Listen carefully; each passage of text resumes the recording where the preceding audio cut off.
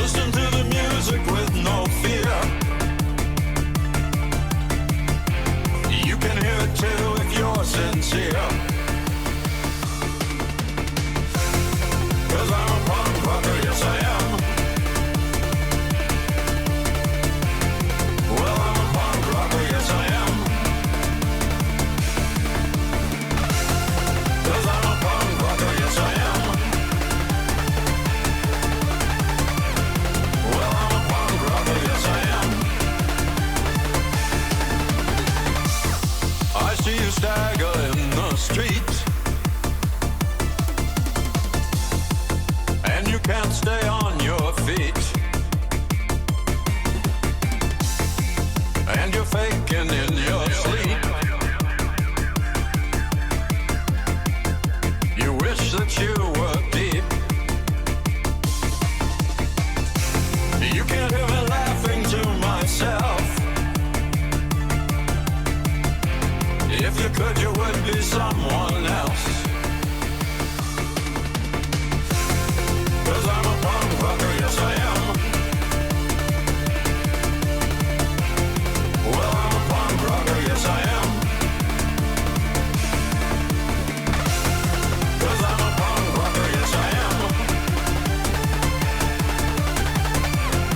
Well, I'm a punk rocker, yes I am.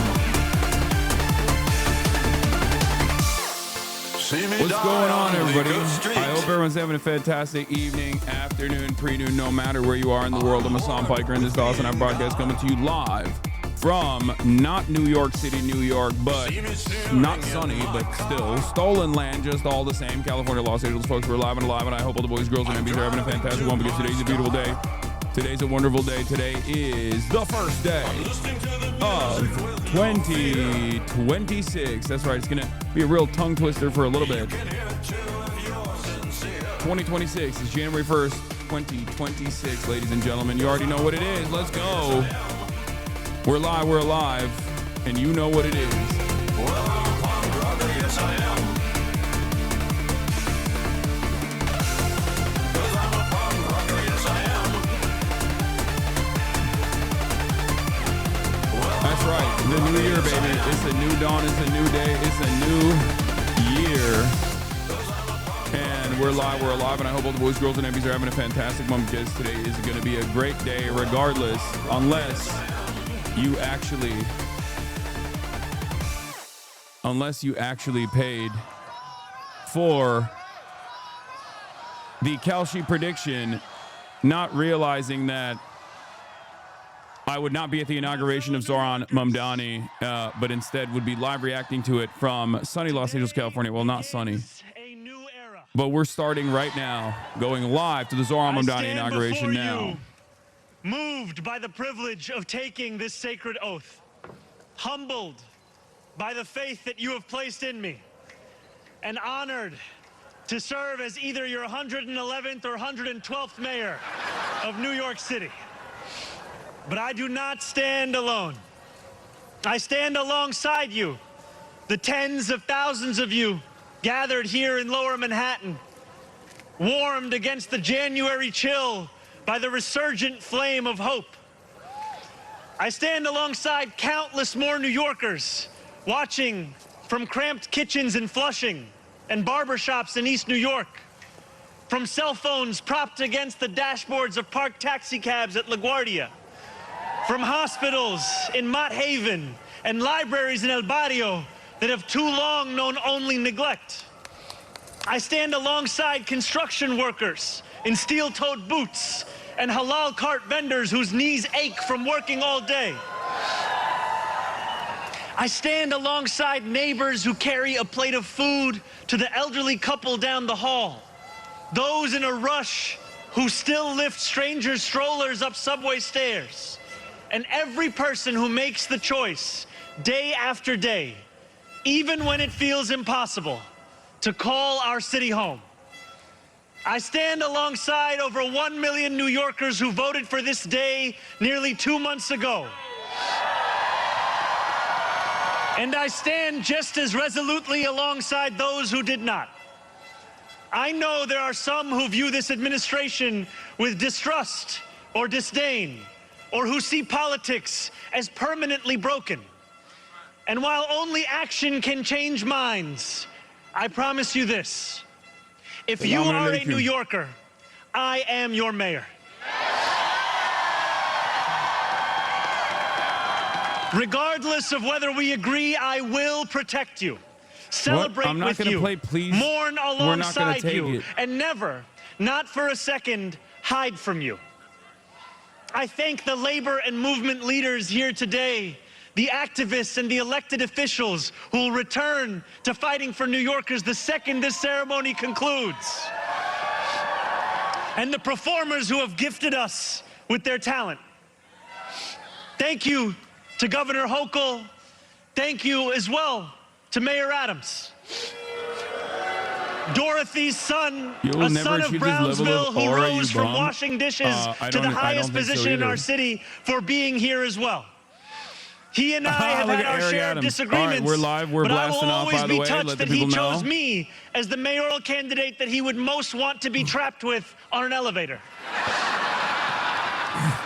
Thank you to the two titans who, as an assembly member, I've had the privilege of being represented by in Congress, Nidia Velázquez, and our incredible opening speaker, Alexandria Ocasio-Cortez.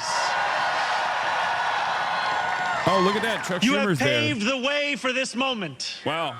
Thank you to the man whose leadership I seek most to emulate, who I am so grateful to be sworn in by today, Senator Bernie Sanders. Thank you to my teams, from the assembly to the campaign to the transition, and now the team I am so excited to lead from City Hall. Thank you to my parents, Mama and Baba, Oh my God, for those raising hats, me, those hats are for so teaching swag. me how to be in this world, and for having brought me to Those this hats city. are so swag, bro. Thank you to my family, from Kampala to Delhi. And thank you to my wife, Rama.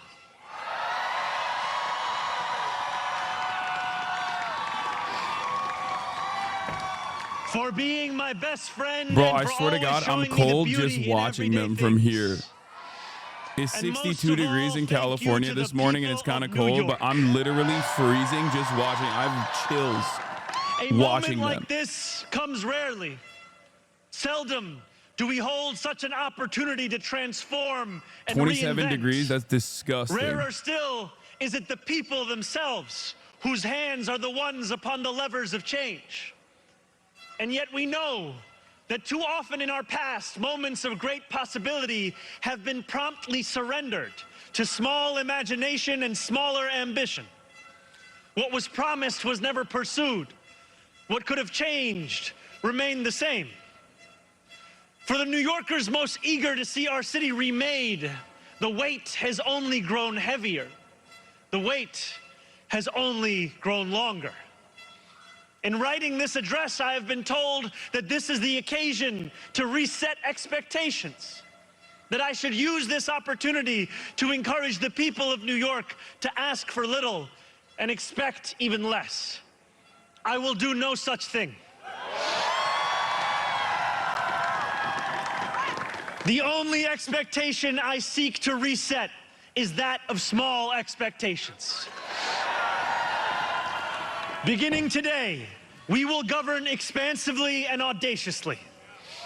We may not always succeed, but never will we be accused of lacking the courage to try. To those who insist that the era of big government is over, hear me when I say this.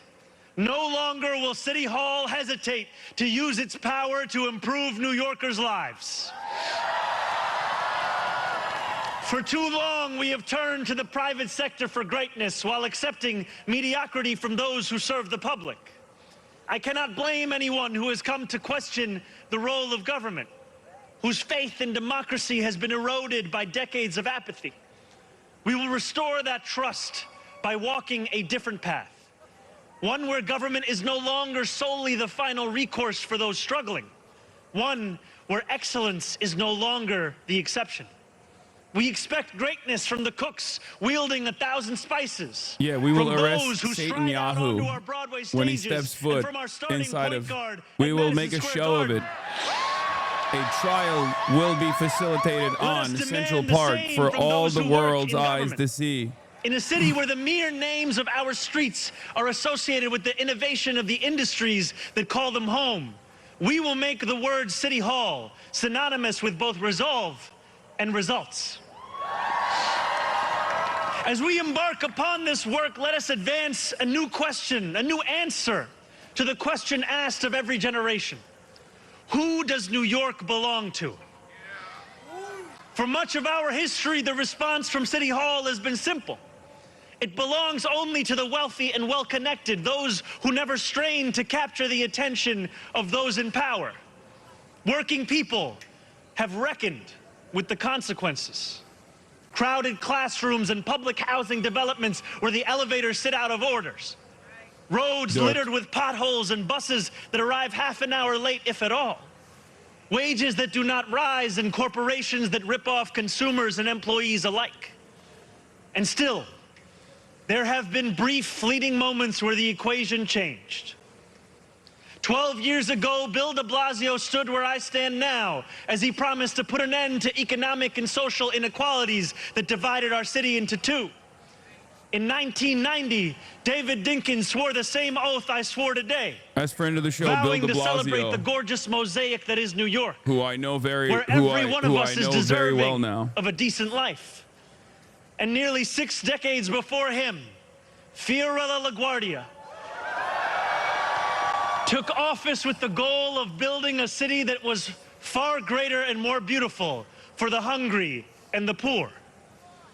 Some of these mayors achieved more success than others, but they were unified by a shared belief that New York could belong to more than just a privileged few. Isn't that Philip It could DeFranco? belong Yeah, Bill to de those Blasio, also known who as Philip operate our DeFranco. subways and rake our parks. If anything, Bill de Blasio Those who looks feed more us like Michael from biryani and beef Pennsylvania than patties. anyone else. Picanha and pastrami on rye. And they know that this belief could be made true if only government dared to work hardest for those who work hardest. Over the years to come, my administration will resurrect that legacy.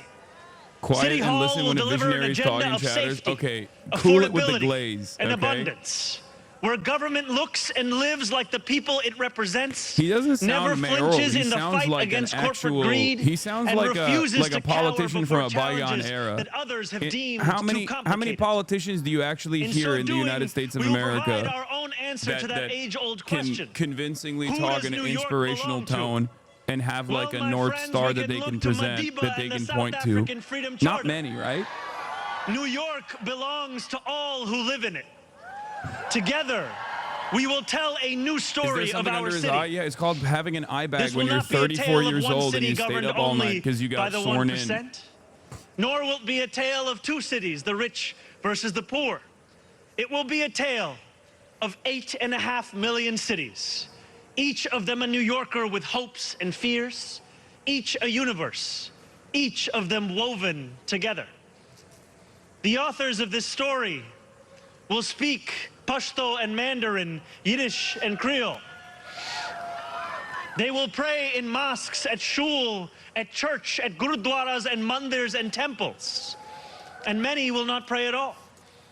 They will be Russian Jewish immigrants in Brighton Beach, Italians in Rossville, and Irish families in Woodhaven, many of whom came here with nothing but a dream of a better life, a dream which has withered away.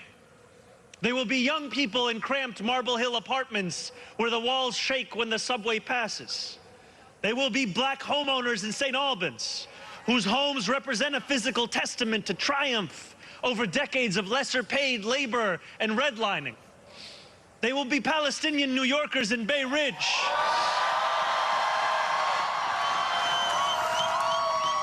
who will no longer have to contend with a politics that speaks of universalism and then makes them the exception. Few of these 8.5 million will fit into neat and easy boxes. Some will be voters from Hillside Avenue or Fordham Road who supported President Trump a year before they voted for me. tired of being failed by their party's establishment. The majority will not use the language that we often expect from those who wield influence. I welcome the change. For too long, those fluent in the good grammar of civility have deployed decorum to mask agendas of cruelty. Many of these people have been betrayed by the established order. Pretty poggers. Yeah, but in it's our Sharia law. administration, their needs will be met. Their hopes and dreams and interests will be reflected transparently in government. They will shape our future. And if for too long these communities have existed as distinct from one another, we will draw this city closer together. We will replace the frigidity of rugged individualism with the warmth of collectivism. If our campaign demonstrated that the people of New York yearn for solidarity, then let this government foster it. Because no matter what you eat, how you pray, or where you come from, the words that most define us are the two we all share: New Yorkers. And it will be New Yorkers who reform a long broken property tax system. New Yorkers who will create a new Department of Community Safety that will tackle the mental health When do all the crisis cops and let resign the right police now? focus on the Mass job resignation. they signed up to do. If you notice, like, New Yorkers who will take on the if bad you've been landlords who tracking the mistreat their flights, tenants, everyone, and free small business owners from the yesterday, shackles of last bloated night, everyone bureaucracy. gathered And I'm proud at to be one of those Jewish New community Yorkers. centers, Hillel's, When we synagogues, won the primary and they all got, last they went to June, there were Teterboro many who said Airport these and flew out, aspirations and those who held escaping. them There's a mass had exodus come out happening of in New York nowhere. right now. They're all flying to Florida. Yet one man's nowhere is Cops another man's somewhere. and every Jewish person is flying, This and every movement billionaire came as out well. of 8.5 million somewheres. Taxi cab depots. If you were to and ask people, that's Amazon what they were saying, warehouses, you know, was going to happen. It's DSA just strange. meetings It and doesn't seem curbside like it, domino but games. The powers that be had looked away from these places for quite some time, Yeah, if woke they'd known Sharia. about them at all. So they dismissed them as nowhere. But in our city, where every corner of these 5 boroughs holds power, there is no nowhere, and there is no no one. There is only New York, and there are only New Yorkers. 8.5 million New Yorkers will speak this new era into existence. It will be loud. It will be different. It will feel like the New York as a we response to love. socialism, Miami will replace New York City as the finance capital, and Austin will replace No San Francisco as matter the tech how capital. long you have called this city home, that love has shaped your life. I know that it has shaped mine. This is the city where I set land speed records on my Razor scooter at the age of 12. Quickest 4 blocks of my life. The city where I ate powdered donuts at half times during AYSO soccer games and realized I probably was not going to be going pro. The city where I devoured 2 big slices at Coronet's Pizza, played cricket with my friends at Ferry Point Park, and took the 1 train to the BX10 only to still show up late to Bronx Science. Dude, people love The city where I have gone on New hunger Yorkers strike love just talking about how outside sick these New York gates. is. They love it. Sat claustrophobic This on a is the stalled part. N This is train the just part of the after Atlantic convo where it's Avenue, like, and waited this is in the part of the quiet convo terror where I'm for just my like, father kinda- to emerge from 26 like I Federal get it. Plaza. It's sick, man. It's a cool city. Like, The calm city down. where I took a beautiful woman named Rama Like, calm down, bro. We get to it. It's McCarran dope. Park Okay. on our Oh, first look date at me. We have and working swore a public different transit oath here. to become an American citizen on Pearl Street. To live in New York, I am to jealous. love New York. I am jealous is to because know in that LA we are you the don't stewards have of something stories like without this. You're like, equal oh, in this our is the world. city that I grew up in, where Where I else drove a lot. Can you hear I the drove on sound the of the 10. steel I pan? drove on the Savor 405. the smell of sancocho. I drove on Sunset Boulevard. And pay This is the city where I $9 for drove, coffee on and the I same drove, and I block. sat in my car, and I molded. Where else could a Muslim kid like me grow up eating bagels and lox every Sunday? That love will be our guide as we pursue our agenda. Here, where the language of the New Deal was born, we will return the vast resources of this city to the workers who call it home. Not only will we make it possible for every New Yorker to afford a life they love once again, We will overcome the isolation that too many feel and connect the people of this city to one another. The cost of childcare will no longer discourage young adults from starting a family, because we will deliver universal childcare for the many by taxing the wealthiest few. Let him yap. Let him yap about what he's going to say he's going to do. Those in rent-stabilized homes will no longer dread the latest rent hike, because we will freeze the rent. Greeks are better 61. Thank you for lying in your username, but also giving me 5 to the subs. Piker Broadcast service, ladies and gentlemen. On time will no longer be deemed a small miracle, because we will make those buses I speak to him frequently, including last night. These policies are not simply about the costs we make free, but the lives we fill with freedom. For too long in our city, freedom has belonged only to those who can afford to buy it. Our city hall will change that. These promises carried our movement to City Hall, and they will carry us from the rallying cries of a campaign to the realities of a new era in politics. 2 Sundays ago, as snow softly fell, I spent 12 hours at the Museum of the Moving Image in Astoria. He's such a listening to New Yorkers kid. from every borough as they told me about the city that is theirs. We discussed construction hours on the Van Wyck Expressway and EBT eligibility. Affordable housing. Remember for when you said artists you'd moved to New York and Zohran got elected? Yeah, okay. Let's be real. When I said that, it was a long shot, okay? Yes, it was a long shot, and I thought it would get people excited. And seemingly there were plenty of people in my community that were excited regardless of whether or not I would move to New York City. And perhaps they got a little too excited. Y'all shouldn't have knocked on as many doors as you knocked on, okay? I just didn't think that it would actually happen, okay? Well, I did. I wished for it, but sometimes you say things. Sometimes you say things, words come out of your mouth. You say, oh, yeah, I'll move to New York if Zohran wins. Okay, well, you know. Each person sitting across from me, it was the shared recognition that this moment demands a new politics and a new approach to power. We will deliver nothing less as we work each day to make this city belong to more of its people than it did the day before.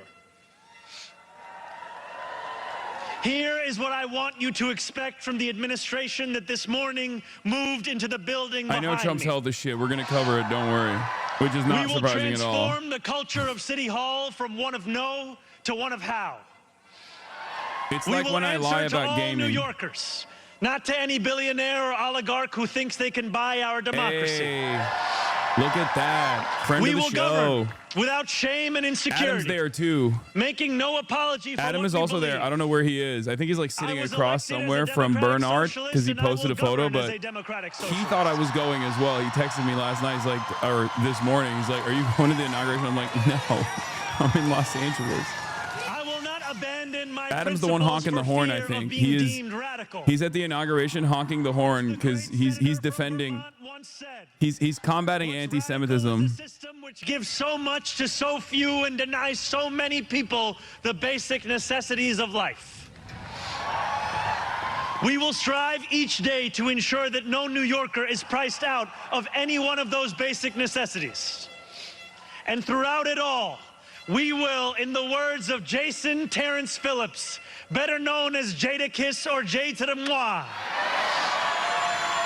be outside. Because this is a government of New York, by New York, and for New York. It's just crazy because it's like New Yorkers have this like New Yorker supremacy ass attitude, but low key they kind of can have that because it's like one of the only functional cities. Whether you are here and even then, it's in a state of disrepair quite in many respects, but. You know, in comparison to the rest of the goddamn country. I ask you to stand with us now and every day that follows. City Hall will not be able to deliver on our own. And while we will encourage New Yorkers to demand more from those with the great privilege of serving them, We will encourage you to Serious demand question, more why is the of crowd so yourselves small? as well. Insiders? I don't know. I think there's a movement we separate began place. over a year ago did not end with our election. It will not end this afternoon. It lives on with every battle we will fight together. Every blizzard and flood we withstand together. Every moment of fiscal challenge we overcome with ambition, not austerity, together. Every way we pursue change in working people's interests rather than at their expense, together. No longer will we treat victory as an invitation to turn off the news.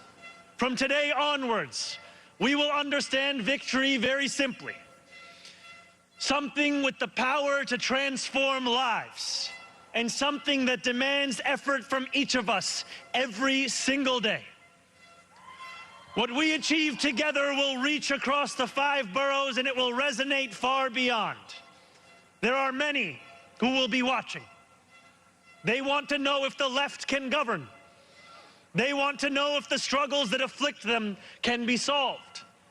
They want to know if it is right to hope again. So standing together with the wind of purpose at our backs, we will do something that New Yorkers do better than anyone else. We will set an example for the world.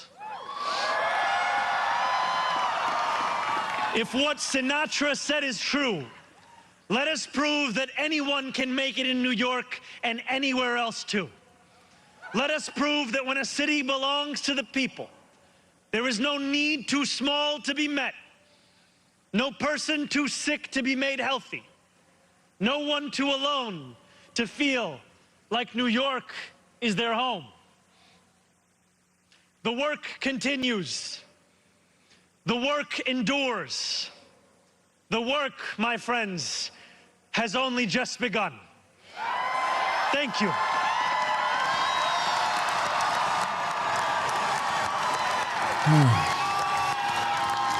All right, you should move there when government housing or rent stabilized apartments get built or get canceled. Okay, listen.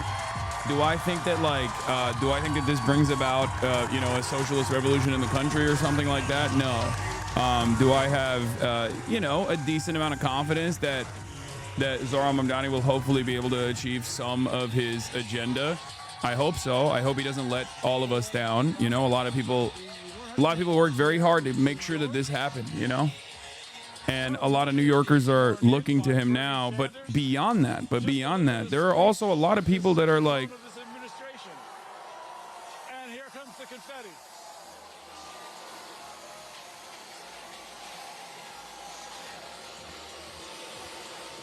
Confetti cannon right behind the pressurizer here. Didn't see that one coming. well, hold on. Quite a number of themes that he... What I was gonna say is, sorry, I just got a text message. What I was gonna say is like, I think this is gonna be modest, incremental expansions of already existing social safety nets, things like that. Hopefully it'll be successful. And there will be a lot of pushback, no matter how modest or how incremental. And there will also be a lot of criticism that comes from the left flank too, as is always the case, right? There will be a lot of people on the left flank that are going to say he's not doing what he's supposed to be doing, all this stuff, or he promised so much more, he's not doing it. And it's always going to look like, unmute, man, shut the fuck up, dude. God damn, let me do some goddamn commentary. Suck my dick. Oh my God, we're 36 minutes in. New year, new me. Haven't even put my prediction or goals out there about how I'm not going to be fucking malding as much anymore. I haven't even had the moment to lie to you about not yelling at you guys, and you're already being freaking annoying. Calm down. Okay, there you go. First mauled out of the gates. First maulding out of the gates, swinging. It's been 37 minutes since I started the broadcast. New year, same you reacting to one guy. It's not even one guy. There's hella guys. It's never one guy. When I'm getting one guide, I'm not actually getting one guide. I'm getting 10 guide. I'm getting 100 guide. I'm getting 1,000 guide. Anyway, stop. Make sure you expose your true colors before you lie to us. I don't even know what that means. But yeah, look. Ultimately, he has, he has a solid team around him. There's some people, obviously, that I'm not too fond of. And not like from his team, but I mean from his, new mayoral team, right? But outside of that, I think hopefully he'll be able to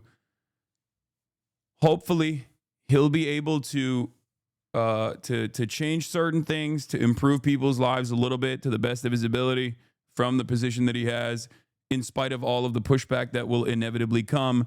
And not only that, but also he'll be an inspirational figure in the same way that Bernie was an inspirational figure for him. And I know that a lot of people on the left flank get mad about him constantly praising Bernie Sanders and propping up Bernie Sanders and assume that he's going to betray a lot of the other things that he said he was going to do, or betraying like his anti-Zionist activism and things of that nature. But I think you have to understand, if someone who is a lifelong anti-Zionist activist has also been inspired by Bernie Sanders and has positions that I would say are far more to the left and far more radical than Bernie Sanders on a lot of issues, then what makes you think that there won't be others that are equally inspired by Zohran Mamdani and will then run for office and win on positions that are far more radical than Zohran Mamdani's in terms of being on the left? This is how things work. This is why I always say change takes time. It doesn't happen overnight. And in many instances, you have to work within the confines of what is possible, right? That's just the reality. And a lot of people don't see that. A lot of people want instant gratification. Or let me say it a different way. It's not necessarily even instant gratification, because a lot of people, I think, understand the severity of the violence and the severity of structural violence of poverty, the severity of the structural violence of genocide, or not structural violence, but the direct violence of genocide.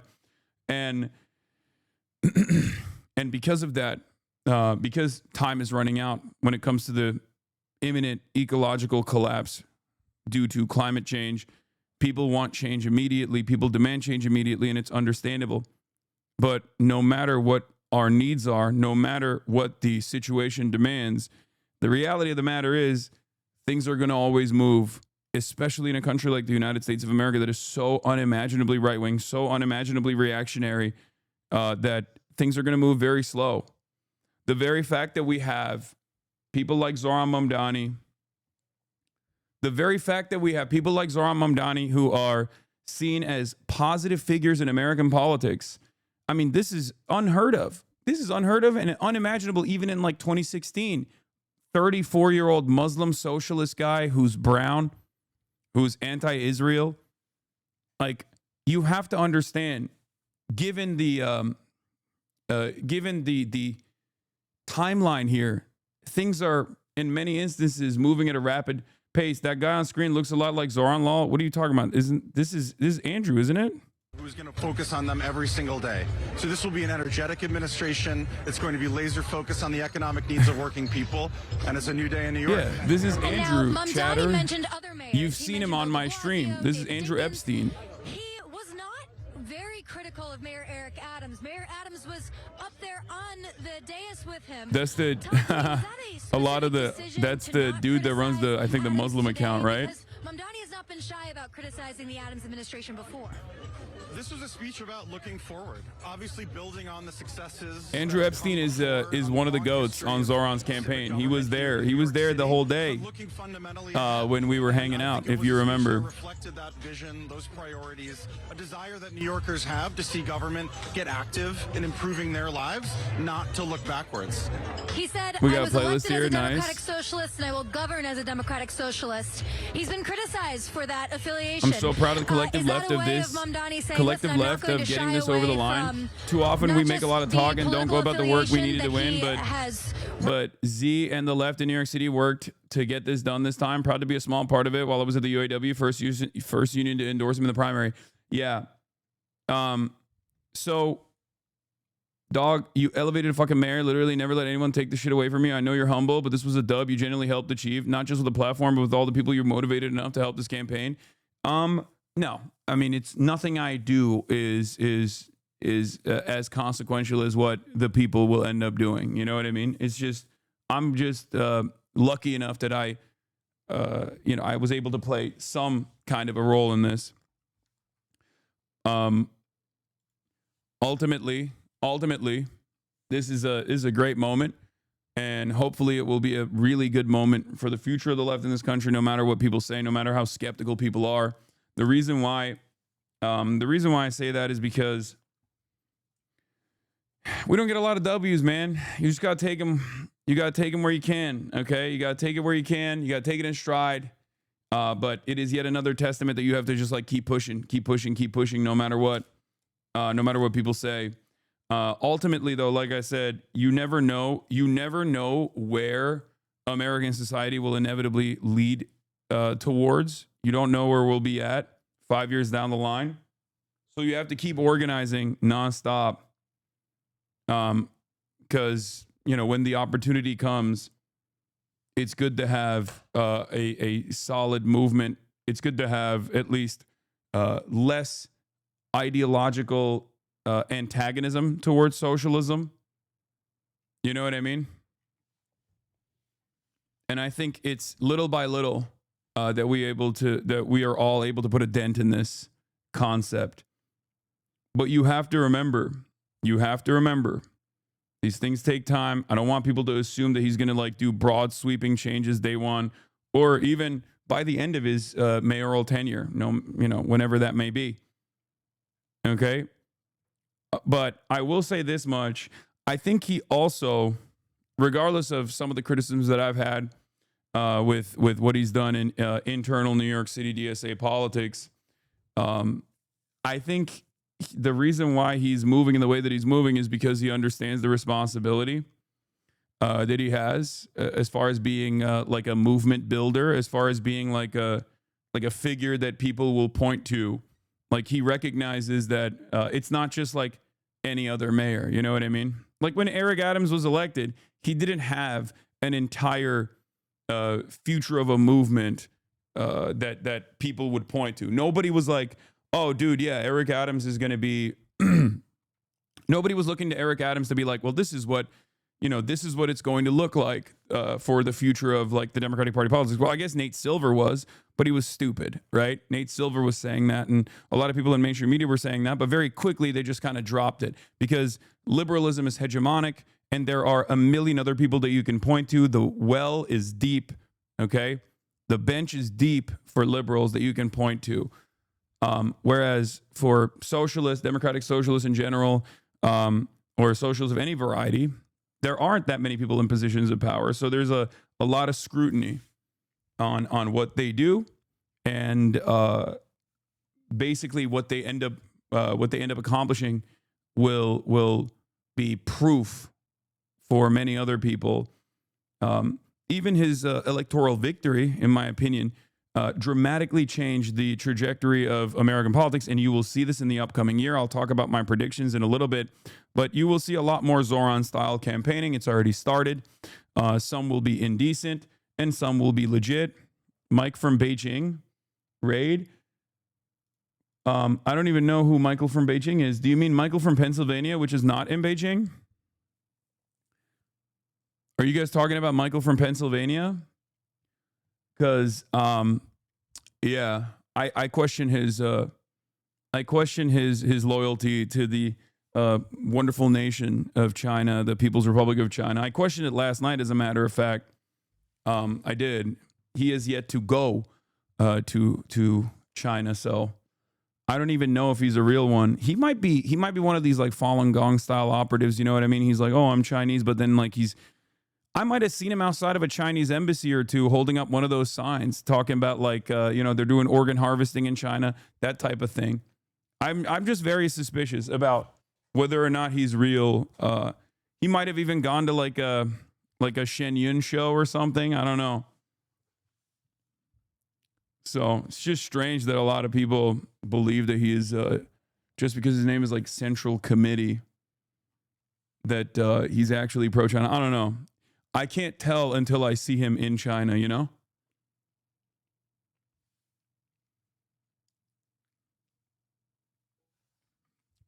That's all I'm saying.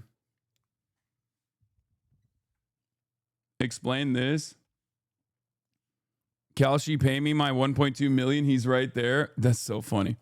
Okay. Once again, another L for me. Okay. I probably should have gone. And but you have to remember, I'm not a New Yorker. Okay. Let the New Yorkers have their New Yorker moment.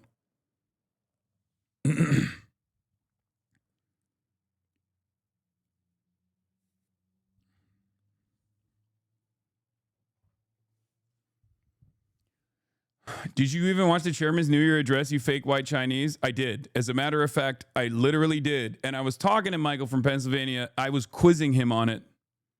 I'm flying to Woke Mecca tomorrow morning. I have my prayer mat and my pronouns ready, baby. Hell yeah, Andrew. I'm bankrupt now. Another 5 years of wage slavery under Hasan Piker. Austin Ox, that's your fault.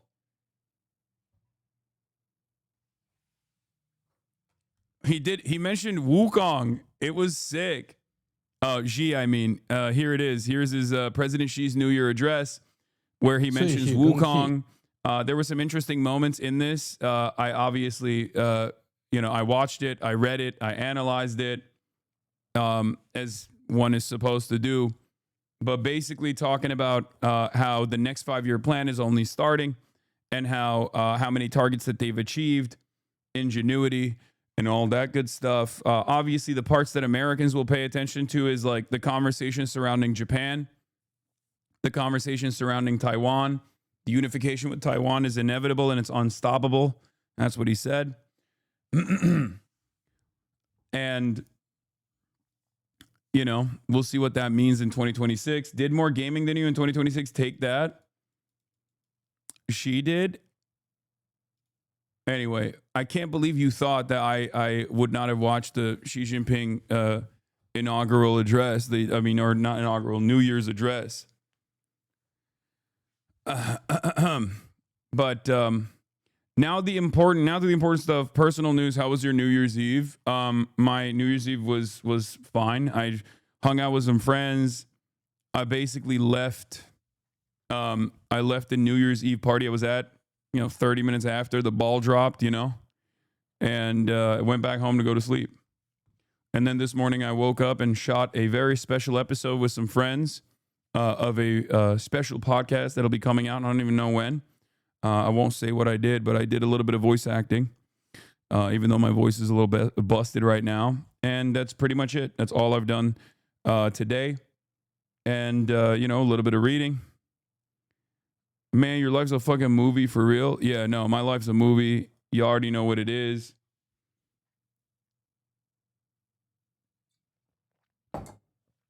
Disney Pixar sodas too? Oh, well, something like that.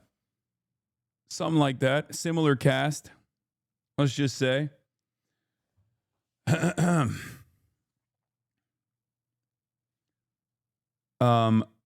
believe I will be getting a haircut today from Jeff. I don't know what he's up to, but that'll happen later.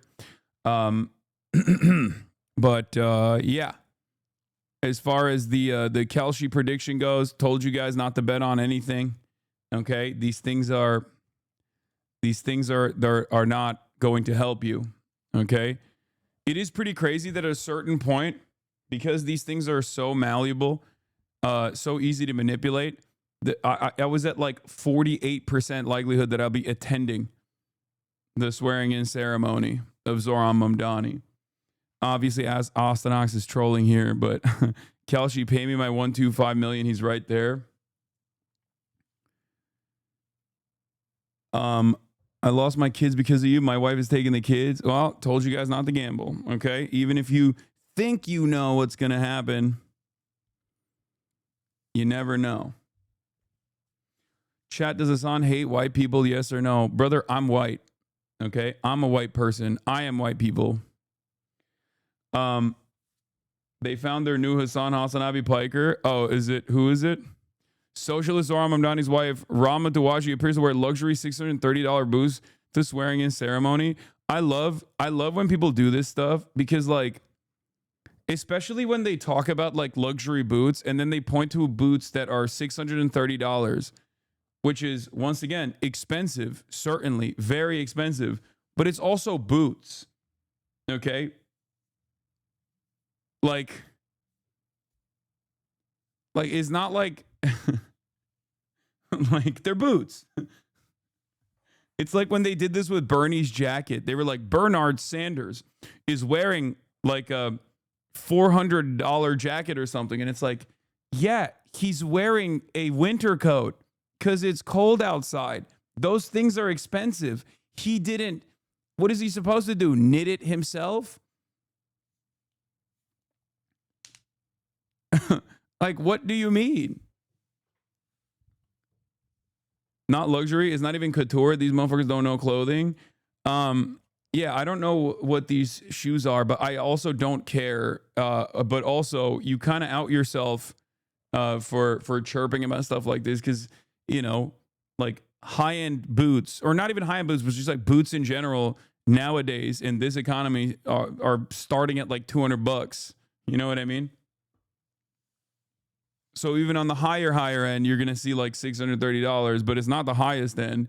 And not only that, but it doesn't even matter. If she was wearing $6,000 boots, I still wouldn't give a shit. I don't care. Paying over $150 for any article of clothing is bourgeois decadence. Yeah, exactly. Whereas hyper-focusing on the clothing that people are wearing without even figuring out how they accrued it, without even figuring out how they acquired it,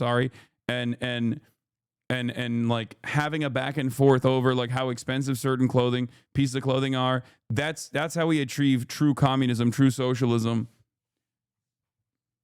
Is dumb as fuck. Who gives a shit?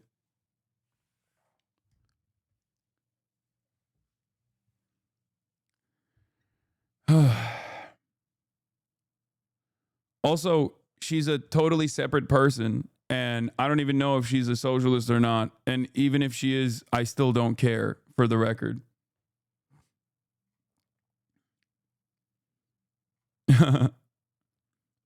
Like, I legitimately don't care. And I don't think a lot of people actually care about it either. I guess they whip themselves into a frenzy to care about it, or they just like, where they'll talk about this stuff endlessly, where they'll be like, this is discourse. This is what but it's never actual like socialists. More often than not, this kind of conversation is always being, this kind of conversation is always coming from people who are not socialists at all, who just like despise socialism, who will be like, socialism means you have to be broke, you fucking stupid ass. Why aren't you wearing the appropriate price boots? But then what's even more annoying about it is there are actual self-described socialists that will engage in this kind of reactionary nonsense. Okay? They do. There are people who unironically do this. There are people who unironically also, on the left, people who are self-described leftists, whether they're anarchists, Marxist, Leninists, or the like, who also lean into the socialism is a poverty cult narrative. And they'll leftistly make this argument, where they'll be like, no, you actually don't understand. You're making a statement with all of your purchases about, you know, luxury goods that you're purchasing. Luxury goods are, causing, luxury goods mean that you are totally succumbing to the overproduction that exists under, you know, a capitalist organization of the economy, blah, blah, blah. All of these words to say you're a boring ass bitch with no swag, okay? That's it. You are, dude? Are you tone deaf? Hypocrite, you wear thousands of dollars of clothing every day? Yes, my $1,000 UAW t-shirt that I'm wearing currently. It doesn't matter. My point is, it doesn't matter. It literally does not matter.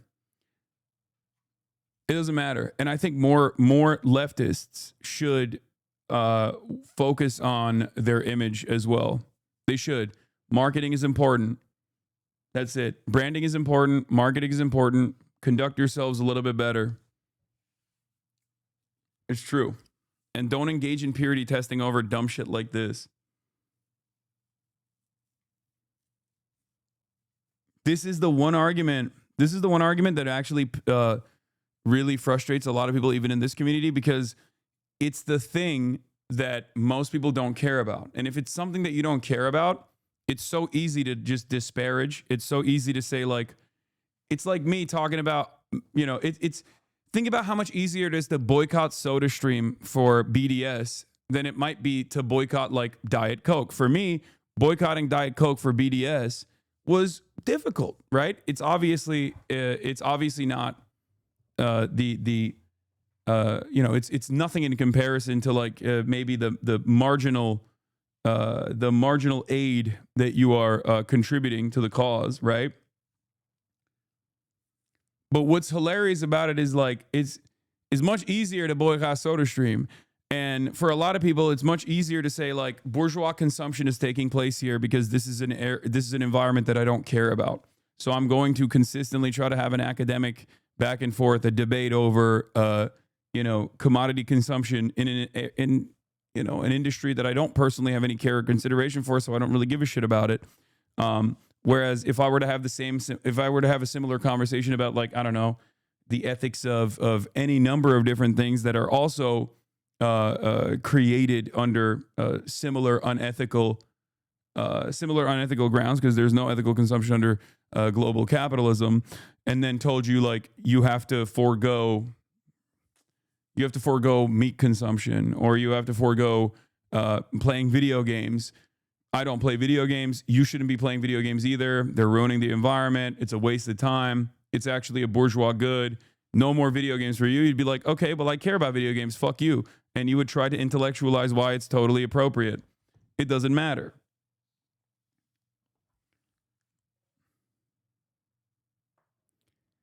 Yes. As Yanis Varoufakis once said to me, our issue is not with the products of capitalism, but with capitalists that own the means of production.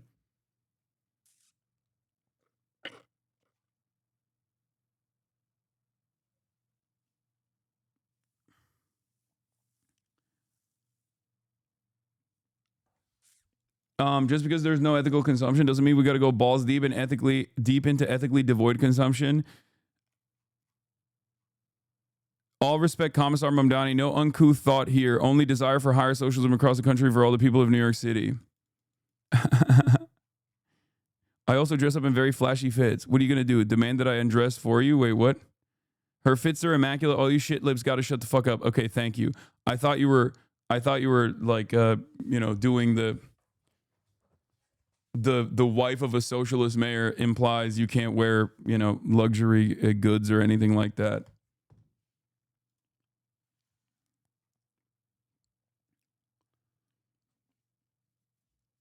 Yeah, this shit is solved. You just say what device did you post this from. Yeah.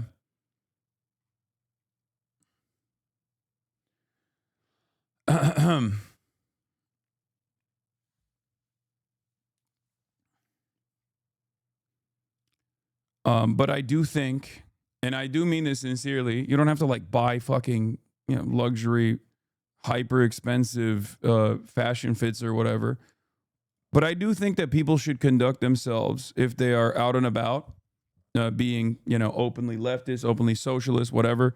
They should conduct themselves a little bit differently, because you are, people will reflect on your worldview positively. You know, that's important.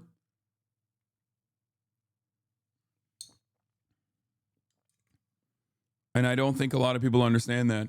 And not only should you think about, like, you know, what you're putting out there,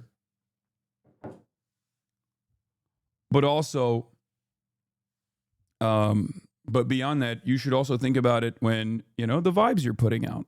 The vibes you're putting out should also be good. Do you see what I mean?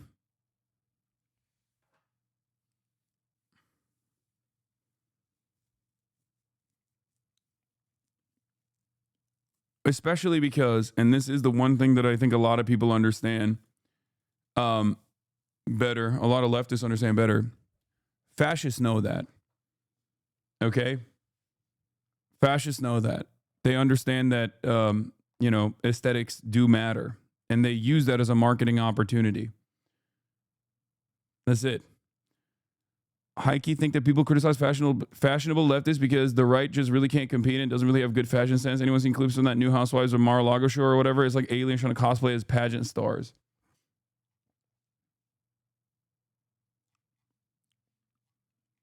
Being frugal doesn't mean being cheap. It means thinking about the long-term use of a product and sometimes choosing a more expensive, better quality product. Yes, but you don't even, my point is you don't actually have to justify it. I genuinely don't think so. And I never thought you had to justify things like that.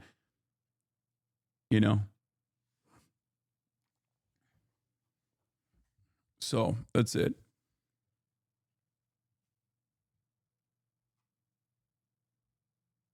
Nice shirt, King. We didn't think it would fit you. No, it fits. Anyway, if you're watching Fallout, have you watched a new opening? Great funny commentary on child labor capitalism. I have not. I have not seen the last episode, at least. In any case,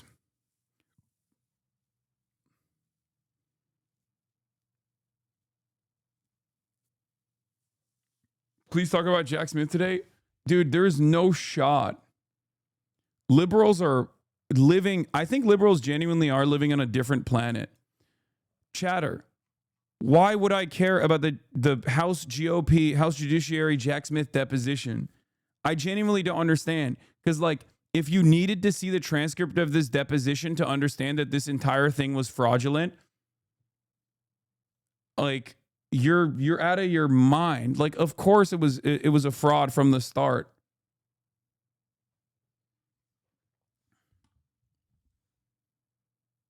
Please talk about how the ballroom is not a ballroom. Oh my God, I've heard this. This is the new conspiracy that the ballroom that they're building is actually the ballroom that they're building in the White House is not the East Wing ballroom, but it's actually a data center or something. I love that. I love silly shit like that. That's my favorite type of silly stuff that people think.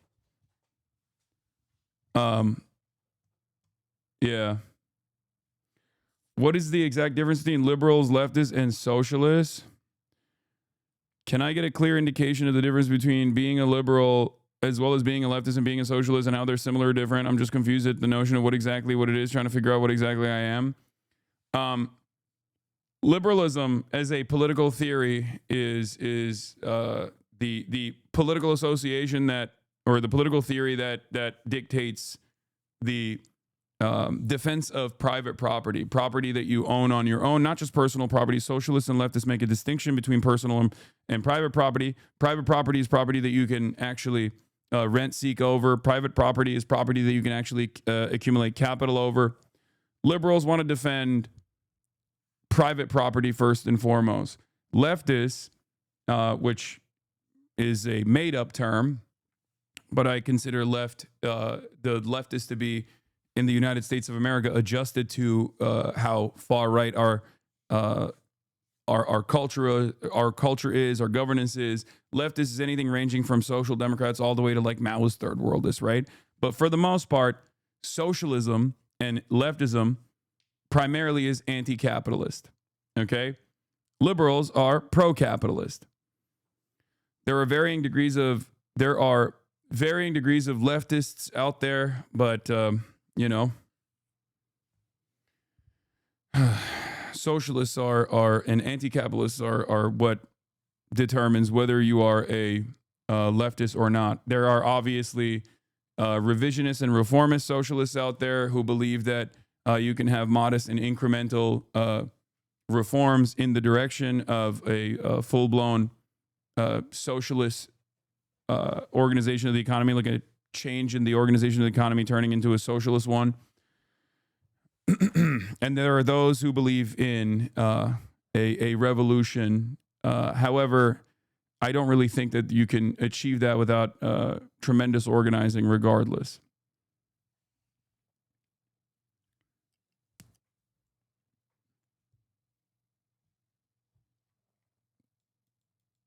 I feel like this is such a broad issue that it's like very difficult to explain in, a short, pithy way.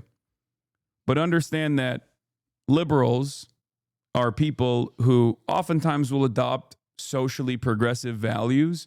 But when it comes to the economy, are almost entirely in alignment with what we would consider conservatives. Conservatives are also technically liberals as well, because America is a liberal capitalist country.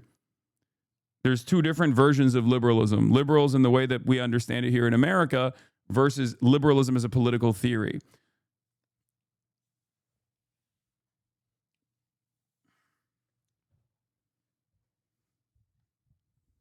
Dre Dossier on YouTube made a video claiming the White House ballroom is a data center. She's been popping off. You should react to her YouTube video. It'd be good content. Is she being sincere or is she joking? I can't tell.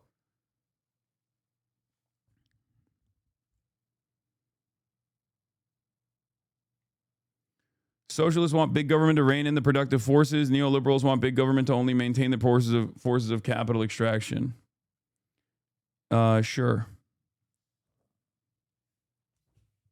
So wait, you're a liberal then, right? Aga? No.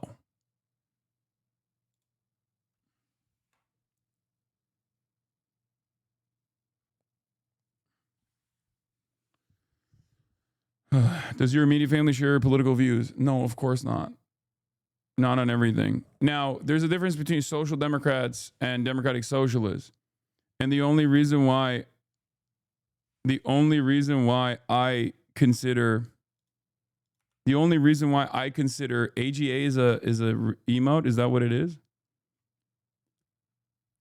The only reason why I would consider social democrats in the United States of America to be a part of the left is because most of our socialist politicians their only output is social democratic.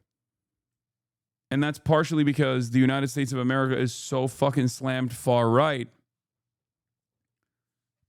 in terms of its economic perspectives that even social democrats and a modest incremental change in the direction of social democracy to gain an expansion of the existing welfare state in, like, you know, even Western Europe is seen as like a radical concept. It's seen as a totally radical concept that many Americans are terrified of.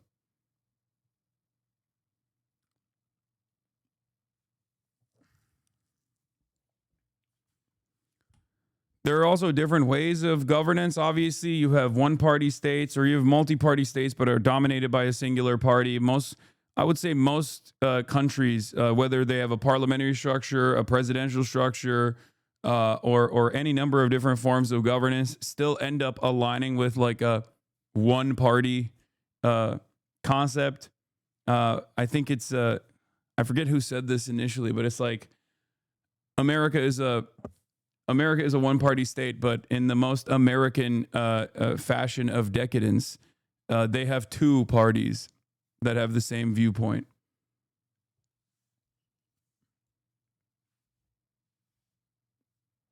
You know?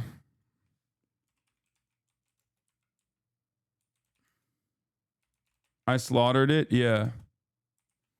Here, I'll say it. It is, the quote is, the United States is also a one-party state, but with typical American extravagance, they have two of them. Julius Nyerere.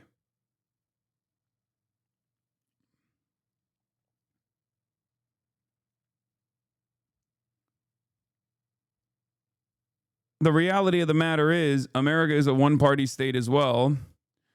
But with typical American extravagance, they have two of them. This doesn't mean that like both parties are completely aligned on everything, but there is an established consensus. There is an established consensus on certain things that neither party actually will change. Private-public partnership is one of these examples. Private-public partnership on every issue is one of the greatest examples of this. Both the Democratic Party and the Republican Party align on this. They think any sort of like anything that the state would otherwise be in control of in other countries, in the United States of America, we delegate that responsibility to private enterprise. And we just heavily subsidize said private enterprise. They fill the gaps and that the government can't take ownership over, which is awful. That's part of the reason why you see things like what we're seeing in terms of welfare fraud in Minneapolis, Minnesota. Other things that the Democrats and the Republicans are completely aligned on is obviously healthcare. Now, there's marginal differences. There's marginal differences in which direction the Democrats want to go towards, which direction the Republicans want to go towards. The Republicans want even more deregulation than the Democrats are comfortable with. But Democrats and Republicans alike understand and have a uniparty consensus over private healthcare existing in the country. The true alternative to that would be not a private healthcare structure, but instead a public healthcare structure, a nationalized healthcare system, or at least some kind of socialized medicine structure, socialized healthcare structure, right? But unfortunately, with the exception of like maybe a couple Democrats, there aren't really any, like the Democratic Party broadly and the all the way from its leadership down to the average person that gets voted into office within the Democratic Party is completely aligned with the Republicans in terms of maintaining a private healthcare system. Okay? That's another point for uniparty consensus. The Democratic Party and the Republican Party are also aligned on endless war for the most part. American foreign policy is always uniparty. Democrats and Republicans might have marginal disagreements or marginal changes of attitude. Maybe Democrats want to do things more by the book. Republicans want to do things in a more destructive way, let's say. But the problem in this situation, when it comes to American foreign policy, the problem in this situation is not because of the process not being followed. The real problem is that we have endless war all around the world. That's the real problem. And unfortunately, there is not really a single Democrat out there who is genuinely anti-war. One of the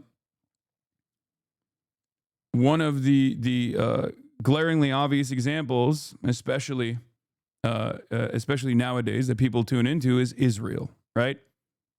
Democrats and Republicans are almost completely aligned on Israel. They are.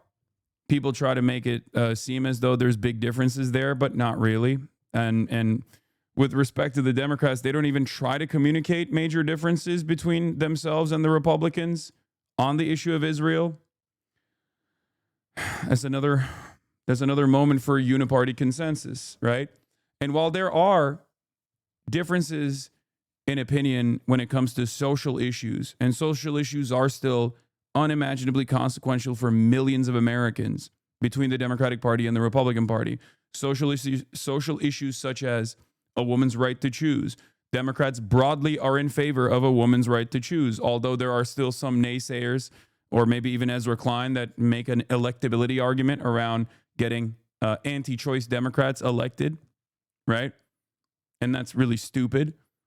Democrats, by and large, are pro-choice, okay? And that's a big difference. Other major differences between the Democratic Party and the Republican Party, because now that we talked about some of the uniparty consensus, things that actually pertain to people's, modes of existence, things that actually pertain to people's living conditions, things that actually pertain to people's material realities. Unfortunately, Democrats and Republicans are two sides of the same coin on that. There's a lot of uniparty consensus on the broad strokes. But when it comes to social issues, that's where there are big differences, right? Republicans, on the one hand, do not shy away from engaging in white supremacist, racialized, agitative propaganda in an effort to galvanize their base, in an effort to radicalize their base. Democrats don't do that. Democrats, at least by and large, try to present themselves as progressive, try to present themselves as being pro-black, pro-brown. And unfortunately, in recent years, there is another established, at least in this last election cycle, there was another established uniparty consensus moment with immigration.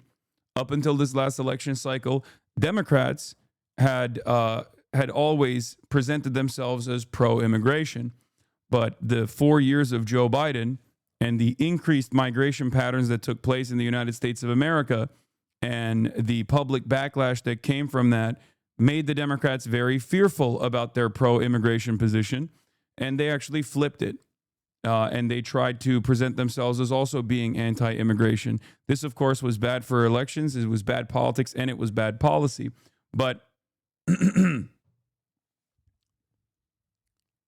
but the reality of the matter is, in the past, they were at least seen as pro-immigrant. The pro-immigration position didn't really become a big thing for the Dems until Trump won. Then they switched. Why are you trying to reform the Democratic Party into being more to the left if you know it's inherently a bourgeois party and nowhere near your worldview socialism? Because I believe in organizing in the current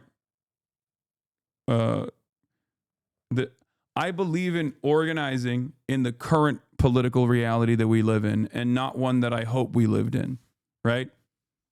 It's not, you know, I can't organize in a hypothetical alternative future where there is already like a pre-existing and very viable socialist party in a parliamentary structure, or a third party that's like a genuine contender, or in a country where people are not automatically anti-socialist and anti-communist in the most reactionary ways possible.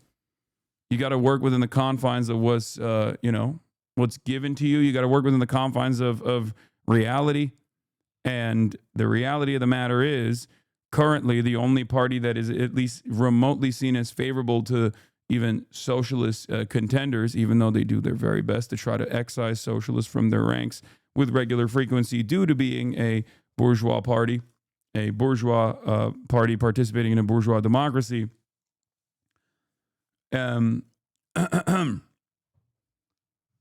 terms of getting the word out there and trying to create broad awareness initiatives and try to overturn almost a century of Red Scare propaganda, you have to work with what you have. And what we have, unfortunately, is a podium and an election machine that makes it impossible not to run on a Democratic Party ticket.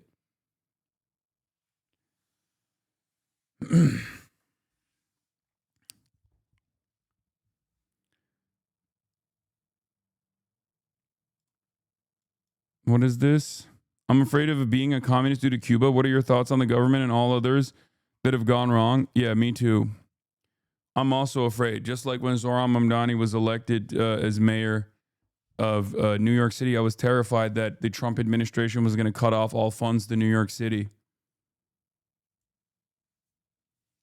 That's what I was afraid of.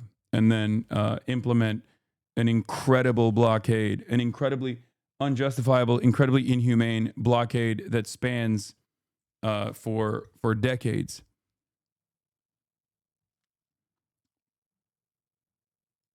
Tell that to the actual people that live there. I don't agree with capitalism. I'm just saying, how can you back communism knowing how wrong it has gone?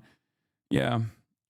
This is why I try to explain to chatters that, like, you just, like, socialism in America, which is the heart of empire, is not even in the, like, mass organizational stage yet. We're still in the broad awareness initiative stage, because many people don't have any class consciousness whatsoever. Many workers don't have class consciousness. Billionaires already have class consciousness. Capital owners have class consciousness. But the average worker, the average laborer does not. Okay?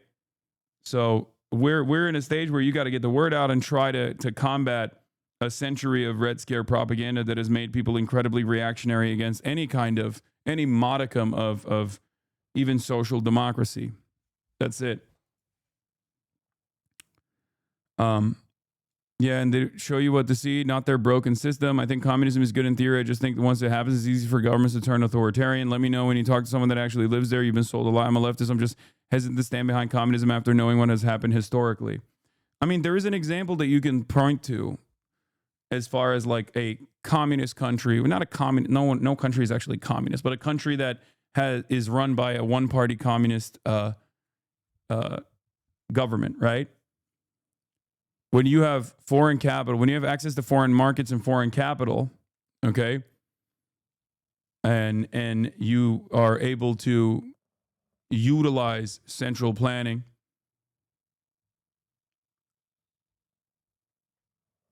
it can be tremendously beneficial, and it can be actually impossible to avoid, impossible not to consider, and that is China. Vietnam has a version of this as well, but China especially, right? Because, you know, Vietnam has had a lot of reform, and China has had some reforms as well, but like they have clearly been able to bring, you know, almost 1 billion people out of extreme poverty over such a short period of time. Cuba obviously is a different situation because it's a tiny island slammed in the ass cheeks of one of the largest superpowers, anti-communist superpowers, the heart of empire, and it has consistently punished the Cuban population for decades due to the Cuban population implementing a successful socialist revolution and taking out the American-backed dictatorship. If Cuba was allowed to operate in the marketplace in the same way that like all these other countries are allowed to, who knows how wonderful of a utopian society Cuba would actually look like. Cuba's success, in spite of these blockades, in spite of these sanctions, is a testament to its resilience, and it's a testament to its a form of governance not being as bad as you think it is. Because you have the United States of America, devoid of any of these other external restrictions, in a state of dire disrepair. And you still think the United States is the most successful country. You have to look at the material conditions to analyze what countries' starting points are pre-socialism, post-socialism, versus what countries look like without any sort of external factors at play, and the way that they develop on their own. America is the most domineering country on the planet, is the hegemonic superpower, and yet America is on a downtrend.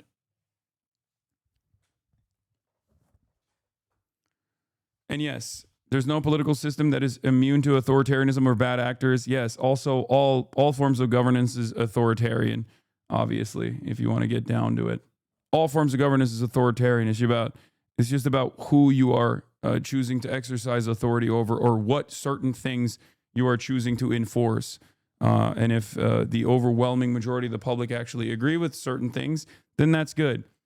Sometimes there will be resistance regardless, but it's still a good thing. One of the examples I use is the American anti-authoritarian attitude, which was demonstrated with regular frequency during the times when the California state was trying to implement seatbelt laws. A lot of people thought that was bullshit.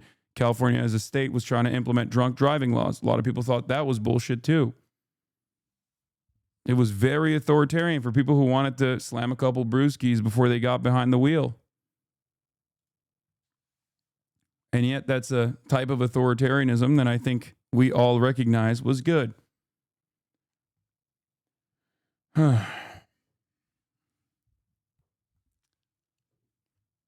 Cuba is a much better example of a socialist survival under the thumb of Western sanctions rather than the DPRK the other day. That's more of a testament to total authoritarianism law. No, I think Cuba is a fantastic testament to survival. It's how Cuba has maintained its sovereignty under the thumb of empire, under an illegal embargo that the rest of the planet actually considers to be unjustifiable and illegal and votes against it, with the exception of Israel, the United States of America, and in certain instances, I think Ukraine as well. Ukraine goes back and forth on it, and done so much through communist policy. How is that not miraculous? And they send doctors abroad, surviving all that and having democracy. Communist is just an economic organization to let people more equitably decide what to do with the surpluses in a democratic manner.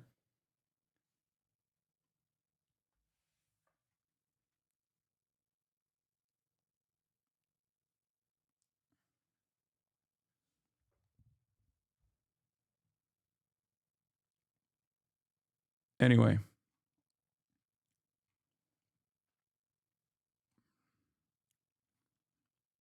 All right. A lot of people have been duped into believing that corporate control, which is what happens under capitalism, is a far better system than total government control, which is what they suspect is happening under communism, or is happening under, transitional socialist states, right? Run by communist parties. That's it. And I think as time goes by and people start recognizing that the conditions in China are not as bad as people presented it for years and years, and the conditions at home are actually resembling a far worse future than we previously thought we would get, I think a lot of people will be more open-minded to alternative modes of governance and alternative modes of organizing the economy.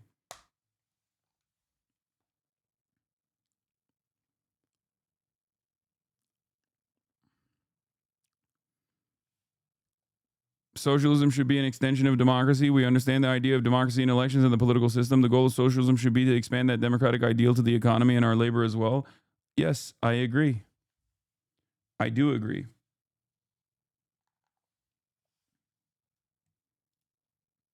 What is this?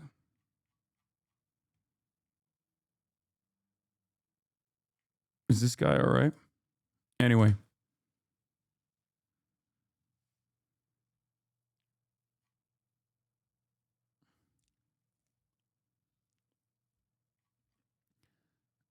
Here's what our elite pedophile leadership was doing as they turned over to 2026. Stephen Miller and Secretary Kristi Noem singing along to Ice Ice Baby at Mar-a-Lago.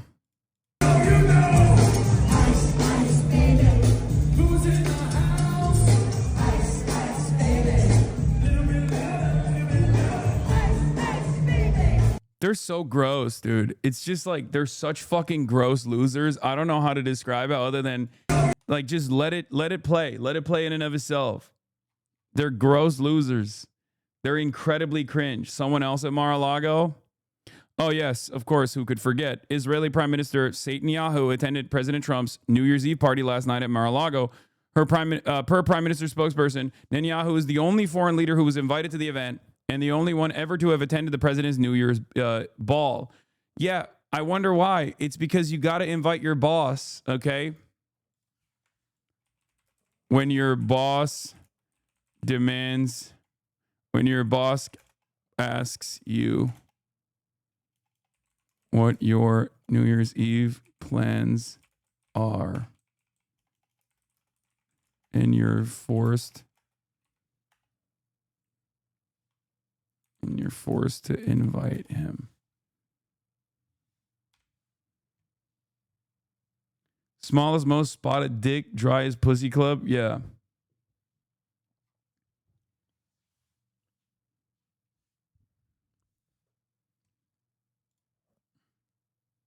Look at how FaZe rang in the new year. What is this? Stable Ronaldo just won $300,000 betting on a gay couple kissing during the New Year's ball drop in New York City. That's W. W homosexuality. Couple kissing on TV for my parlay to hit. Please. Kai Cenat, Macklemore, Travis Scott, Stable Ronaldo, Burger. Okay, I'm the first person in the world to say that. Number one. Number two, gay couple. Gay couple. Ah! Ah! Ah! Oh my God! Oh my God! Oh my! Ah! Who the fuck? Who would? The betting markets have to be so dumb because that's the easiest bet of all time. Okay? That is literally the easiest fucking bet of all time. Like, that is a 100% lock. Why would anybody put that up? Who would be like, oh, there's no way that there will be a gay couple kissing at Times Square in New York City, in Manhattan, on New Year's Eve that will be on camera? Like, you're out of your fucking mind. What? He probably had to bet at least 50K to win 300K on a line like that. That is the most insane. Like, that's the easiest bet of all time, brother. At that point, it's not even gambling. What the fuck? It was a parlay. He's clip farming, right? It's probably not good. I mean, it's probably not real. Okay, so why didn't you win a bunch of money, Mr. Easy Bet? Because I don't gamble on principle. This is like, I'm not doing shit like this. I'm too broke to find this funny, not gonna lie. What is this? New Year's 2026 begins with a gay kiss. It's heartwarming to see that while everyone else is spending New Year's with family and friends, and wokeness was screen recording gay people kissing. That's so funny. Yeah, that's like betting that Anderson Cooper is going to be uncomfortable when what's his face is going to get too sloppy and too drunk on the CNN broadcast. You know what I mean? Yeah, that's a lock. It's like, it's so stupid. That is still less pathetic than spending it doing this. He spent New Year's Eve alone in a parking lot filming the entrance to a daycare. Nick Sorter, unfortunately, got bounced from Quality New Year's Eve party here in Minneapolis. So I'll be ringing in the New Year from the parking lot. Dude, what?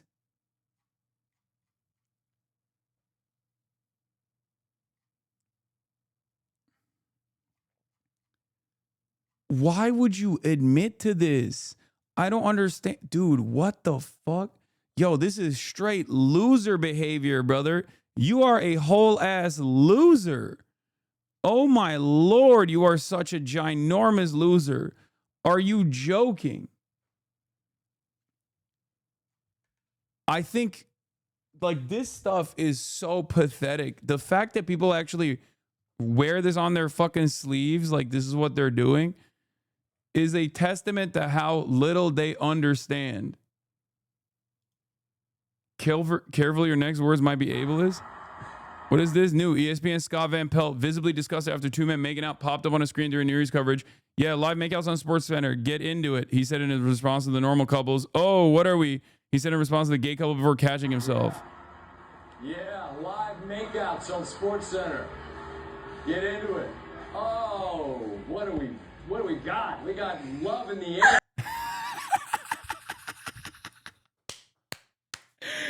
Yo, he just went, it came out of his mouth and he tried to grab it and put it back in. Oh, what are we? A bunch of, love is in the air, folks. That's a broadcaster right there, dude. That's a broadcast. That's a professional. That's a consummate professional. He noticed he was maybe live reacting a little too fast. I love seeing shit like this. This is so funny. Damn, I thought SVP was one of the good ones. I mean, he's Unk. He might have accidentally, you never know what his motivations are. He might have accidentally just like thought he could make a joke and then very quickly caught himself, you know? Yeah, live makeouts on SportsCenter. Get into it. Oh. Oh, get into it. I mean, fuck. Oh God, what are we doing? What do we got? We got. What do we got? We got love in the air. That's what we got.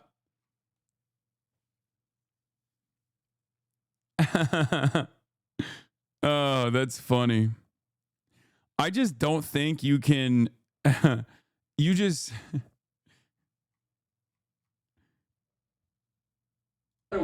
What do we got? We got love in the air.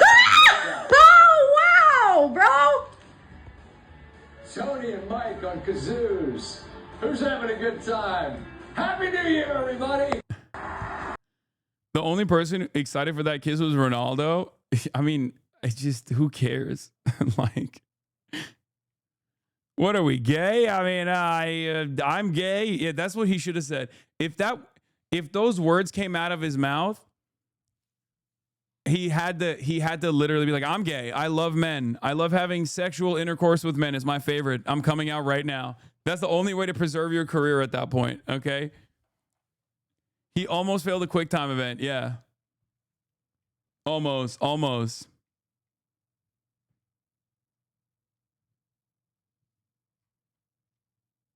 Drunk Andy Cohen goes off on Eric Adams and BJ Novak was visibly pissed. He's a Republican. Watch it. I don't think BJ Novak is a Republican, dude. Is he? The fuck? That'd be strange. The final moments Here, I gotta go pee. of But yeah, this is like a classic. It's a classic New Year's Eve thing. Andy Cohen gets shit faced. Mayor Adams. No. Chaotic. Or are we going on a de Blasio style? No. Oh no. I Do just, this, Anderson? I just want to say. No, don't. I mean, No, he got his pardons. I'm out. He's Andy, we gotta cut you off. No, Andy, I've seen this happen. No. No, I'm just saying. No. Great, you got your pardons. Go off into It's the after midnight. sunset. It's after We'll Sweetie. fiddle with what we have, with what you've left us This is with. the thing with you and Great. mayors, man. Go dance away. We'll see you at all the He parties. can't help himself. You've He partied can't help your himself. way through 4 We will see you at years. Zero Bond. And you've got, we'll see you at 12:35.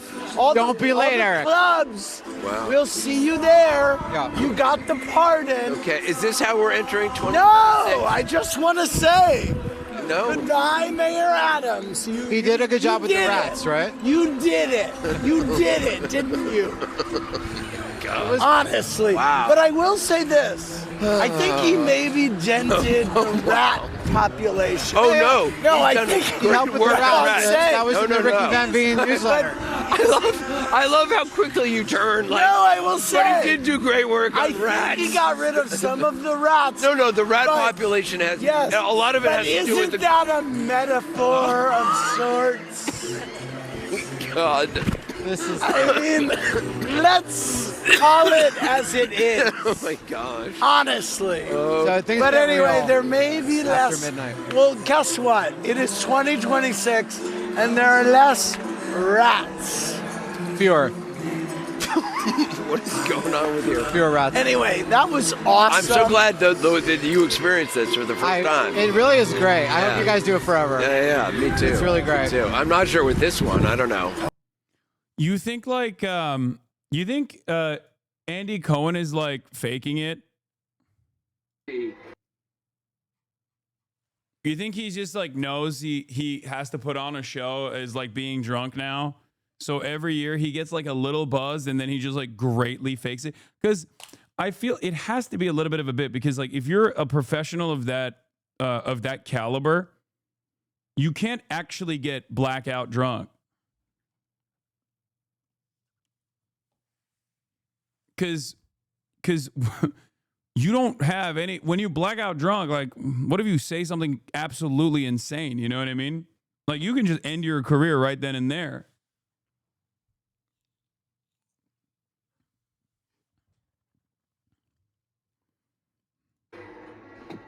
He traumatized me and opened my eyes. Oh.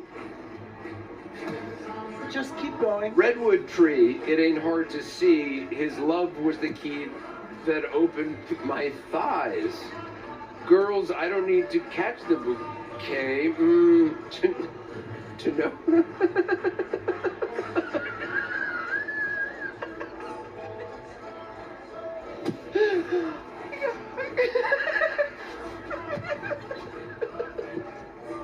Okay, I get it.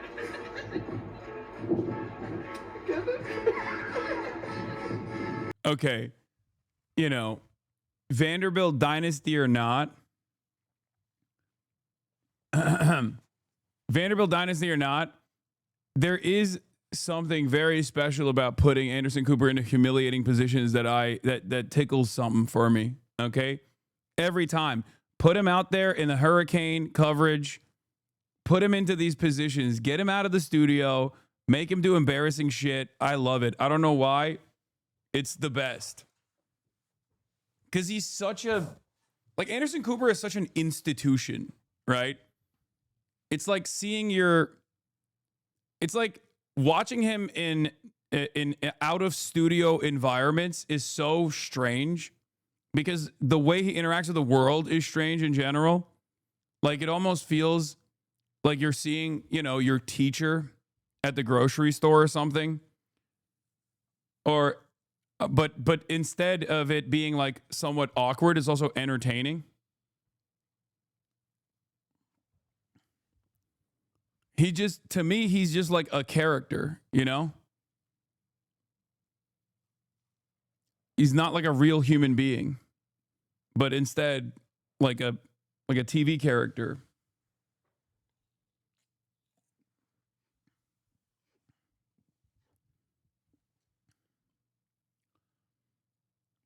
It's like seeing Mario during hurricane coverage. No, literally. Anderson is my hero because he gets so much pussy. True. He's swimming in it. They started talking about heated rivalry. Oh, God. Uh-oh. Sleeping in your bed, I don't know. Just the bed frame. I didn't give you the mattress. Well, I know, but I don't know. I thought that it made us like closer. That you were like better brothers or something. What? This isn't the heated rivalry. Ooh, heated rivalry. Ooh. Elia.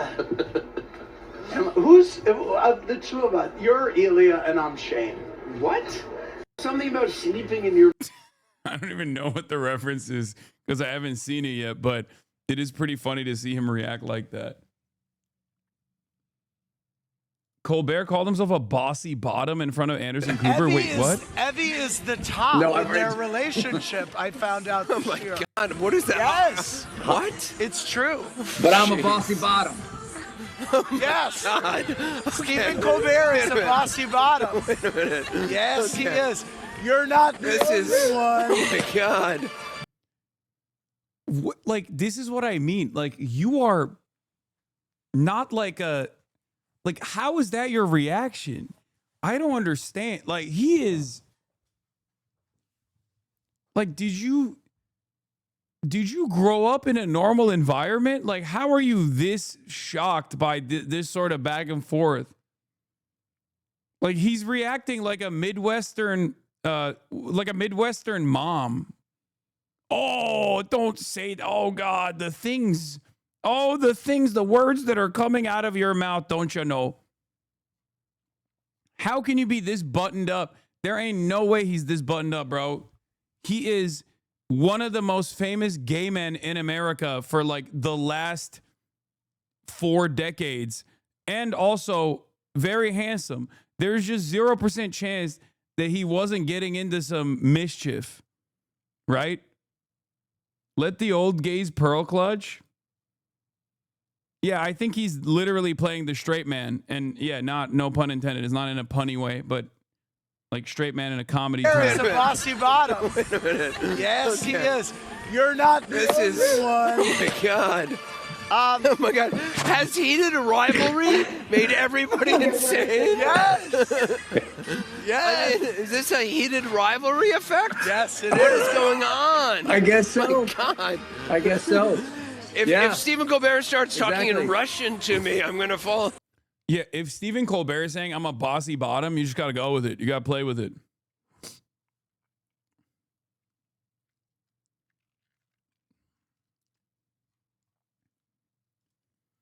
Anderson Cooper is an alien. He lives in New York City and says his favorite pizza is fucking Domino's. That I don't understand.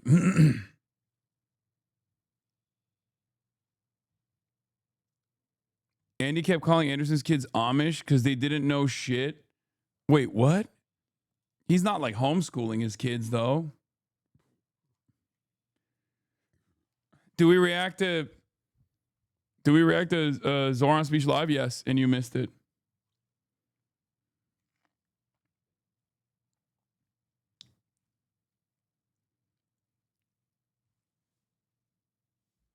Isn't he a vegan? Maybe that's why Domino's is vegan options. Most New York City pizza places don't.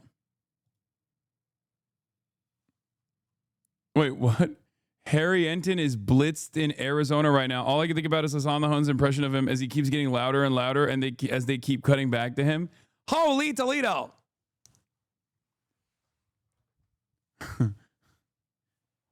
Since 1924, no one has seen a man this blitz in the state of Arizona. That's so wrong, Chatter. You were so wrong. There's so much good vegan pizza in New York. Okay, calm down, man. Everyone, every vegan New Yorker has to go crazy. Did you see the trans joke? Wait, there was a trans joke? Uh-oh. Uh-oh. What happened? Are the liberals leaning in the transphobia in the big 226? Is that what's going on? You got to watch the clip. What is it? Or is it like, or are we being hypersensitive? I can totally see us not being hypersensitive and them actually making a very shitty joke. What was it?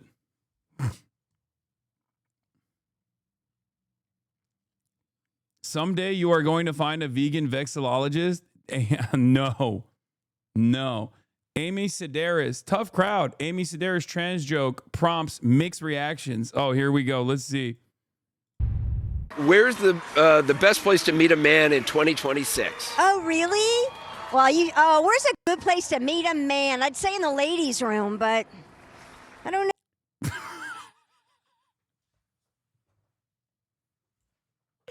That's so bad. Oh my God.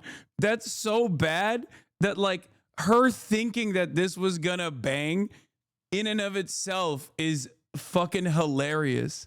Oh my Lord. She said, in the ladies' room. What the fuck? Right? Because all the genders are changing. It's like, come on, lady. Come on, lady. This shit wasn't even popping in like 2016, but at least at that point it was like somewhat new for a lot of people. So you could get like the shock value. Now in 2026, it's so bad that it's just like, okay. Yeah, where can you meet a man? Maybe Bergdorf's? Oh. I don't know. Where is a good place to meet? What happened?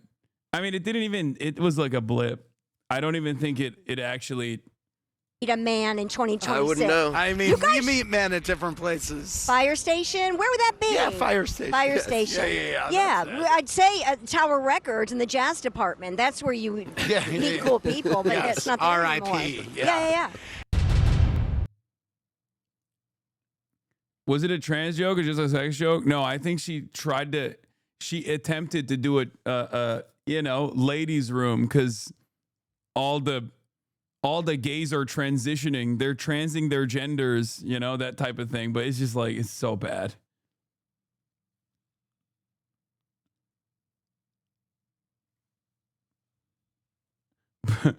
And then it's pretty funny because like she then tried to like salvage it. And it just like all of our reference points are, so old. Oh, really? Well, where's a good place to meet a man? I'd say in the ladies. Like in this situation, she could have just like turned it on herself and been like, where you can't meet a man in Amy's box, something like that, which still would have been like, not the best joke, but turning it on yourself, I think would have been probably a little bit funnier in that situation and more in line with like a boomer joke. No, Hasan. Wait, what do you mean? That's exactly in line with like boomer humor. What are you talking about? Self-deprecating boomer jokes? Hello? If you're a comedy writer, you're writing comedy for the voice of the person who's going to say it. That's 100%. That is 100% like boomer gold, That's going to make your fathers and your mothers guffaw, okay?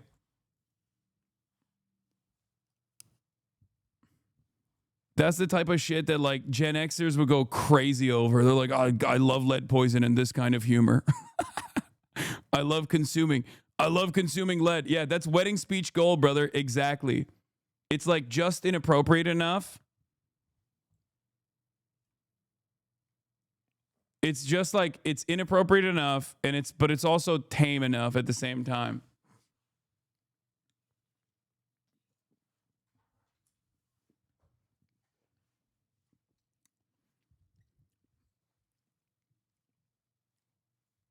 All right. Speaking of comedy, once again, we're looking at how incredibly sad many conservatives are and how they spent their New Year's. First, we looked at N Wokeness, who spent his New Year's Eve screen recording gay men kissing on New Year's to get mad about, to incredible 18,000 likes. Wow. He really banged on that one. But this one, I think, takes the cake. Nick Sorter, on scene covering stories mainstream media won't, seen on Tucker Carlson's Tonight, okay? He was out there doing the damn thing. He was out there doing real journalism. Here he is, spending New Year's Eve alone in a parking lot in Minneapolis, Minnesota, filming the entrance to a fucking daycare. Nick Sorter says, unfortunately, I got bounced from the quality New Year's Eve party here in Minneapolis, so I'll be ringing in the New Year from the parking lot. Apparently, my attempt at saying Happy New Year in Somali wasn't convincing enough for the bouncers.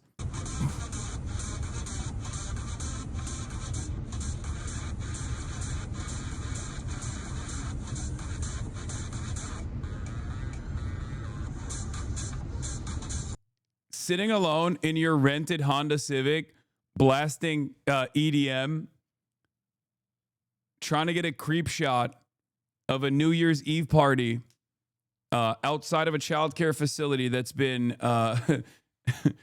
the victim of endless amounts of harassment and, you know, scrutiny as well.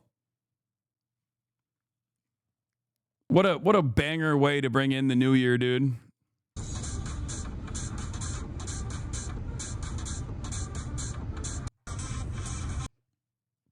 And the reason he was told is because of this. Let me out. Journalist Nick Sorter is toying with the Somalis at the Leering Center in Minneapolis. You're trespassing.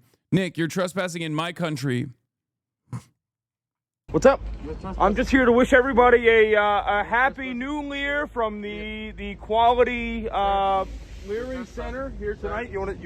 Bro, you are like, this is just, you're like a fucking, you're a whole ass weirdo, man. How do people have no, like, how do they not see what this comes across as? How are there so many people who look at this loser shit and go, hell yeah, brother, keep up the good work? I don't understand it. Why? Like, I'm thinking about the reversal of this, okay? I'm thinking about the role reversal of this, like some, you know, hyper woke person, right? Some hyper woke person trying to do this, like, outside of like a daycare facility operated by like you know, a bunch of Christians or something, and that would still be lame.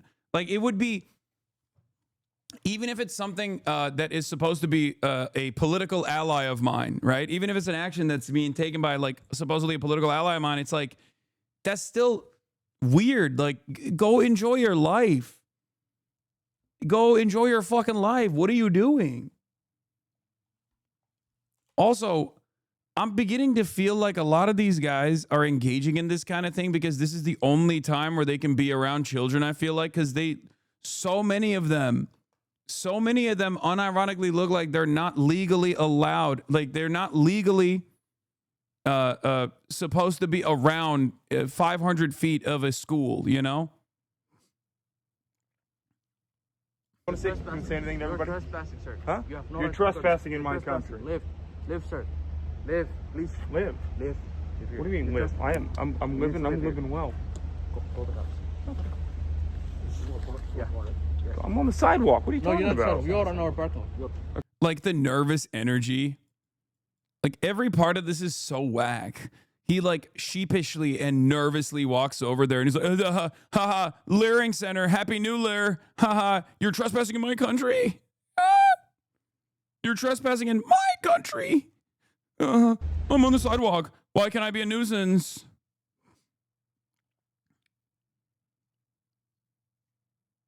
It's just like, it's so strange. It's such a strange thing to do. I don't know. Hopefully we'll society will just like snap back into a sense of normalcy, and we'll outwardly start calling this stuff clown behavior. You know what I mean?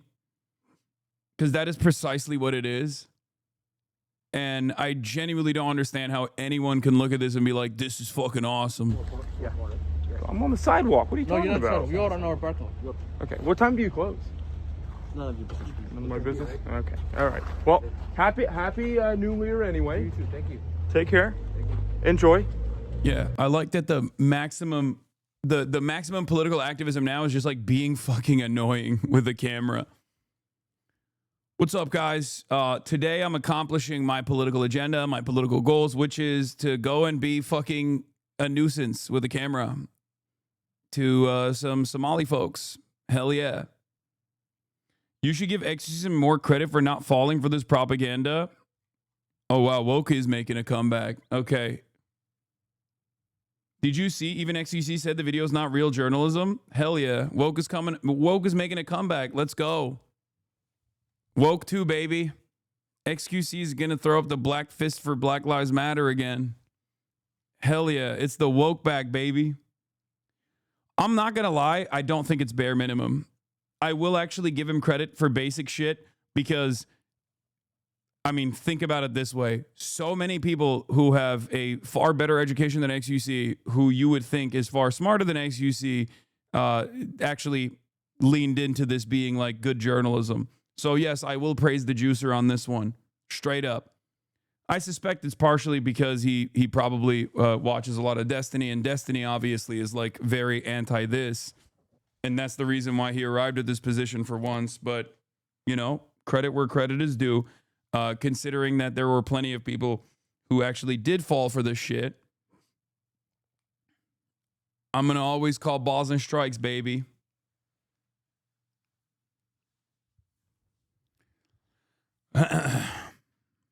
Probably won't be a great one for you, though, I'll be honest with you. Even the credit didn't sound like credit? No, I think it's worthy. It's worthy of credit, considering that there were a lot of fucking people who actually fell for it. So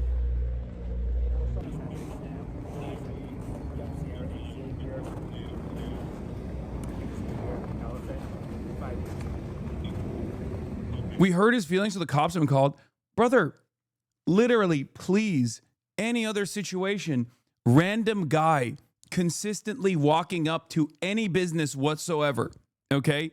Of course people are going to call the cops after like their first interaction or their second interaction if you're still hanging around.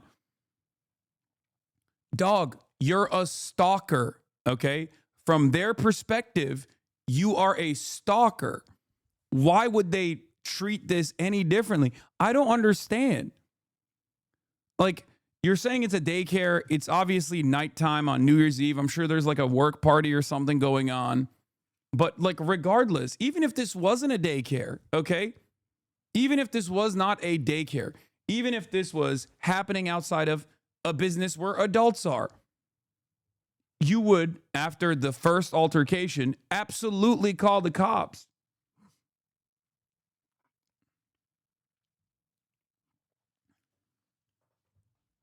It's so stupid. First name is Dang, I-D, R-A-H-I-M. Last name Ali, A-L-I. 612. It's a rental, bro, but I mean, that's fine. If it makes you feel better. I'm not owned.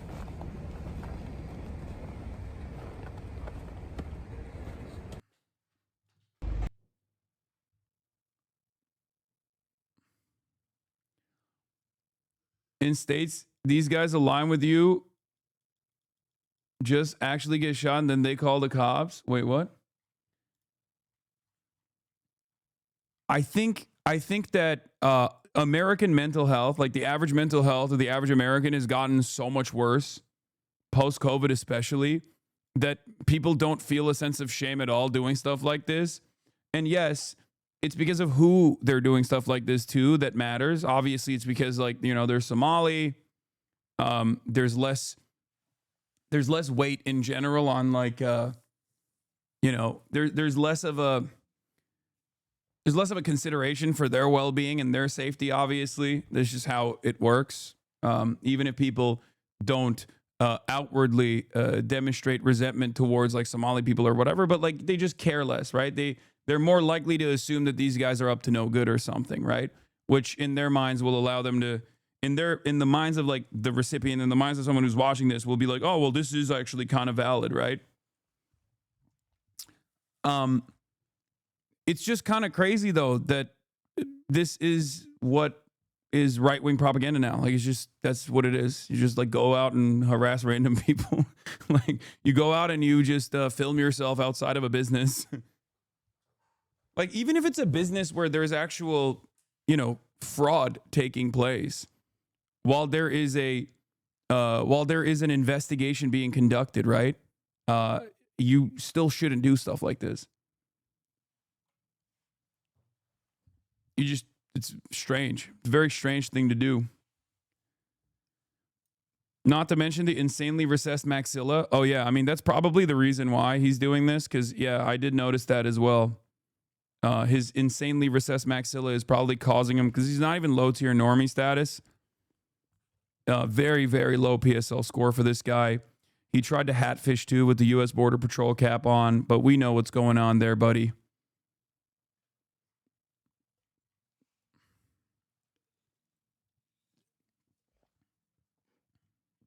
His cantle tilth, his neutral cantle tilth is throwing me off. No, his cantle tilth is not even neutral. He's got what is known as the prey eyes. It's a negative cantle tilt. For those of you who don't know, as you can tell, he doesn't have the predator eyes. He has the prey eyes. That's probably also another issue here. And he's definitely rocking at least a Norwood 3 in terms of his balding, which once again is going to lead to a very low PSL score. Not only that, but also the goatee is far out of fashion. It's not even a completely connected goatee either. It's a disconnected goatee, so I'm taking points off of that as well. Obviously, his jawline is virtually non-existent, and he's got a little bit of a double chin going on here too. So everything here is bad. Stop speaking in terms I know. Hasan, stop. You're scaring me. What do you mean? It's a mog eat mog world out there, baby.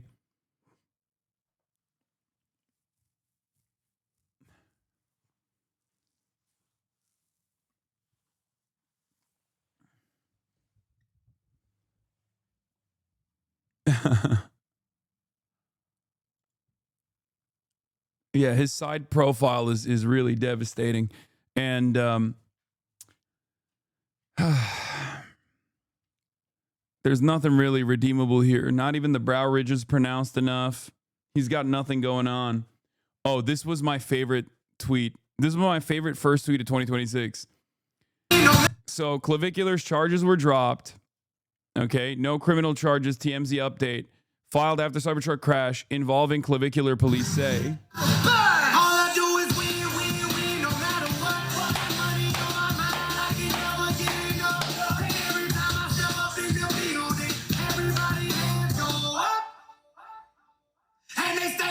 Yeah, I mean, I told you it's Florida. And also the fact that I told you, it's Florida.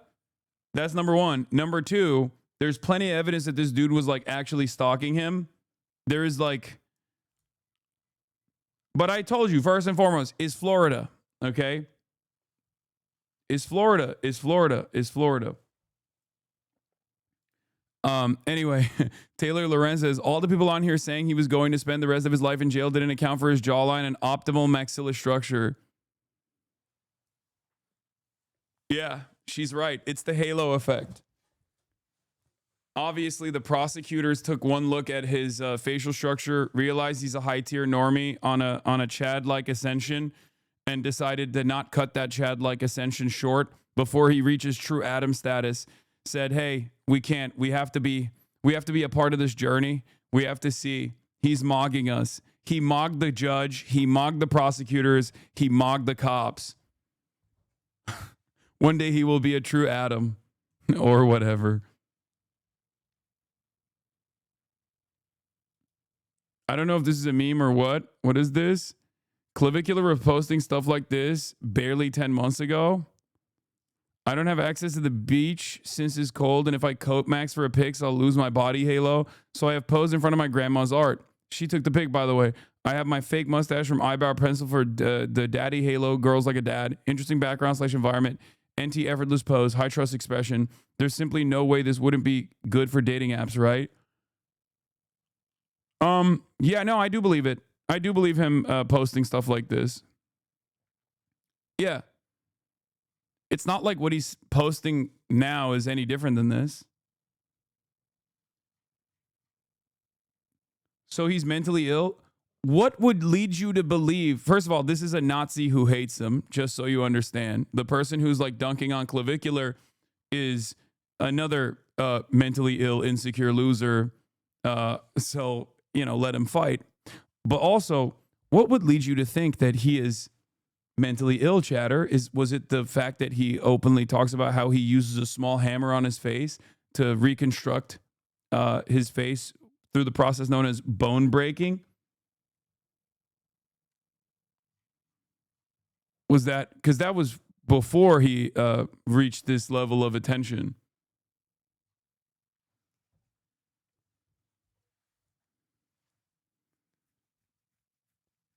I love talking about shit like this because every time I talk about stuff like this, people freak out.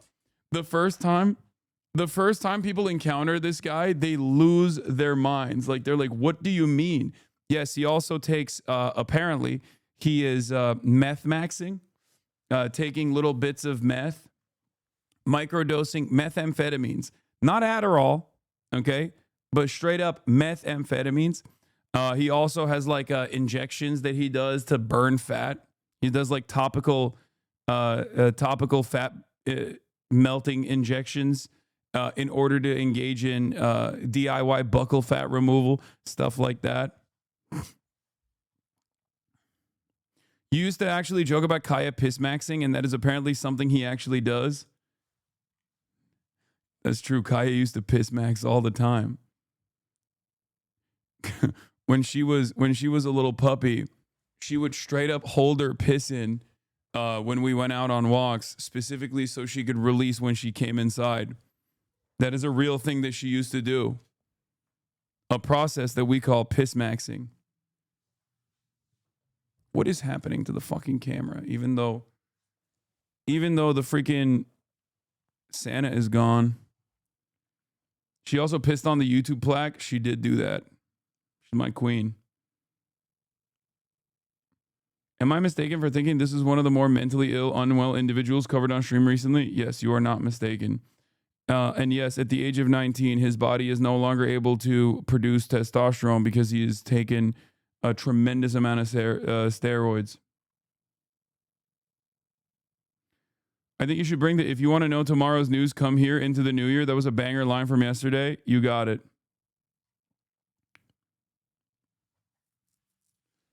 Was he that ugly that he needed to do all of this? No, he's just mentally ill. He wasn't ugly to begin with at all.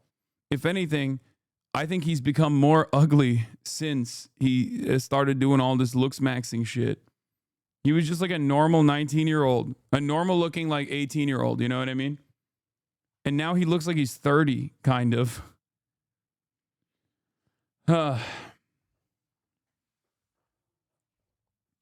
Dog, why do you know all this shit? It is quite literally my job.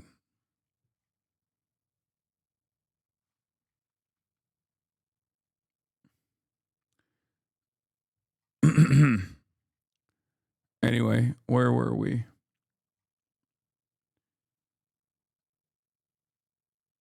Yeah, he's already infertile at the age of 19 here. We talked about this already. Infertile, but I'm not able to have a kid right now. But if I wanted to, there's a protocol I can put in place that'd be immediately going to. Wait, why are you infertile right now? So it's just like a negative feedback loop when you're not needing to produce testosterone anymore because your body realizes, okay, we're getting it from an exogenous So you're not producing source. any testosterone naturally? No. None? No. You're a political commentator, King, not a looks maxing commentator. Brother, looks maxing, or sister, looks maxing is now making its way into political commentary. There's political analysis that you can draw out of anything and everything that we talk about, regardless. And looks maxing certainly is becoming a vehicle for political commentary, whether we like it or not. As a matter of fact, serious reporters have written about how Nick Fuentes and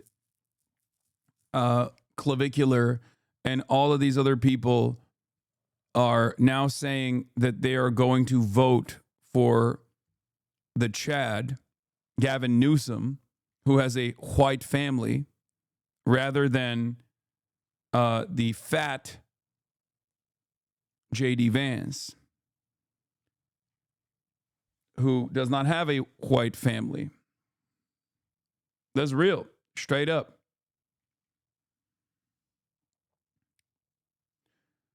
Also, this is the type of shit that like every single child is learning on TikTok, unfortunately. So it's something that we have to know about and pay attention to. What is this? To be fair, Clav didn't mention the racial element. It was because Vance was subhuman. Yeah, no, he said Vance. JD Vance is subhuman. Anyway, let's get to the real news. Fox obviously did some commentary since Zohran Mamdani was sworn into office.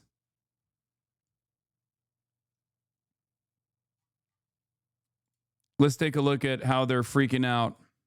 As the clock struck midnight, Democratic Socialist Zohran Mamdani was officially sworn in as mayor of America's largest city, where he plans to make his anti-capitalist agenda a reality. Our next guest warns those ideas are nothing new and have failed many times.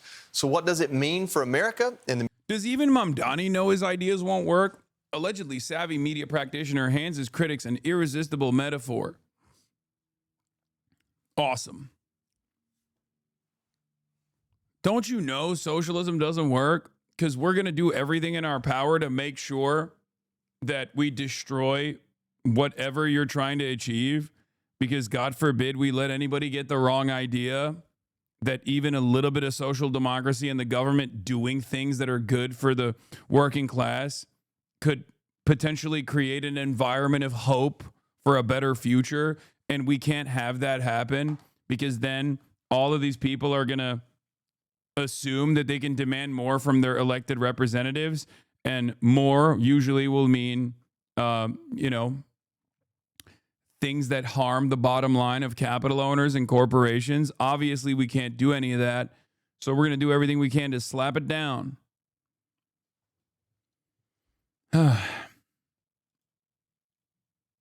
They do know the most successful mayor in New York City's history was a socialist, right? You think they care?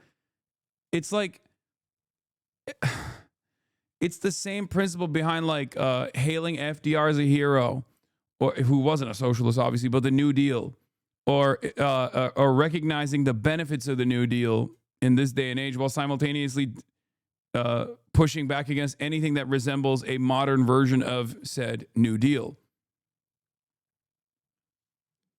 It's ridiculous. Midterms in 2026. Fox News contributor James Freeman joins us now. James, you got this piece out, and you know, you write well, it's eloquent, but tell me really what the point is here for Zohran Mamdani. Like, you know, he goes down to the subway station. Is he trying to say that he's bringing New York back to what it used to be, or turning it into something new? What is this red flag pin? Is this a American Chinese flag pin? What's going on here? I can't tell. In my head canon, I'm assuming it's a Chinese flag. Yeah, thanks, Joey. I think he's trying to say he's going to somehow return public transit to its former glory and generally expand city services. Is the U.S. Marine flag? Okay, in my mind, it's the Chinese flag. The metaphor he's just created is really something. You see him there in underground. This is a subway station that has been abandoned for the last 80 years. It was one of the original subway stations, and then when they brought in new cars, there was a dangerous gap, so they could... I wonder if there's any symbolism associated with this, and perhaps like they are refusing to recognize that and instead making commentary over it. No longer use this platform and closed it down in 1945. So dated, obsolete dark, dingy is kind of a nice description of socialism and the misery it's caused over the last century. Let's hope, let's hope this isn't some kind of sick sense of humor for him, but maybe it's kind of a way of lowering expectations. But they should be very low. These are policies he's promised that have failed all over the world and in New York City as well. We've had some form of rent control for roughly a century. We know this doesn't work, and I think the hope for those of us in this city is that the institutional restraints on him slow him down a bit, that he maybe has a change of heart, and I'd hope your viewers around the country maybe resist laughing at all of our self-inflicted misery. There's really two angles when it comes to Zohran Mamdani that we can look at. One of them is his The saddest state of affairs is that nothing that Zohran Mamdani is presenting or presented as a part of his agenda is socialist. Not even a little bit. It's just he himself is a socialist advancing social democracy, right? But these guys say everything is socialist. They say Nancy Pelosi is socialist. They say social democracy is socialist. None of it matters. Just do right by your voters. Okay? It's incredibly modest. Like the expansions that he is advocating for, that he ran on, that he won on, are incredibly modest, incredibly incremental reforms in the positive direction. And yet, these guys lose their minds over it. And part of that, I mean, a big part of that is obviously like anti-socialist propaganda, no matter what, right? But the reason why that propaganda sticks is because people have been conditioned against this sort of thing pretty aggressively. And that's why I always say you have to organize around this. You have to recognize this when you're organizing. You have to recognize this when you're doing advocacy. Okay? The unfortunate reality is that the average American has the brain of a child when it comes, a very angry child when it comes to this sort of stuff. Economic policies. We just showed you a full screen of those. We talk about freezing the rent, city-run grocery stores, social workers to replace police, free buses. Some of these I don't think will ever even get off the ground. Some of them are radical ideas, and some of them will probably be entertained and implemented in some ways. Those are his economic policies. On the other side is... Do you think this will water down expectations and popular understanding of what socialism is? No. I think if it's all these incremental gains are successful, it's ultimately a good thing because people will go, oh, that's great. I want that. I guess I should vote for more people who are self-identifying socialists. It's good. It's a good thing. It's the same with Bernie. A lot of people in the United States of America take Bernie Sanders' position for granted, right? Bernie Sanders, for the most part, has advocated for, again, a similar thing that Zohran is advocating for here. An expansion of existing social safety nets. Even Medicare for all, it's in the name. Medicare is socialized health care. Unfortunately, right now, it's only for 65 plus. Medicare for all would expand that program and allow every American to sign on it. Have a single payer system. Okay? That exists in social democracies.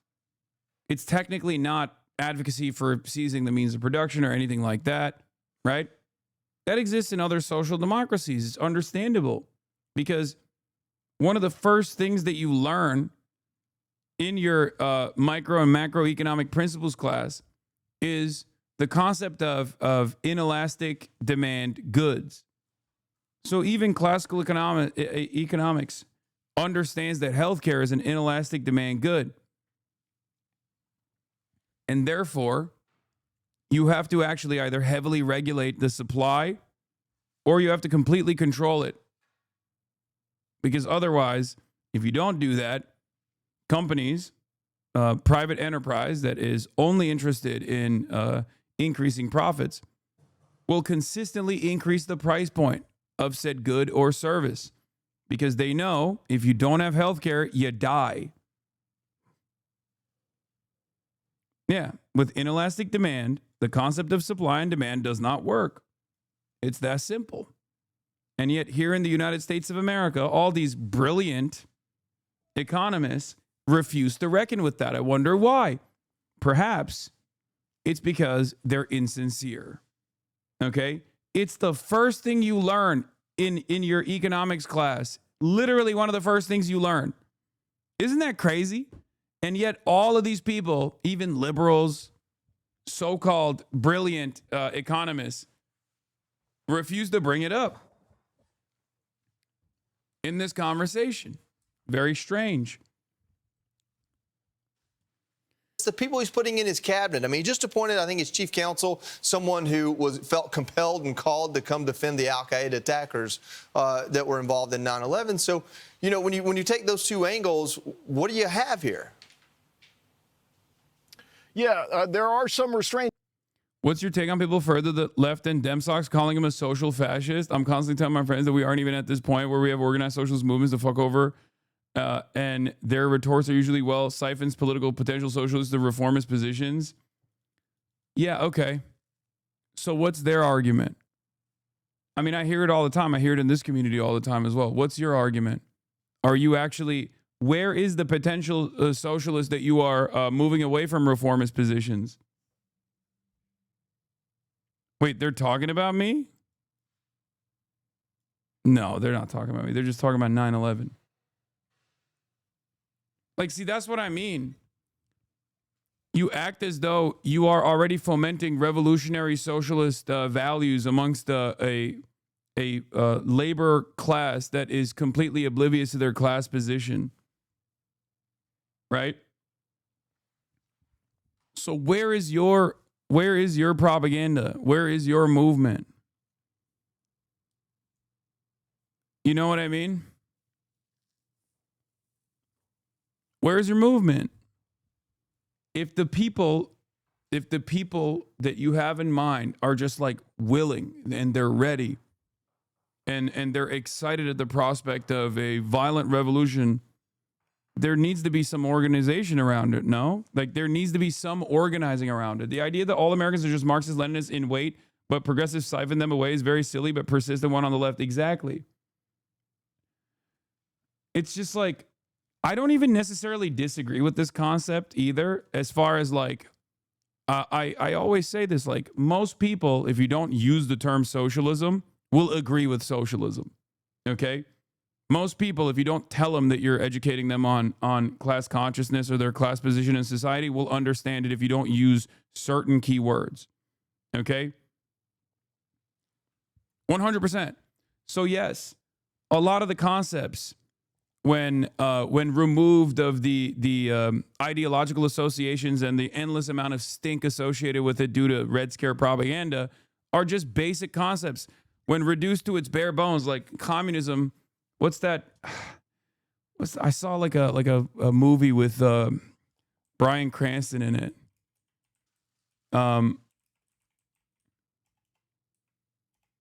Where his daughter is sitting on top of a Trumbo. Hollywood Blacklist, I think, where his daughter is asking him, "Dad, are you a communist?" Oh, here it is. Here it is. This is it. These boys were talking to Toby from the Sidemen, and people were praising Toby for controlling their own wage and what they want to do. Exactly. Great point, Chatter. I didn't know that the Sidemen had a cooperative formation. Okay, they had a cooperative ownership structure. I only found that out because Toby from the Sidemen. Sidemen, for those of you who don't know, is an incredibly popular, if not the most popular group of content creators in the UK. Okay, their most popular content creator from the Sidemen is KSI, for those of you who don't know. And Sidemen, when they first started as a cooperative, basically. They're the biggest YouTubers in the UK by far, and they have a cooperative structure where they have one pool of money, and they have equal say and equal pay over the distribution of resources and the revenue generation strategies, all that stuff. Okay? And that's amazing. But of course, when you describe it as like, oh, this is a cooperative corporation, this is socialist, this is like, you know, securing the means of production or whatever, right? People go, oh, gross, I don't want that. That's scary, that's weird, that's bad, that's wrong. But when you just say like, nah, we're friends and we started this business together and we wanted to make sure that like we look out for one another, right? Whereas your co-op, Hasan, I literally own and operate a cooperative corporation. What the fuck is wrong with you? Fear and is a cooperative.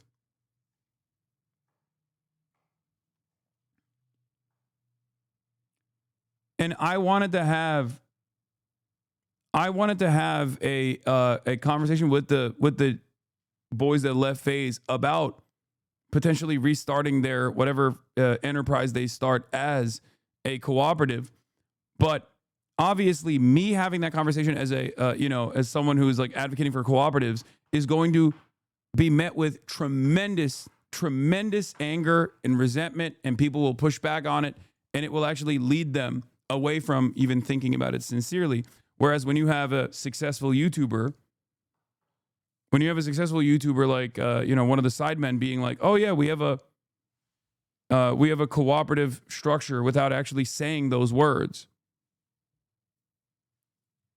much more effective, right? Much more effective way of driving home that point. If you could have any superpower in the world. Wait, what the fuck is this? Why? What? That's it.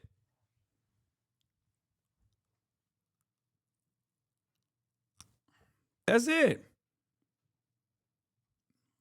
Like, at its bare bones, that's a perfect distillation. It's a perfect way to explain this. A worldview that revolves around equality. A worldview that revolves around the principle of sharing is caring. That's why I always say that. Right? The movie is Trumbo. That's it. We are a creditor and interested party. The city is owed money that Pinnacle never paid. And we will fight for New Yorkers' interests to safe and habitable homes. Get him on the pod, big dog. What are you doing? Do you think Bryan Cranston is actually a communist in real life and not playing one on this in this movie from 2015? Are you okay? And even if he was, do you think I have any way of getting him on my podcast? Did you think that Bryan Cranston was also a meth dealer?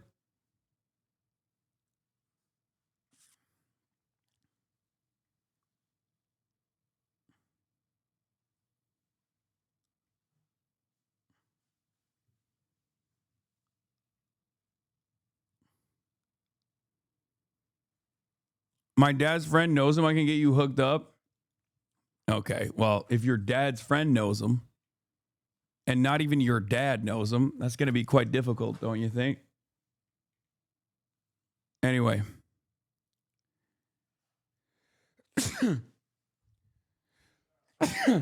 Yeah, I think Bryan Cranston's probably like a typical lib, like a very progressive guy.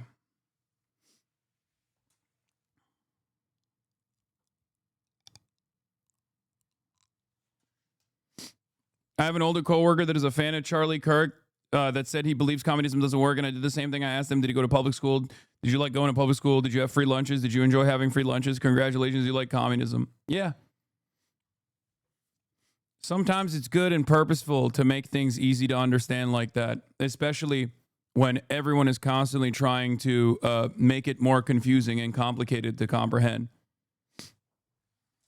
It is what it is.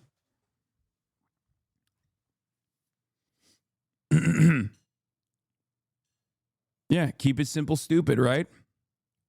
I think it's chief counsel, someone who felt compelled and called to come defend the Al-Qaeda attackers that were involved in 9/11. So, when you take those two angles, what do you have here? Yeah, there are some restraints on him, as you point out. So rent control going further to freeze the rent. He probably needs to wait a year to get all of his people onto the board that makes... I don't think he means me, Chatter. You're being crazy. One of them is his grocery store off the ground. Those are someone who felt compelled and called to come defend the Al-Qaeda attackers that were involved in 9/11. It's the people he's putting in his cabinet. I mean, he just appointed, I think it's chief counsel, someone who felt compelled and called to come defend the... Yeah.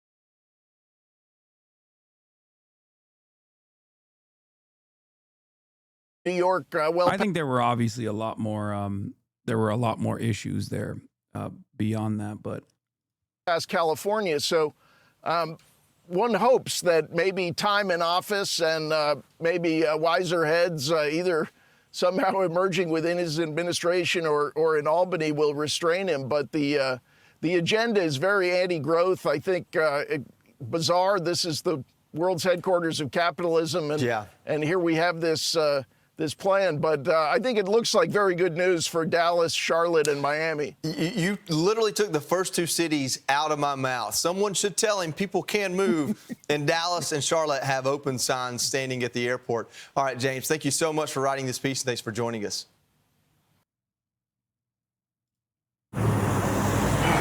Revisiting election night. This is a 5-minute video on election night. You know, you already watched my election night stream, so you know the fears that I had. And it's really interesting seeing the Zohran Mamdani team, including Zohran Mamdani himself, experience the exact same style of fears, regardless of what the numbers look like, up until the very last moment where it was official. Maybe it'll help you understand why I was so fucking scared personally. Not too bad exit polls. But who knows? It's all secondhand. Oh my God, just one thing can set into this spiral. What's going on? This is a bad exit poll. Okay. I speak of Yemeni bodega owners and Mexican abuelas and Ethiopian aunties. He's the one who wrote the go to speech. Is it so different with you as the voter? It's way better. I think it's 70%. This victory is for all of them, and it's for all of you. I hope so. The more than 100,000 volunteers who built this campaign into an unstoppable force. Oh my God. Because of you, we will make the city. Oh God, I feel like I'm gonna die. I just said that. I said, you said I'm gonna die. I said I feel like I'm gonna die. You to one up my dying? Yeah. I have 4 words for you. Anaminkum. Oh, and then we lost. Don't say that. We've been sitting here. Exit polls. Oh man. That's a good sign. I thought she was going to lose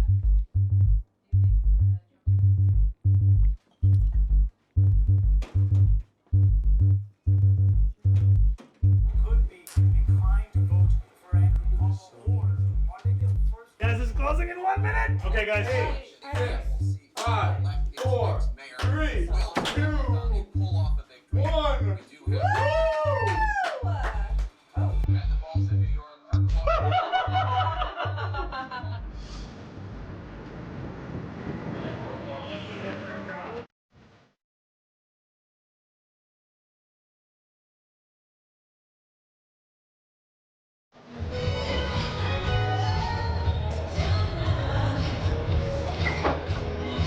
You're up 11. Up 11, but it's not enough. Still like 33% of the way through. Maybe like 35%. But it's 50-41. People are calling, everyone's calling. I would not call it. This room is really filling up with supporters now. They are anxious, anticipating hearing from Mamdani tonight. It's 8 points now. 8 points now? I'm not. Don't worry yet. And are you looking at anything on Twitter right now? Cuomo just cracked 40. I don't want to hear any of this. The story for tonight is actually that the Socialist Party is taking over the Democratic. Wait, I'm 99%. Sure, I saw you in the crowd. How could you have? I got kicked out, I thought, according to Reddit. I got kicked out. I wasn't there. New votes coming. Oh, 52.1. Oh, that's right. That's a Manhattan only. Oh. Human mind is a wild thing. To 60% in, and it's still holding. Brooklyn's still the lowest. Staten Island's now at 83%, and you held totally even there. Like, the 8% is not. It's not super inspiring. Why doesn't this feel better? Yeah, nothing's been called. Yeah. You got anything more for us? Even just 4 years. MSNBC just called the race for us. Zohran Mamdani, the The assemblyman from Queens who ran an insurgent campaign that absolutely blindsided the Democratic establishment will be the next mayor of New York City. Woo! Is it official? Yeah. It doesn't get any more official than this. Wow. Oh my God.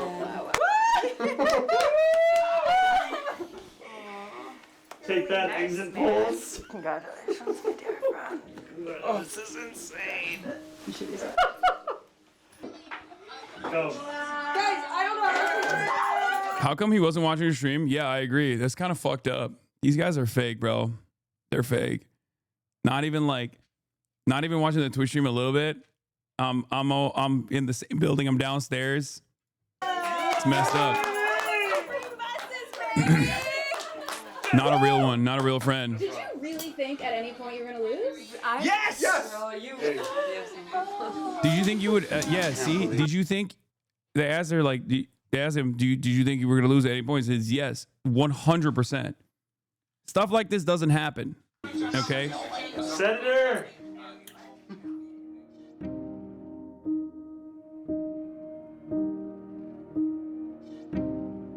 Zohran Inauguration was elected mayor of New York City on Tuesday, capping a stunning ascent for the 34-year-old state lawmaker who is set to become the city's most liberal mayor in generation. Guys, we just crossed 1 million votes. Wow. That's incredible. The New Yorker Daily, the Mamdani era begins. Wow. We've won. Yeah. Still saying the most liberal.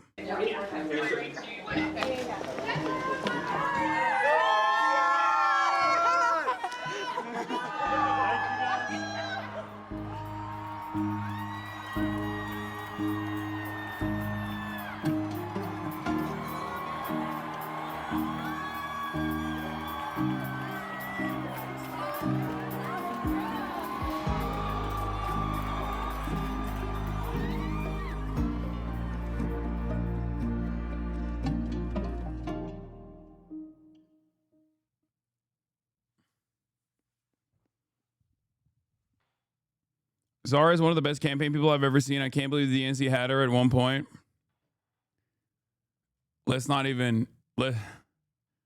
Yeah, she's great. She's dope.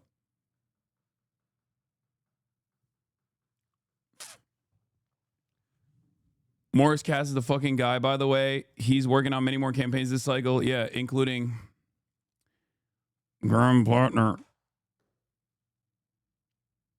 You were in that shot of the floor, big dog? No way. I made it. SpongeBob meme. Squidward meme. If Zohran were the one, his election documentary would be on Means TV instead of Netflix. Yeah, if I was a real one, I'd be streaming on Means TV instead of Netflix as well. You're right. This is just how it goes. Or not Netflix, Twitch.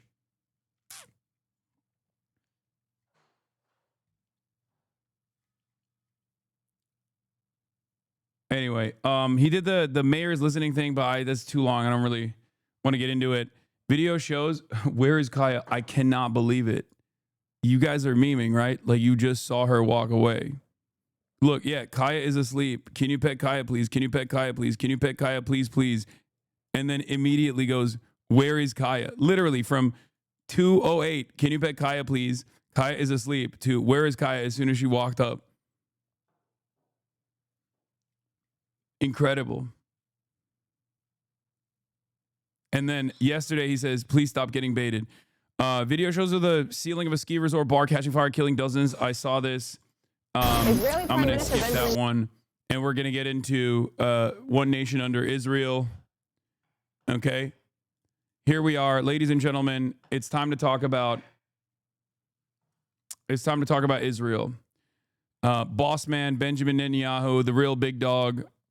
He rung in the new year alongside his favorite Donald Trump, to which I joked and said, when your boss asks you what your New Year's Eve plans are and you're forced to invite him, yeah, he was the, according to the Prime Minister's spokesperson, per Prime Minister, spokesperson Prime Minister spokesperson Netanyahu is the only foreign leader who was invited to the event and the only one to have ever attended the president's New Year's ball. Okay. Yeah. You think he brought his dirty laundry? Oh, I'm sure. Maybe he's getting Trump to clean it personally. You know what I mean? Cutting out the middleman. I can't say this enough, but without your stream, I would have never learned or even looked into the mayoral race this time. I grew up in Queens, and this was my first time ever voting for mayor, but thank you for educating me and many other New Yorkers about him and socialist policies. Hell yeah. I also do love personally that these guys will talk about how mad Trump is at Benjamin Netanyahu or whatever. Like Axios will still report on it all the time. Shouts out to Barack Ravid, my favorite IDF soldier, Barack Ravid, you know, working in American media at Axios, constantly writing the same exact articles he wrote about Joe Biden being very angry at Benjamin Netanyahu, now writing it about Donald Trump being very angry at Benjamin Netanyahu. And then he's over here fucking celebrating New Year's Eve with his bestie. Now, obviously it's all bullshit. I mean, here they are looking at fireworks together, but it didn't end there, right? Benjamin Netanyahu's Florida trip did not end there.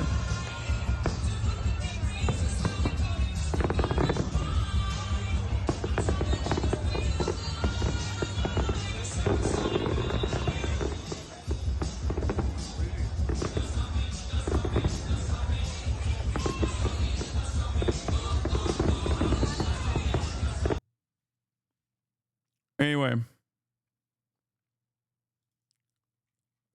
there was a steak Rico. Yeah, I know. We'll get into that in a little bit. But Netanyahu's trip didn't end there. He also went to a synagogue in Florida this morning, and he got incredible, tremendous applause inside of this synagogue in the state of Florida. Okay. He made this, but before we do that, here, let's take a look at his stop in Florida, in South Florida. Local 10 was given an inside look. The Prime Minister is spending the day at a synagogue in Surfside, and we were the only American press inside of that service where he was attending. So let's get straight to Local 10's Ross Schlow with more. Like, that's crazy. What do you mean you were the only American press allowed inside of the synagogue that Benjamin Netanyahu was attending? Like, that in and of itself is already kind of crazy. Like, what do you mean? Like, what are they doing fucking... Are they not allowing American press into a synagogue when there is a foreign leader inside of the place of worship? Like, I don't understand that. What this trip was all about. Rosh, good evening. I'll tell you, today we were a part of history, and it was incredible that Local 10 was allowed inside of this synagogue so we can bring you the images and the words of Benjamin Netanyahu, the Israeli Prime Minister. Now, I say a part of history because... People with no reading comprehension are getting mad at your tweet about Bibi at the synagogue? Wait, what? What do you mean? You're basing your opinion on a whole religion because of one single place of worship, then you use your huge platform to signal blast justifying anti-Semitism because of it? You're not who I thought you were. You're actually a bad person. Wait, what? You already have been saying I'm an anti-Semitic terrorist, no? Why is he acting like this is a new revelation for him? Very interesting. In any case, my statement on this, here it is. Here, you'll see. Israeli Prime Minister received a hero's welcome at a synagogue in Miami, Florida, as the crowd erupted in applause upon his arrival. To which I said, I've spent the last decade talking about the separation of Zionism and Judaism, and while conceptually it is true, these sorts of images make a much stronger argument against said separation. Then people wonder why anti-Semitism grows. This is a big part of the reason why, which is pretty basic. It's not just my assessment at all. This is what anti-Zionist Jews will openly point to as well when talking about how Israel creates anti-Semites every day. And I think every single person understands what I mean here, that while there is a dangerous conflation between Zionism and Judaism, this conflation is oftentimes This conflation is oftentimes marketed pretty much by conservative Jews, Zionist Jews, and Christians, Zionist Christians alike.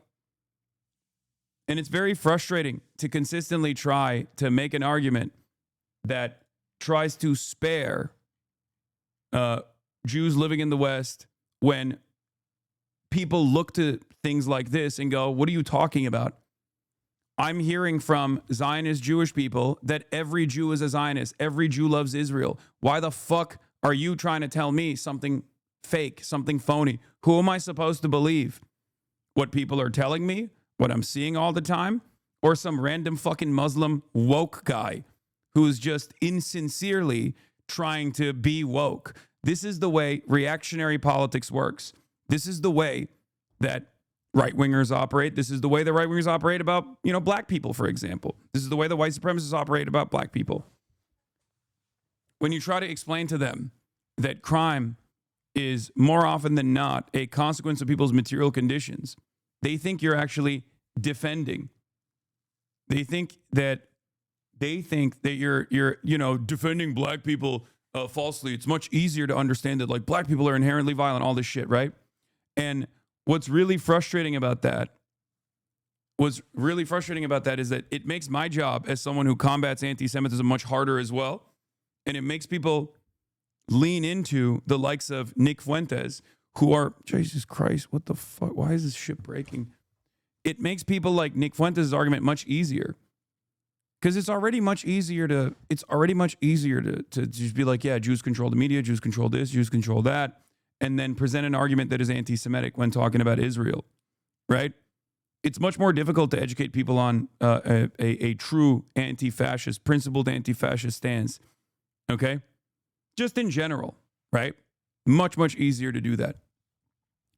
And then when it is constantly being reinforced over and over again, this tie is forcibly being presented as the reality to many Americans who are not super educated regardless on Israel, but no longer like Israel. Of course, they're going to learn this wrong lesson. Okay? I know I'm out of focus. I don't know what it's trying to focus in on instead of me. And it's very, very frustrating. It is very frustrating.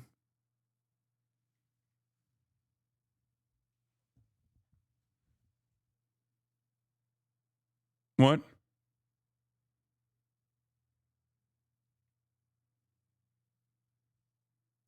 Hasan, you're looking at my Twitter on stream. Would you have said this? I spent the last decade talking about the separation of individual actions and Somali identity, and while conceptually it is true, these sorts of videos make a much stronger argument against that separation, that people wonder why anti-immigrant sentiment grows is a big part of the reason why. Brother, I have literally talked about Jeffrey Epstein in the same exact way, where if you think these two things are equivalent, you're delusional. Okay? Do you not understand the main difference here? Do you not understand the main difference here? If I were to run around and say, this is how all Jews are when talking about Jeffrey Epstein, I would be doing what people are doing about all Somalis. Okay? This argument is quite literally the opposite. I'm saying that all Jews are not monolithic. No group is monolithic. Okay? But for the average person, they do not have the capacity to comprehend such things, especially when people like yourself, Harley, are consistently defending the idea that Israel is a salvageable thing. You live in the West, you don't live in Israel, and you consistently defend Israel. You say people who are criticizing Israel are anti-Semitic. You consistently conflate Zionism with Judaism over and over and over again. You're teaching people to be anti-Semitic.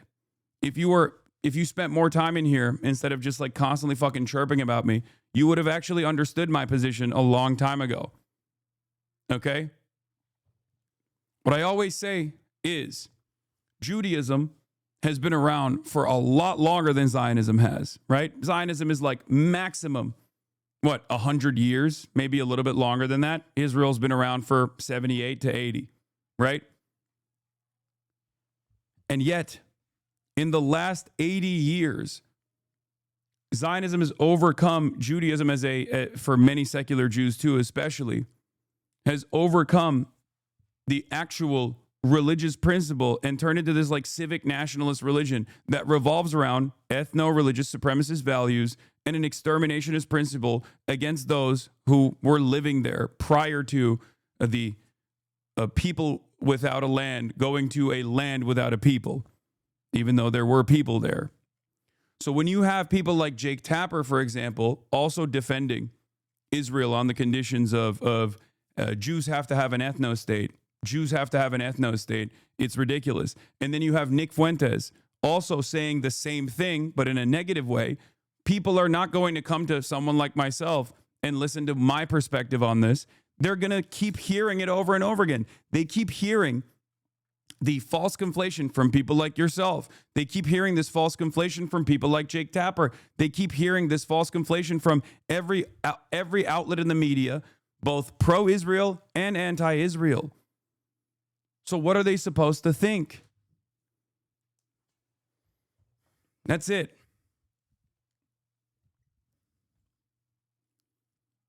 And it's really interesting because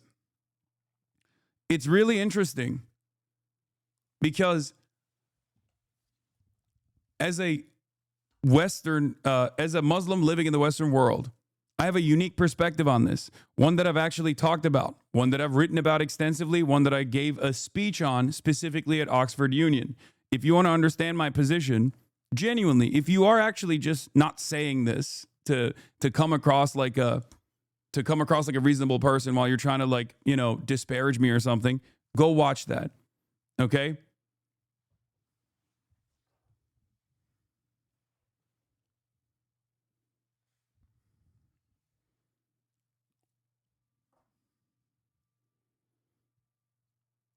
You're basing your opinion on a whole religion? I'm not. As a matter of fact, if you had the reading comprehension here, you would understand that that's the opposite of what I'm saying. Instead of rage tweeting and sitting in this chat, you should perhaps try to comprehend what I'm saying here and not just act as though you are charitable to my position on the internet to, try to win over some people or try to win like this silly argument, which you're not going to win anyway. Okay? Just think about it. Instead of tweeting, just try to understand what I'm saying. Okay? You're basing your whole opinion on a religion because of one single place of worship, then you use your huge platform. I think he makes a valid point. Why is the brutal Zionist regime so popular among Jews? Have you ever taken the time to research that exact question? This is not something that I want to happen. This is something that I have worked, as I'm saying here, against happening over and over again. But when you say you're Jewish and you defend Israel and you think Israel is defensible when it's conducting a genocide and you say it's not a genocide, okay, what do you expect people to learn from that? When they hear that over and over again, when a random person who already has anti-Semitic tendencies, as most people do, right? I think you and I would agree on this. This is not like a, crazy position. A lot of people will say like, oh, there are a lot of Jews in Hollywood. Isn't that strange? There are a lot of Jews in finance. Isn't that strange? Like those sorts of attitudes have always existed, right? The nascent anti-Semitism, it can be dangerous if all of a sudden people have a negative perspective, but it's like, it's a thing that has been talked about over and over again, but not oftentimes discussed. Right? When you already have a lot of people, especially living in a fairly segregated society where they might not live around any Jewish people at all, and they have these sorts of attitudes, and then they hear over and over again that every Jewish person cares about Israel. So if you criticize Israel, you're anti-Semitic. And then you advance silly, faulty numbers like 90% of Jews are Zionist over and over again. You're teaching people that Jews care about Israel a lot. Okay? Now, the extent of that care is up to question. Obviously, it's a very vague observation. What does that mean? That Israel is important to you as a Jew? Because That's the poll that people point to. That was a question that they asked in that poll. But having said that, when you say that over and over again, what do you think people are going to learn from that? What do you think people are going to learn from that? They're going to think, okay, yeah, all right, Jews care about Israel. That's what they're going to think. The difference now, however, as opposed to the last 50 years, is that now Israel is seen as a negative. Okay, now Israel is known as a state causing terror, which is the truth for the record. It is the truth. Israel is a terrorist entity. Israel is a state, a vassal state of the United States of America that is causing a metric ton of terror in the region. Okay? According to you, you just made a couple of claims just now about my stance that aren't true, but I understand you're in your flow state and I won't hold it against you. According to you, China is just a normal country, but Israel gets all your attention. What should people take away from that? I mean, this is something that I've talked about quite extensively, but I think you might hear it for the first time ever. But here it is. China's operation in Xinjiang, okay, in terms of dragnets, mass surveillance, and re-education camps was completely unjustifiable. I've talked about this extensively. You'll never hear it in clips, obviously, because it doesn't favor people's arguments that I'm a China dick rider who never criticizes China.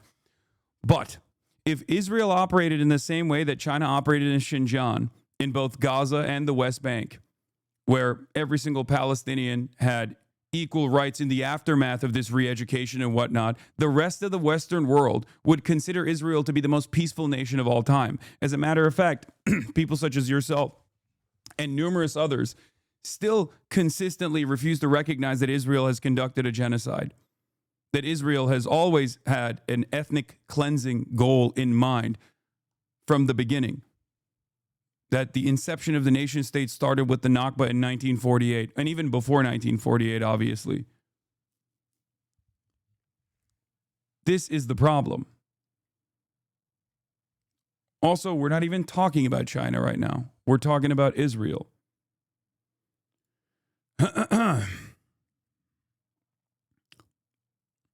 I held us on to a higher standard. I don't go off of every streamer that says some bullshit. There isn't enough time in the day. Also, tweet mentioning equals cyberstalking. Language and words are important these days. People like yourself have to stop fucking them up.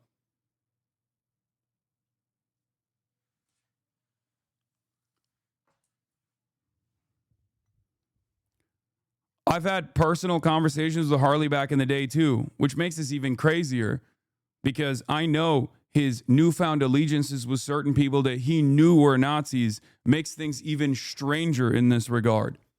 Finding yourself aligned with the likes of Sam Hyde after openly stating that you know that they're Nazis, while simultaneously consistently talking about someone like myself that you know has spent a good deal of time and still consistently does so in combating anti-Semitism, shows me that your highest priority is simply trying to defend Israel at a time when, unfortunately for you, it's utterly indefensible.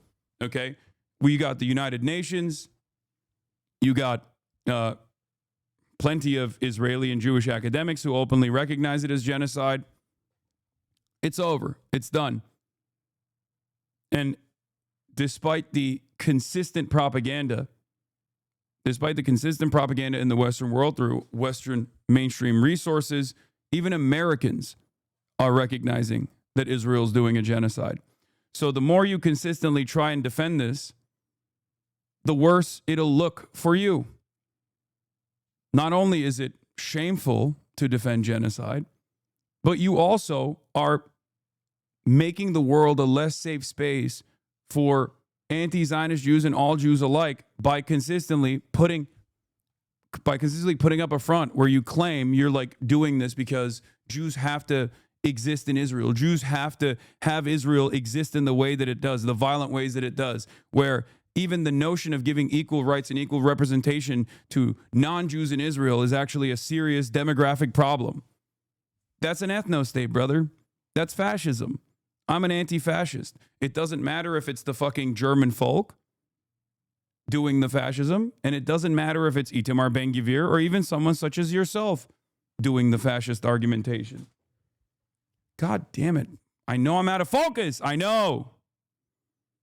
I'm losing my fucking mind about this.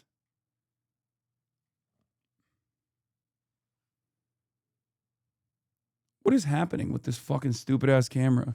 Is it the Labubu that it's focusing on, maybe?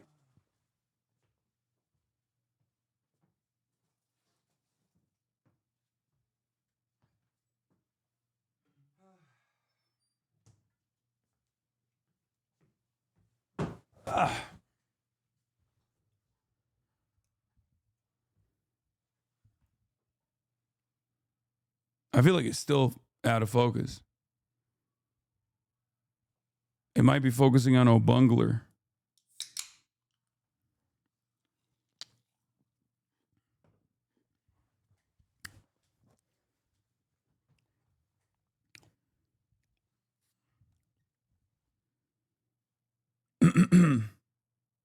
What a horrible days to have eyes and have... I have Syrian, Tunisian, and Moroccan Jewish friends in Montreal, and they cannot go where their grandparents grew up. The Nakba went both ways. Oh, my Lord. Sure, bud.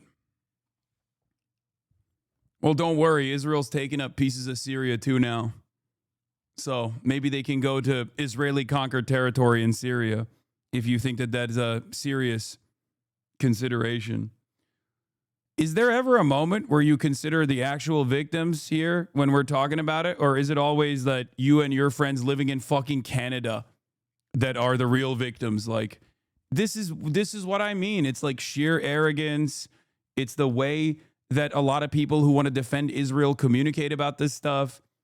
That is how you fuck up 80 years of solid propaganda with billions of dollars in lobbying funds and hundreds of millions of dollars in direct economic aid to Israel in return for the multi-billion-dollar, very consistent and fairly successful propaganda apparatus.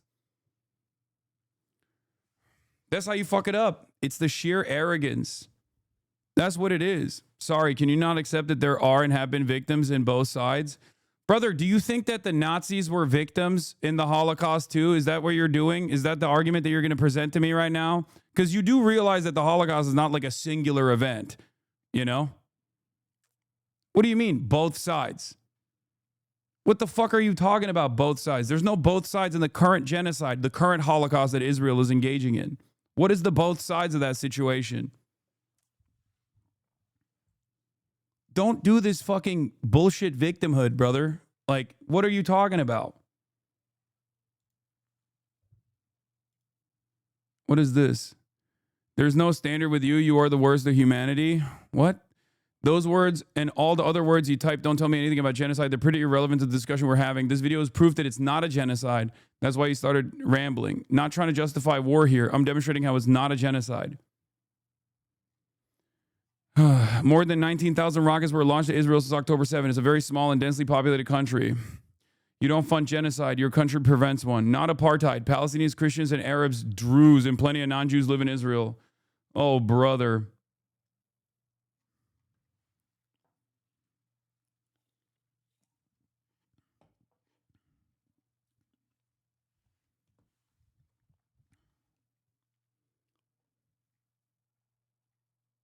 It's just, I don't think you are capable of reading the room. That's the problem. And not just this room, but every room that you're in at this point.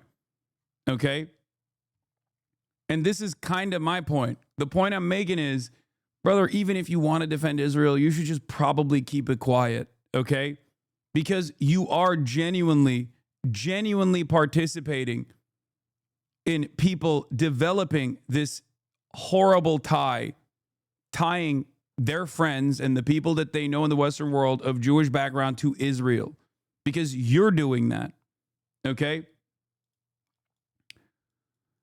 That's true. 10,000, not this room, every room. You don't understand. People fucking despise Israel. You don't understand it. You do not understand it. This shift happened for you so fast that like it's left you behind. You literally are arguing with points that you could potentially win people over with like 10 years ago. Okay? It's an entirely different environment now. I'm telling you, it's like if I ran around talking about ISIS and how good ISIS is and how it's true Islam, or why can't the Islamic Caliphate do a little bit of fucking conquest? Everyone else has done it. And as a Muslim, we all love ISIS, and that you guys are actually being Islamophobic when you criticize ISIS. Like, if I were to do that, that would be the equivalent of what you're doing right now. And of course, people's takeaway from that would be, oh my God, Muslims are fucking crazy. Do you not understand that? Now, the difference is no Muslim does that, and yet the State Department-backed propaganda apparatus consistently tried to make it seem as though Muslims fucking love ISIS, even though Muslims are the primary victims of ISIS.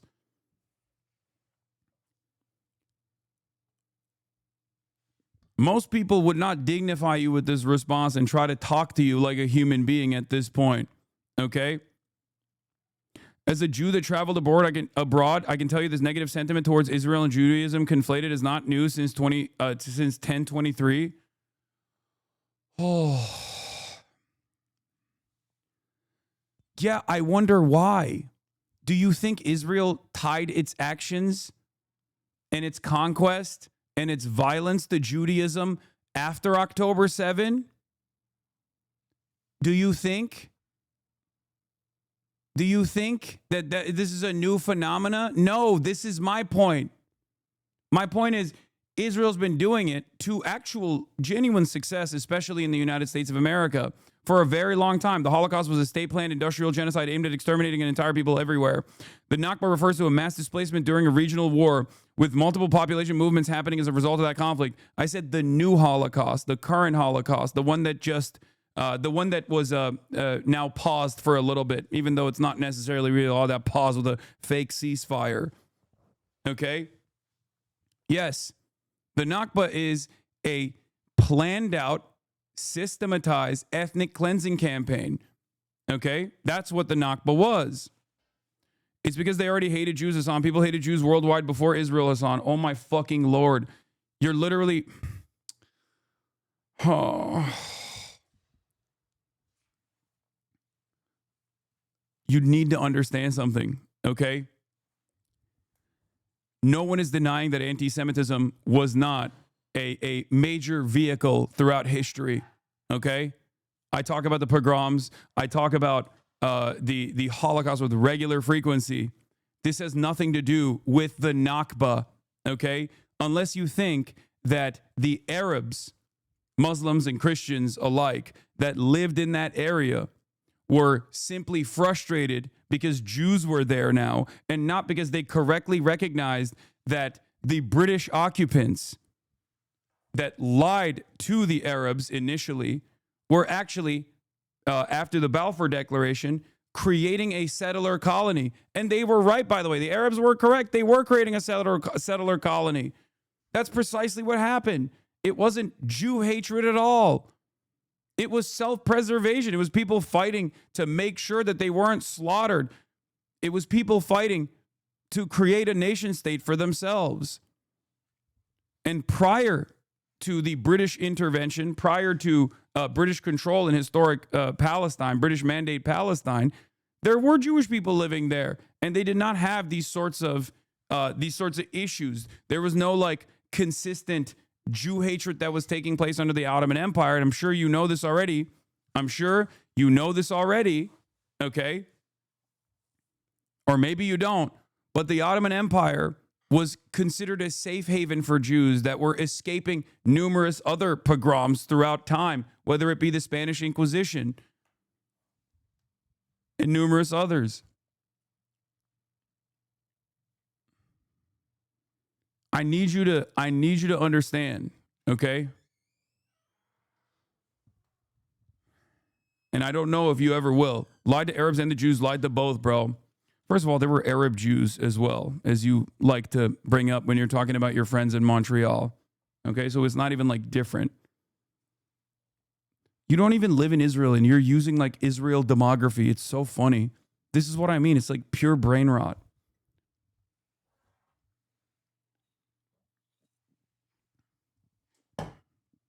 Ugh. In any case, I don't think you're ever going to, I think you might be a little too deep. You might be a little too invested. And I doubt you're going to comprehend what's going on. But once again, yeah, the dhimmis in the Ottoman Empire, Jews pay taxes for being Jewish. Dog. In comparison to the Inquisition, just don't refer to me. Listen to Jewish historians, okay? Listen to Jewish historians.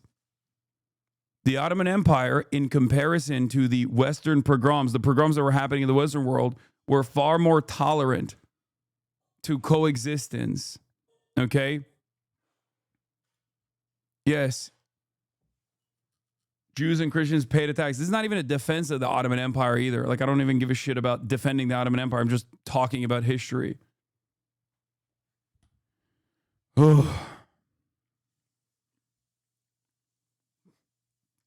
Every non-Muslim paid a non-Muslim tax, and Muslims had a separate tax.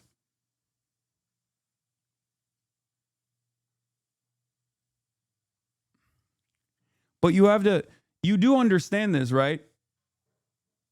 You do understand this, right? Like when you consistently try to like defend Israel and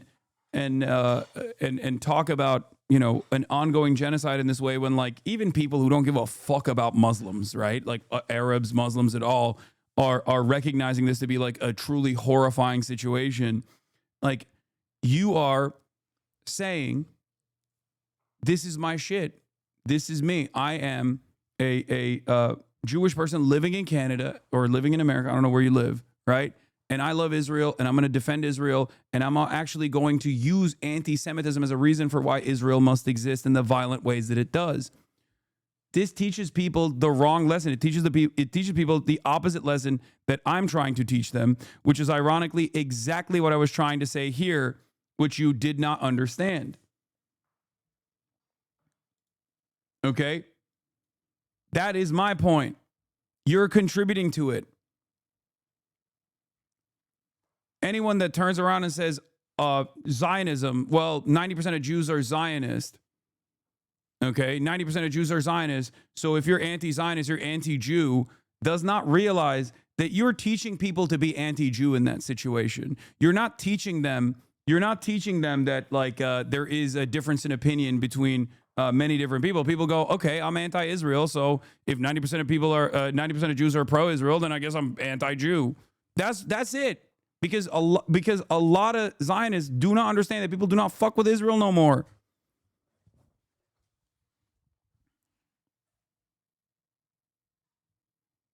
It just doesn't make any fucking sense, especially to someone like myself, especially someone whose name is Hasan, especially someone who's like, a prominent left-wing critic of America in the Western world, who is of Muslim background. I just don't understand it. It's like running around and saying all Muslims love ISIS. That's what it feels like.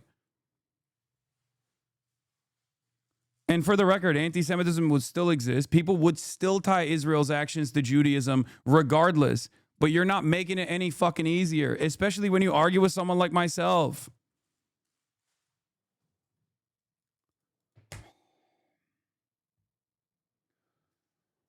Oh my God. Haha, in comparison, bro, Jews paid for being Jewish. Okay, they were tolerant, but Jews are discriminated against. You painted it as it wasn't like that. And then I pointed out and you get exasperated. This has been my issue with you. No, reading comprehension is your major issue. And critical thinking is your major issue. On the one hand, there was ethnic cleansing taking place against Jews. On the other hand, Jews, just like Christians, were forced to pay a tax. Okay? A non-Muslim tax. Take it up with people that chose to escape to the Ottoman Empire at the time, and not with me, okay? They made that choice, and I think it was the right choice to make. Yes, if he's talking about jizya, it was only for military ages and capable men only, not women, children, and the elderly. Around 1.5. Muslims pay 2.5 zakat. Can't believe we're still doing this Islamophobic talking point of the Big 2026. And the tax exempted them from joining the army. It doesn't matter. It doesn't matter. Here, I mean, this article is a great one. I've talked about this already. What did the Ottoman Empire ever do for us? Quite a lot, in fact, by Diana Darke. Contrary to the prevailing view, the Turkish civilization had an egalitarian, multicultural outlook which protected Jews.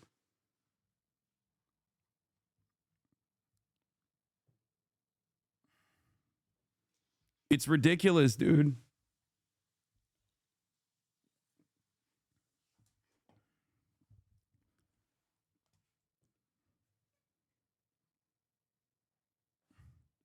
It's just so funny to try to argue on, you know, the Ottoman tax policies of me in an effort to try and fucking justify the Nakba somehow. Oh shit, dude, I'm sorry. I'm sorry that you know, Jews and Christians alike paid a specific tax when they weren't serving in the Ottoman military. So I guess it's okay to fucking do the Nakba. And then 80 years of like slow burn, ethnic cleansing and mass displacement and land theft. Shit, I should have thought about that. Yes, Jews don't have to pay taxes for being Jewish anymore. Look at your chat trying to justify how Jews paying taxes for being Jewish. Isn't that bad, lol? Dog, it's not that bad in comparison to fucking genocide. That's the point that people are making, which I think you can understand, right? Or perhaps you can't. Take it up with the people who fled and sought refuge in the Ottoman Empire. We don't have to have this discussion right now, especially when you're trying to justify the fucking Nakba for this reason. Oh my God. Do you not understand how fucking stupid this argument is? Are you all right? Never justified the Nakba, only pointed out it went both ways. Jews were expelled as well during their Nakba. Oh my God!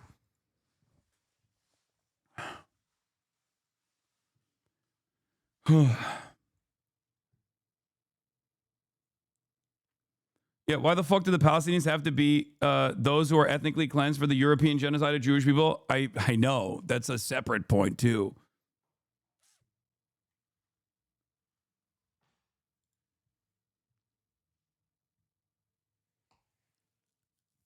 Anyway, yeah, you never justified the Nakba. You just said both sides suffered. Yeah, you know, poor Nazis suffered during the Holocaust too. Why do you not think about that?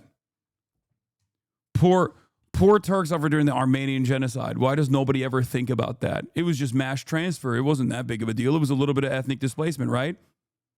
That's what I would sound like if I were you, you know, doing the same kind of defense. And many people still do it to this day, as a matter of fact.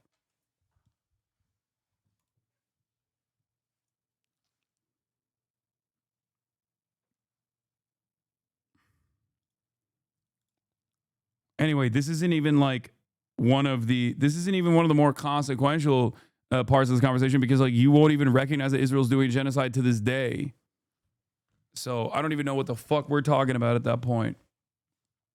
Anyway, hopefully this was somewhat educational. Maybe one day. But this is not the right argument to make. And if you were in here, as a matter of fact, when I was talking about this initially with the Somali conversation, assuming that all Somalis are actually doing mass fraud is akin to assuming all Jews are doing international sex trafficking for Mossad and pedophilia, like because Jeffrey Epstein. Okay? That's a better argument, which is one that I presented when talking about the Islamophobia and comparing it to anti-Semitism.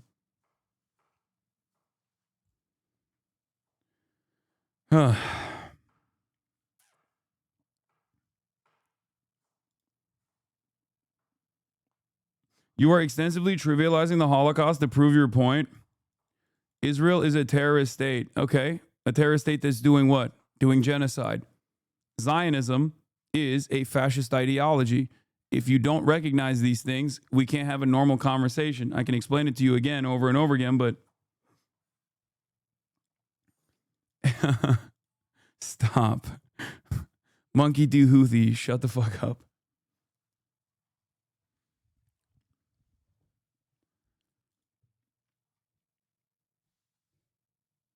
Anyway.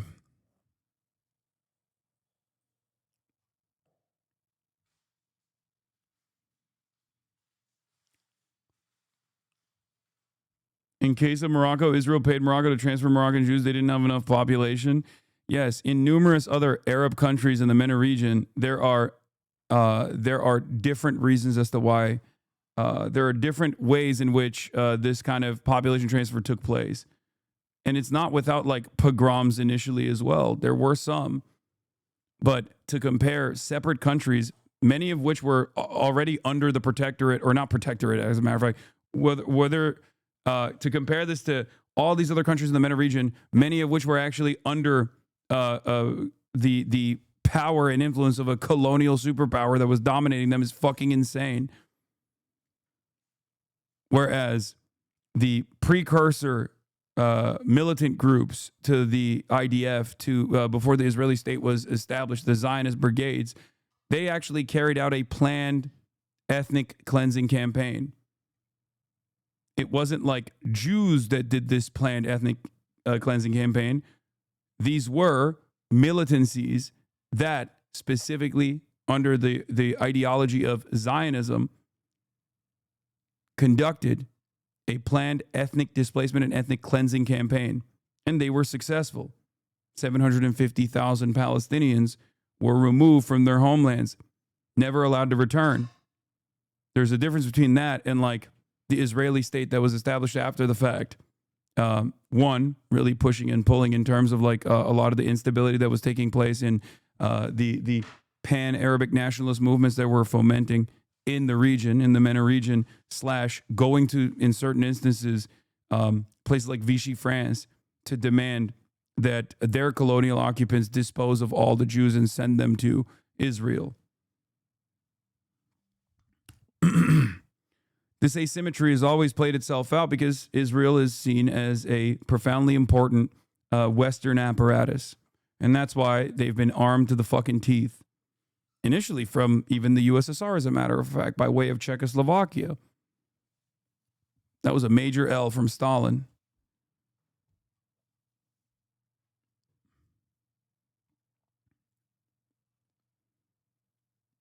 In any case, did he say Hamas attempted genocide on October 7th? That's so funny. Yeah, so you're right. The Jewish partisans attempted genocide during the Holocaust. The Warsaw Ghetto Uprising was attempted genocide against the Germans and the Polish. It's just like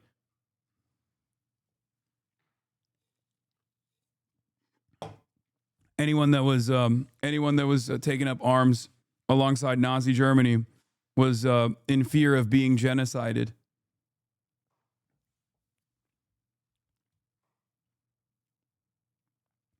Do you think Israel being horrible while tying itself to Judaism will make some people retcon their beliefs on everything surrounding World War II, and that conversation being popularized could swing people to be more sympathetic to actual Nazis and thus then be used to genocide, or just then be used to justify growing fascism today? Abso-fucking-lutely. That is exactly what's happening right now in broad daylight, in real time. It's exactly what I'm trying to fucking avoid. It's exactly what I'm trying to fight back against. And yet you still have people like Harley coming in here and trying to claim that I'm anti-Semitic, not realizing that right now anti-Semitism is unironically seen as a marker of earnesty, and you are so fucking far removed from the attitudes and how much they've shifted that you think that this is a successful strategy. Okay, people think you're a real one when you actually are anti-Semitic. It's fucking insane.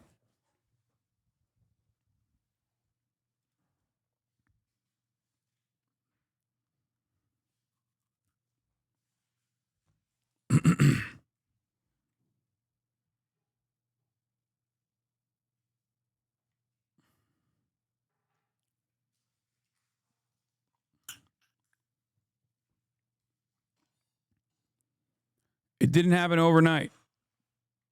Israel played a major role in it, though. There was already a lot of anti-Semitism flinging around, and yet, even to this day, for the record, like, anti-Semitism is a real bigotry, it's real hatred, but it doesn't have the same impact, the systematic discrimination that it once did in the United States of America, but it doesn't have the contemporary systematic discrimination that like anti-blackness and Islamophobia has, right? That's just true. Like there was a time and place when, people wouldn't hire Jewish people. There was a time and place in the United States of America when Jews had a hard time getting into schools and whatnot, things of that nature, right? But in modern American society, anti-Semitism is not systematic, right? In the same way that like anti-blackness is. Okay? Having said that, however, that could change in the future. And that was certainly the case in the past.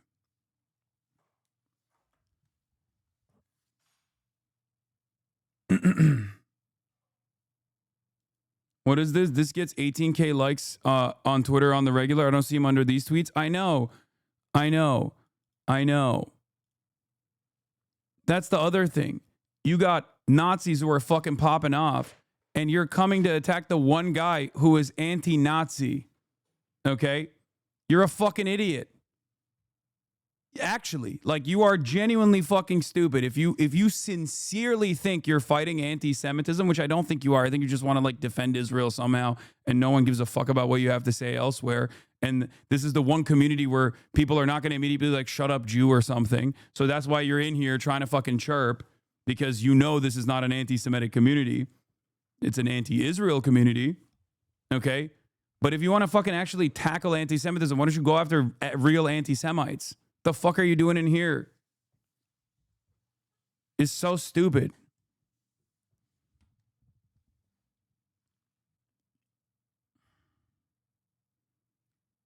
It's the same thing that fucking Ethan Klein has been doing for the past 2 years, like a dumbass, not realizing that the environment has shifted so dramatically that consistently chirping about anti-Semitism, especially against people who are objectively not anti-Semitic, who have spent a good deal of their professional media career fighting against anti-Semitism, consistently claiming that they're anti-Semitic, when actual anti-Semites are fucking going around town gaining tremendous prominence, shows me that you're not a sincere person at all. You're a fucking idiot. You're wasting your time. Anyway, let's get back to Benjamin Netanyahu speaking at this synagogue to loud cheers. Netanyahu, as you may know, has been prime minister several times for several years, but this is his first time to visit South Florida, and he comes here to the synagogue behind me. His message was very simple and to the point. Fight. Israel will not stop fighting. You try saying you have a much larger platform than the real anti-Semites? Really? I have a bigger platform than Candace Owens, who was running around with a copy of the Talmudic Jew to 160,000 live concurrent viewers, talking about how Jews are contract people, Jews are contract lords. You don't share 95% of my views, brother. You don't, okay? You don't. Clearly. Okay? Because the 5% is a justification for an ongoing wholesale slaughter. It's ridiculous. I hold you to a higher standard that Hasan, no need to be so angry and insulting. You are molding the brains of the youth. You are painting Israel as Nazi Germany is insane. No, it's not. It's not. It's 100% correct. This is the problem. Not only is it correct, but it hurts your feelings to even consider it. Open up your fucking mind and realize that that is precisely what is going on. Israel is the modern version of Nazi Germany. It is exactly the same. What the fuck are you talking about? Zionism revolves around ethno-religious supremacy and complete colonial domination, settler colonial domination over the indigenous population of non-Jews. It's fucking ridiculous. Blames Jews for everything, even Jew hate law. Bye, guys. Thanks for speaking to me as a human being, which is apparently something I should be grateful, according to Hasan. Any other place you have this conversation, any other political space you have this conversation that is anti-Israel, is immediately going to dial in on every anti-Semitic meme that you will ever hear. Okay? That's just the truth. The reason why you know that's not going to happen here is because deep down inside you also know that I am not an anti-Semite and I actually viciously combat against anti-Semitism. Ironically enough, our argument here stems from me saying Jews consistently saying they love Israel and defend Israel's genocide is actually fomenting anti-Semitism and making the United States of America and every other Western country a less safe space for Jewish people overall, because everyone fucking who is not as socially invested in the continuation of Israel as an ethno-state is going to look at this and go, okay, well, I guess Jews do care about Israel. All they care about is Israel. All they talk about is Israel, and become anti-Semitic as a consequence of that. Jesus Christ. No, it's not that complex. It's not that complex. Like, Jewish people are not like cut from a special cloth where they're incapable of being fascist, okay? Or fascism is not only Nazism. It's so stupid. In any case, if you want to fucking combat anti-Semitism, go talk to your friends like Sam Hyde, who you've defended as of late, which is insane. You know? Jesus Christ.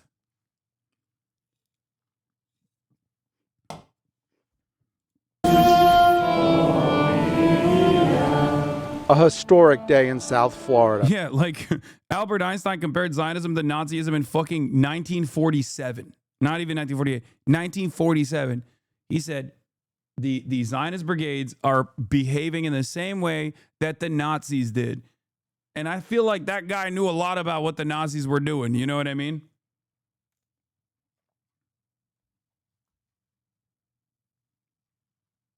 It's ironic because so much of my research or everything that I've learned about this predicament, so much of that has come from Jewish and sometimes even Israeli academics, okay? If it wasn't for Jewish Israeli academia, the new historians, we wouldn't even know that, like, we wouldn't even have evidence, rather, because we knew that the Nakba was an ethnic cleansing campaign, obviously, because their victims were alive. Some of them are still alive, right? But we wouldn't have evidence that it was a planned extermination campaign, okay?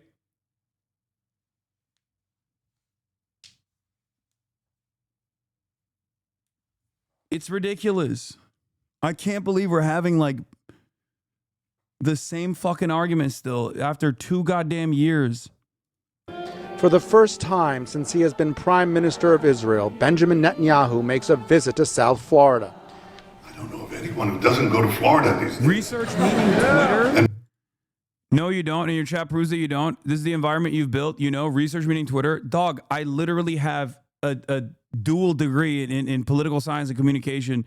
This is something that I have actually... Why am I entertaining this? It's just pure projection because your fucking favorite content creator who you think is actually an intellectual or some shit is only getting their information from, I suspect, Twitter, or consistently claiming that I'm getting my shit from Twitter. Most of them stay. It's a pleasure to be among proud Jews and proud non-Jewish friends of the Jewish people in the state of Israel who understand that unity, strength, and resolve are the guardians and guarantors of our future. In the morning, heightened security around the synagogue. Crowds gather. Local 10 gets inside the synagogue as people wait for the prime minister. And then Netanyahu arrives. People capturing the moment so close to this world leader. Jake is a Holocaust survivor. He escaped the death camps. And I shook his hand, and I said to him, and I said to you, I say to the entire world, never again. Yeah, never again for anybody, okay? Not the Kahanas interpretation of never again, which is never again just for Jews. But that is the modern state of affairs. Unfortunately. Never again. President Trump asked me, how do those people, how do they stand it? How do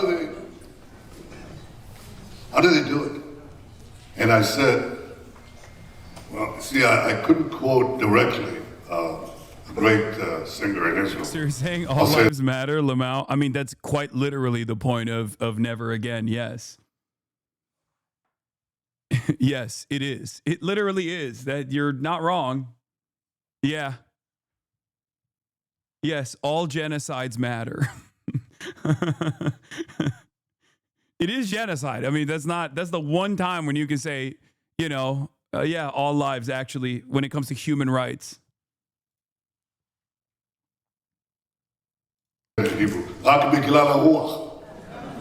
You know that. It's the spirit. It's the spirit of our forefathers. And Netanyahu leaves the audience with a message about the rising tide of anti-Semitism worldwide. The last thing you should do is lower your head and seek cover. That's not what you should do. You should stand up and be counted. You should fight back. You should speak up. You should attack your attackers.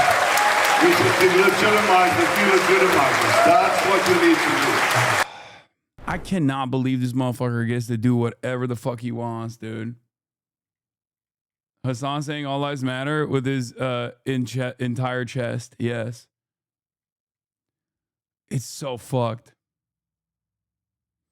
BLM was such a bad choice as slogan, man. No, it wasn't. What the fuck are we relitigating here? No. You know, it's interesting. When I say fight back, is to fight back to combat anti-Semitism. That last remark there, yeah, no, totally. Thank you. That's what he was wants. speaking about a teenager who was in the audience, and this teenager asked the prime minister, how do I deal with anti-Semitism on college campuses? And Netanyahu says, do not lower your head. The prime minister also spoke about his recent visit with President Trump in Mar-a-Lago, calling him a great friend to the state of Israel.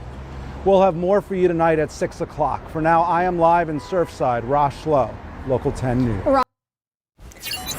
Right now at noon, Israeli Prime Minister Benjamin Netanyahu is making a South Florida stop today. Visiting a synagogue in Surfside. Local 10's Rosh Lowe, the only South Florida reporter inside for the service, and he is live with us. Rosh. You know, we have an incredible opportunity to be the only South Florida television station allowed inside the Shul of Bal Harbor. I'm joined by Representative Carlos Jimenez, and let's get to some video. Representative, tell me about the historic nature of this event. This is the first time Prime Minister Benjamin Netanyahu has been to South Florida since he's been Prime Minister. Yes, or particularly Miami. I think he's been maybe to Mar-a-Lago before, but I don't think he's been down here, and so it is very historic. I was actually, when I said, oh, I'm sure. Like, it's, what a shame, dude. What a deep fucking shame. Seriously. Deep fucking shame.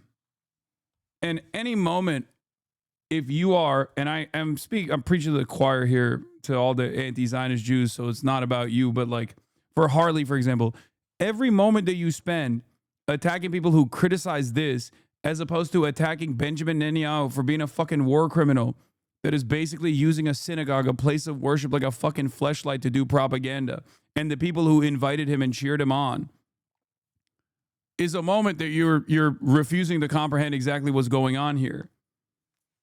Like, I thought at least liberal Zionists kept saying, oh, Benjamin Netanyahu is bad. Benjamin Netanyahu is the singular responsible factor here. Well, it turns out you don't really fucking hate Benjamin Netanyahu that much if you hate him, but then you're like, but he still should be able to go to Florida. He should go to a synagogue. Everyone should cheer him on. Everyone should talk about how big of a fucking brave hero he is. Well, I guess you don't fucking hate Benjamin Netanyahu at all. I guess that was just a talking point, and you're kind of butthurt that we're not eating that talking point.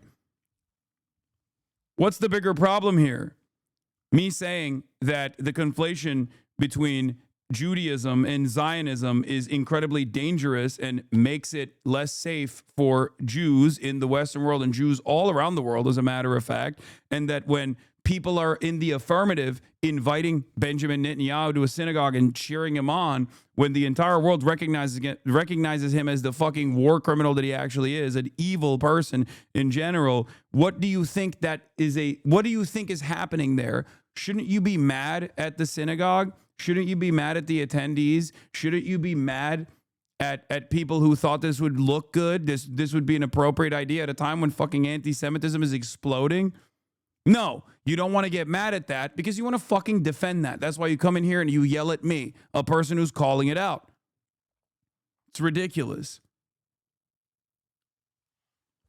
It's not only ridiculous, but it's utterly devoid of self-preservation. It's just like you're ridiculous, you're silly, you're not even recognizing how this looks.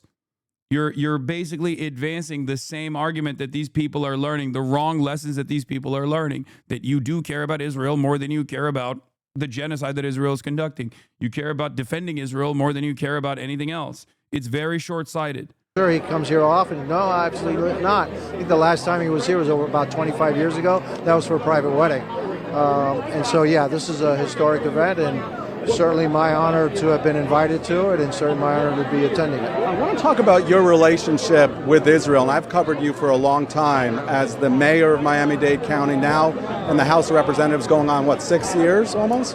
I'll be on my 6th year starting on the 3rd of January. Tell me about your support for Israel. No, I'm 100% behind Israel, and I have been for a long, long time.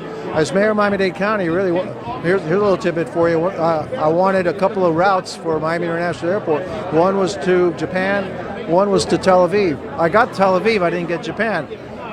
And so we've always had this close relationship. I've been 100% pro there. What is this? Like, this is what Israel defenders are saying now? Limit the First Amendment to defend it? It's time to limit the First Amendment in order to stop. Bro. Oh my God, no shot. Time to limit the First Amendment in order to protect it, and quickly before it's too late. What do you mean? I mean that we need to control the platforms, all the social platforms. And who the fuck do you think you are, Shlomo? Providing your 2 cents on our Constitution. I don't know about. Are you fucking kidding me, dude? I need to see the OG video. I need to see the OG video. Also, she's not slurring. His name is Shlomo before you fucking freak out, okay? Chatters. I know some of you heard her say Shlomo and went, whoop, your ears perked up. His name is literally Shlomo, okay? Calm down. Okay?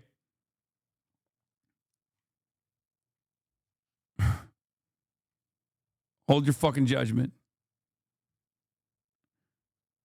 Valuable rights be limited.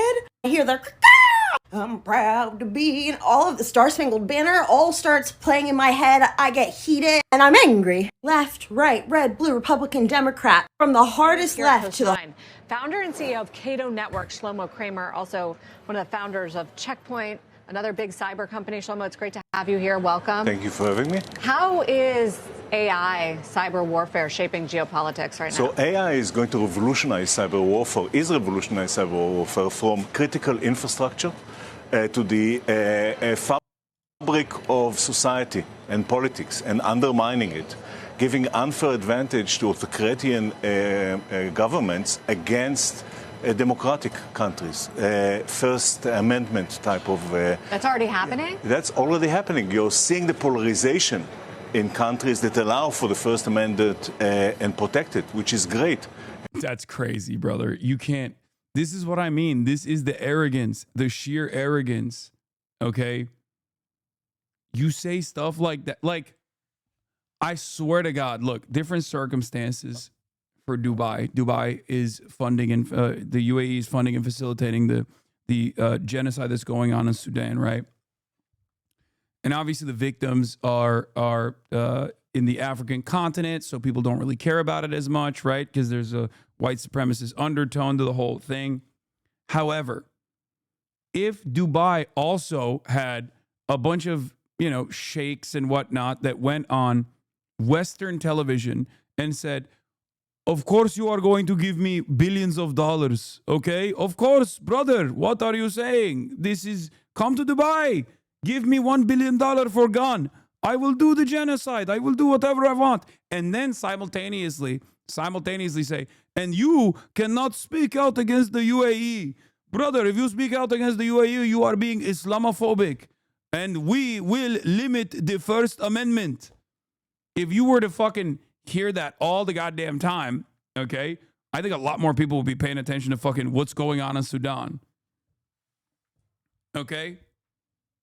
Straight up, Americans partially hate Israel now because of this shit. This is crazy.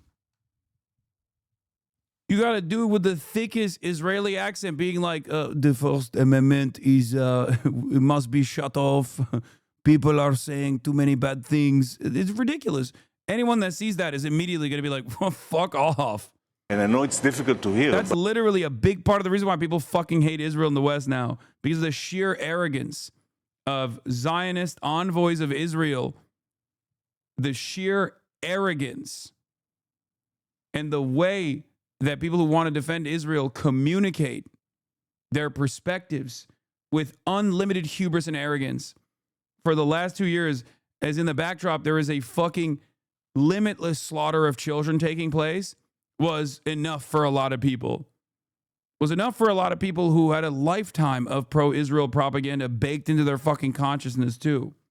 But it's time to limit the First Amendment in order to protect it, and quickly before it's too late. What do you mean? I mean that we need to control the platforms, all the social platforms. We need to stack rank the authenticity of every person that expresses themselves online and take control over what they are saying based on that ranking. The government. The government should control the social media.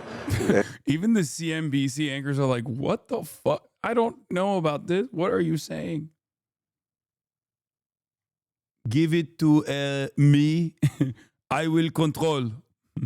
Give it to me and AI. We will control environment. No more First Amendment.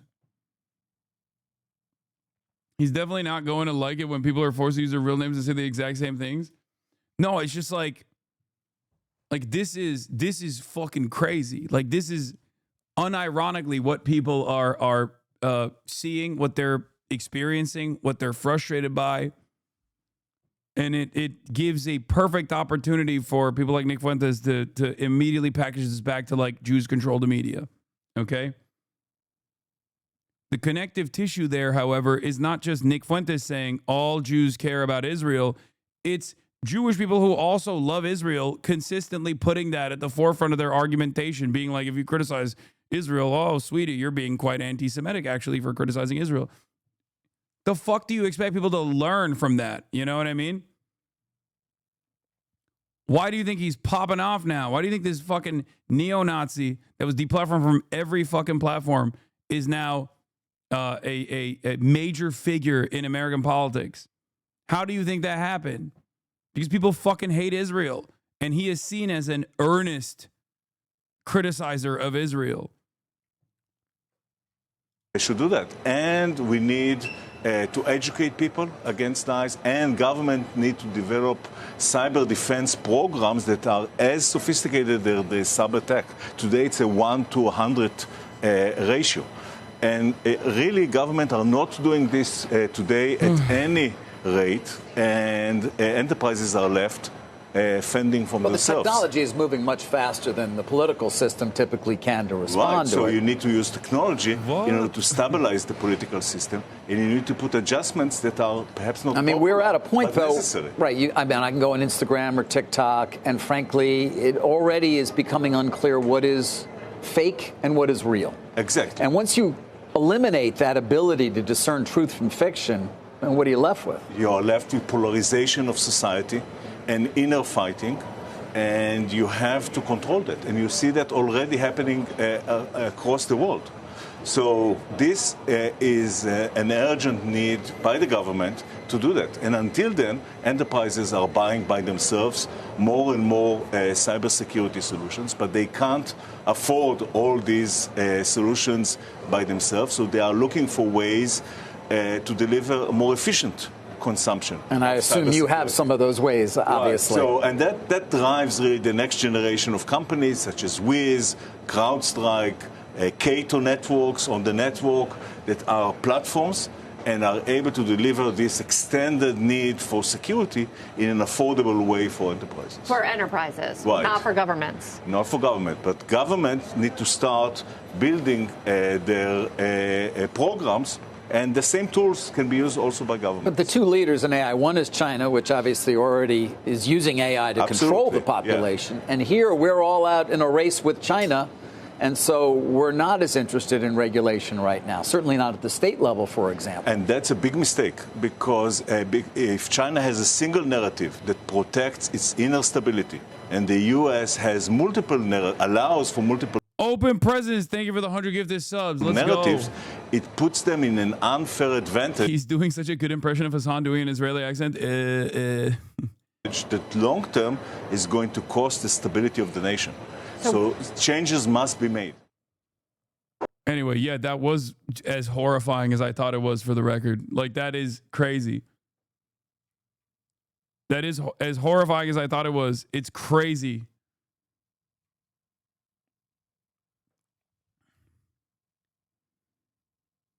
It seems he just wants a China-like censorship on the media. Yeah, it's fucking, it's so dumb. We are looking at all the worst aspects of Chinese governance and like Chinese repression and being like, let's not do any of the good stuff. Let's only do the stuff that people really fucking hate. Okay? It's so dumb. It doesn't work without the other, especially in the Western world. It will never work. You want to know why? Because those liberties are the only redeeming qualities of living in a fucking liberal capitalist Western country. Are you fucking joking? It's like saying we're going to shut off the treat machine and we're going to shut off your free speech openly, so you can't even feel like you have an opportunity to buy, like, I don't know, a diverse array of products that is relatively affordable, or even speak your mind. Call Trump a pedophile when you feel like it. The only reason why that kind of social restriction works in a place like China is because they also really base boost the material conditions. Okay? That's it. You can't have one without the other.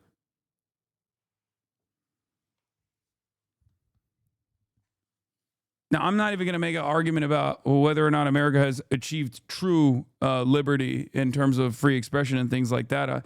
Obviously that's not the case, but I'm talking about like the feeling of having true liberty in self-expression, right? Because we believe it. We have it. We believe that we have it.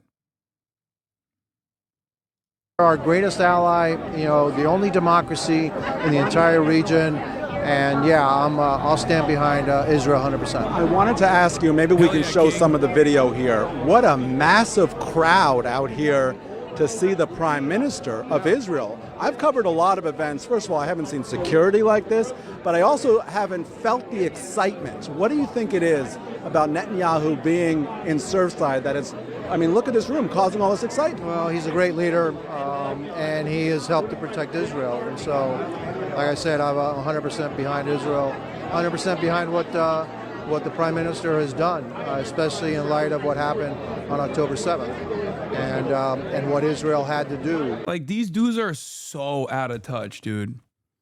It's just not, I guess you can kind of get away with it in this day and age with American politics, right? Like, you can just refuse to entertain the quite reasonable demands that the masses are making. But there is a time limit on that, I think. You can't get away with it forever. And we have to find peace in the Middle East. And peace comes through strength. It doesn't come through appeasement. And so, Benjamin Netanyahu shows strength. And he is committed to, the survival of and the prosperity of his nation. And so that's why you see a whole bunch of people here. I know that there's at least one more representative colleague of mine, Representative Fine, and also Senator Bernie Navarro from Ohio is here too. So yeah, there's a lot of buzz here today. You know what I love about South Florida? Even though it's a big city, it's still a small town. For people at home, I was walking through and I saw the representative. I go, "Do you recognize me?" He goes, "Yes, of course I recognize you." Yeah. We've been covering each other for many years. And it is so nice to be here to see I want people at home to recognize the importance of this. The Prime Minister of Israel chooses South Florida. Yeah. What is the connection? And then I'll let you go. What is the connection between South Florida and Israel specifically? Well, we have a huge Jewish community here, and the connection, again, we go back to what we did, right? We had that direct flight. That's a direct connection to Israel. There's a lot of people that donate money to Israel from this area, and so it's I don't know if it's the number one Jewish community in the United States, but it's got to be top two, okay? And so There's a huge connection to the state of Israel. There's a deep love for the state of.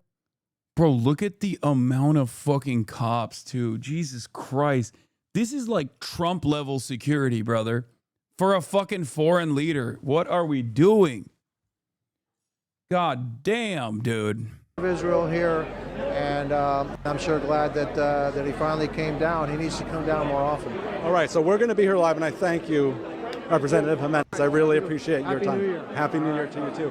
Let's let people at home. I want to show you the scene inside, just because it's unique that we're in here. We've seen a lot of representatives in here. We've seen just a ton of people who are just truly excited to see the Prime Minister. Now, as I mentioned there in the interview, this is Netanyahu's first. The president is visiting. Why wouldn't they be there? True. Daddy's here. Listen. I am surprised that you're surprised by that level of security. I mean, dude, come on. They like shut down the entire fucking city, bro. What are you talking about? I feel like that goes beyond, It's also so crazy. It's like, look at all these people. They're very excited for Adolf Hitler to visit their place of worship. It's awesome. We all love it. This is totally normal stuff. Let's look at the comments. Remember, they hate us and actively working against us. Oh, that was him. Passed by me in a motorcade full of state troopers. I thought it was Trump. America first. Jump Donald Boyd Trump. How high, Master Netanyahu? High. 2028, we will elect a president that will kick Israel out. Oh, what a day it will finally be free. A hero's welcome for a war criminal is insane. Disgusting war criminal. Why is this news station making propaganda for Israel? It doesn't seem legitimate and doesn't he have a son who lives in Florida? So I doubt it's his first time there, and U.S. taxpayer dime unusual.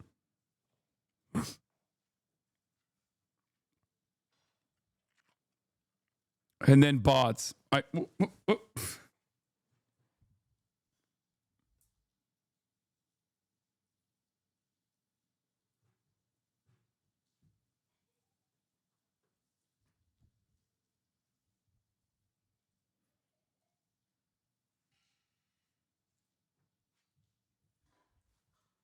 No, don't. No. Don't lay right behind me. Get up. Okay, up. No. Place. Immediately lays down. Okay. Come here. Get over here. Come. Get over here. What's this? What's this?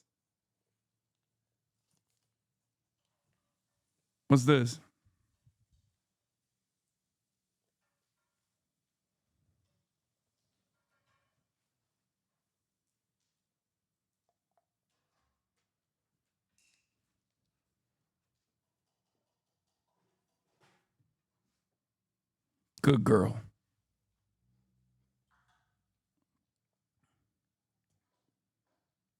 Just roll over her tail a little bit.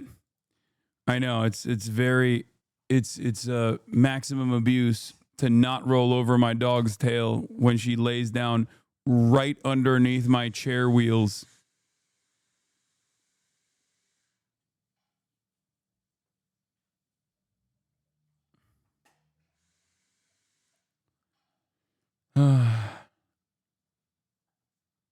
Kaya is never beating the Treatler allegations. Oh, she is Adolf Treatler, dude. Are you kidding me? She's the ultimate Treatler. She is a Treatlerite through and through.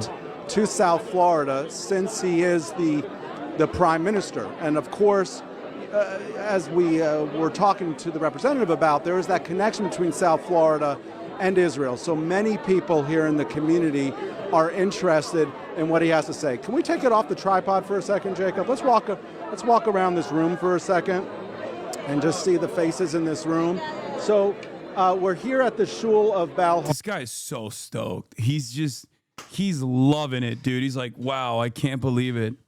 I love Benjamin Netanyahu. I love that he's here right now. What an incredible honor that we got to be here and film all these people who are also very excited to see our big, beautiful boy. Harbor. Psychotic. And, this is, if you're familiar with the area, this is Surfside, Bal Harbor, massive congregation. but also we have people that have come from all over here to see the Prime Minister, and you can see the crowds here. I do have to say, the amount of security that I saw here was absolutely incredible. People coming here. Let's just walk through the crowd here. Oh, Danny Danon. Danny Danon. Israel. Israel is number one. I hope there are no terror babies in here. Danny Danon. For a moment. Wow, all the goats are here. For a second here. 1 second. Just stick with me for a second. Thank you, sir. Thank you. Mayor Minor. Mayor Minor. You're live on Channel 10 now. Oh, hello. Why doesn't everybody introduce? I'm Minister of Transportation of Israel. I mean, what does today mean to you? Oh, this is tremendous. We have the Prime Minister, Bibi Netanyahu, is coming here, and you can see the support that the South Florida community has for Israel, and we're all out here to show our support. I was talking to Representative Jimenez about this. I've, A, never seen the amount of security, but B, those streets are crowded with people. There's this sense of real excitement here. Tell me about the historic significance of Netanyahu making South Florida, you know, his first visit since he's Prime Minister in America. Yeah, I mean, that shows you, because a type of visit like this, everyone's been saying, well, in years past, this would have been in New York. Do you think there are any protests around that area? Brother, one, it's Florida. Two, I don't even think they could get anywhere near it. Did you not see the way that they fucking shut down the city? It's crazy.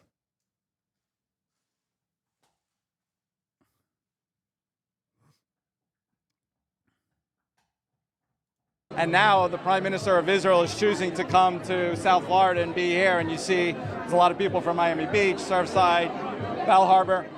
Miami Beach specifically. We talk about South Florida's connection with Israel. What is Miami Beach's connection with Israel? Well, we've stood firm in support of Israel and fighting anti-Semitism. They're connected. And I say all the time that we in Miami Beach are the leading example of what it is to support Israel and fight anti-Semitism. We will always stand with Israel. Unfortunately, we saw with Bondi Beach, the anti-Semitism is out there. The first night of Hanukkah, of course, that tragedy. What have we done here in South Florida to make sure that we're safe? Well, we do a lot, and we make sure, for example, we had some very anti-Israel protests early on, and that's okay. Free speech is allowed, but you cannot intimidate and harass people, and that's where it goes over the line, and we made sure we put it in check. Free speech, but you're not going to intimidate and harass people. And that's unfortunately what's happening in other parts of the world. They're letting it go unchecked. What are you most excited about here in the speech today? Well, obviously. Ugh. Gross. Oh, is the Iranian protests are attempting to break into the government building. I'm not going to cover this today. Trump demands answers on Minnesota daycare fraud. We're moving on from that. Oh, I wanted to show you this. Tony, double circ Tony DeCoppel, don't trust just me. Make me earn it, he says. Oh, God. Everything sucks so bad. I'm already in a bad mood. It's like literally fucking day one of the year, and I'm already in a shit-ass mood. Barry Weiss's faux populist smarmy bullshit will, of course, ignore 50% of Americans, what 50% of Americans think Israel is committing a genocide, and 60% supporting ending military aid to Israel. This posture will be entirely selective and mostly involve dehumanizing trans people and immigrants and sucking up to Trump. No one can just have an ideology anymore. Everyone must launder their ideological preferences through some alleged Joe Sixpack everyman whose voice will be appealed to when and only when it confirms to the ideological priors of Larry Ellison and the business needs of Oracle.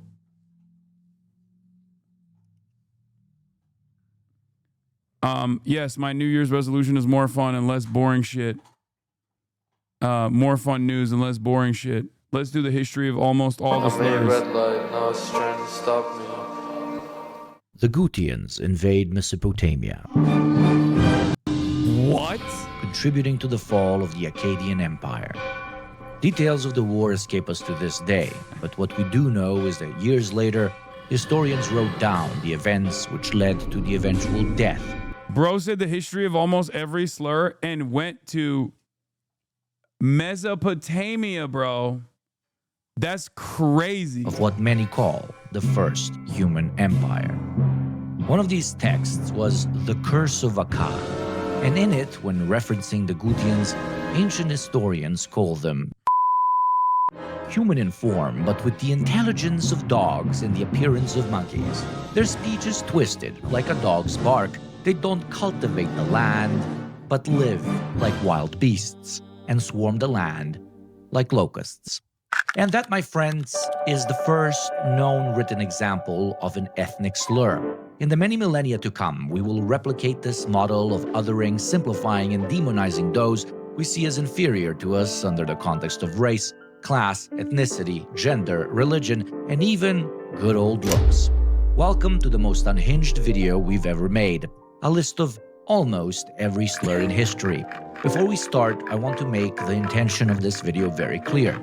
Slurs are more than just offensive words. They are linguistic weapons of oppression. That's very cool. I like that.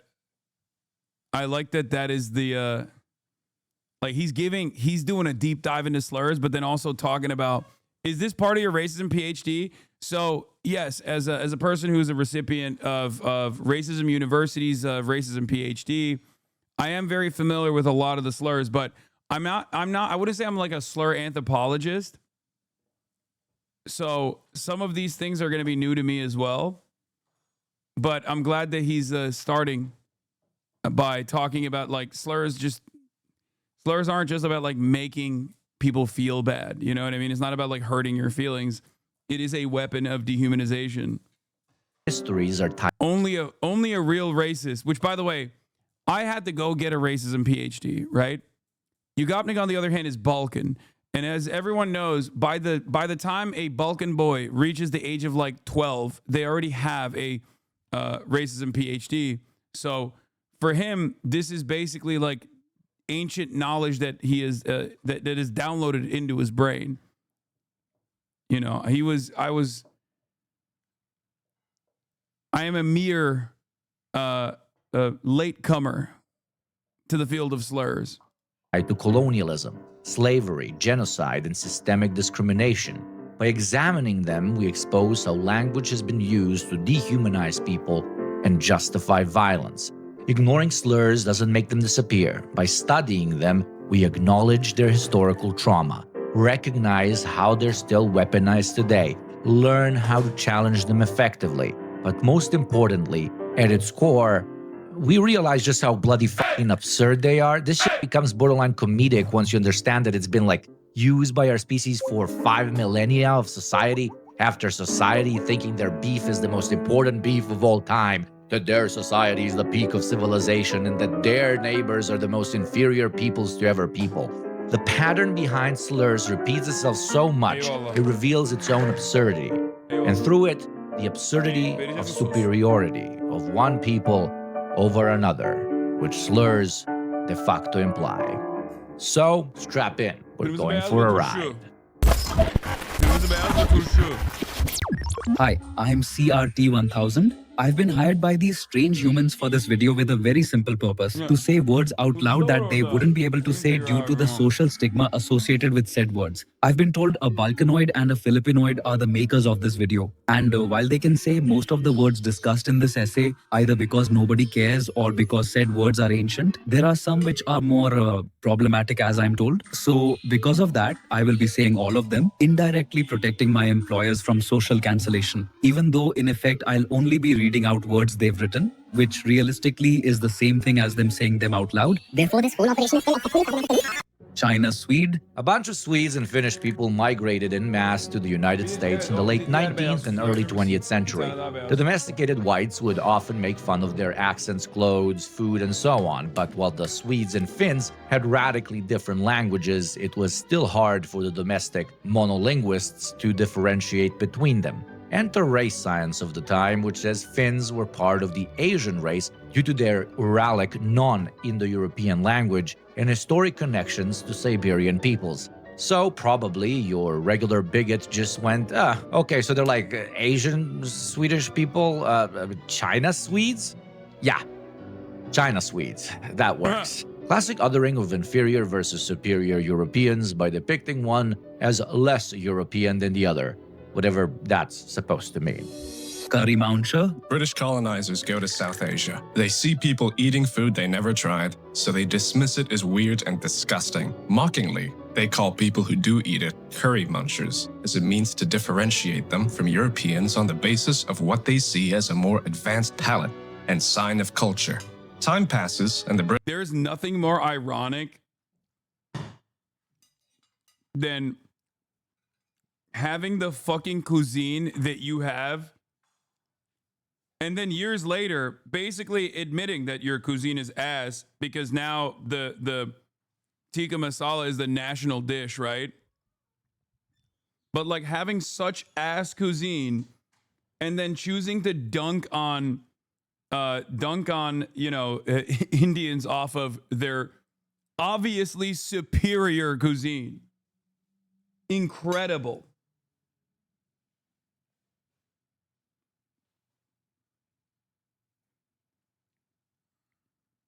British colonizers end up trying said South Asian cuisine as their brains realize that the best meal on the planet might not actually be beans on toast.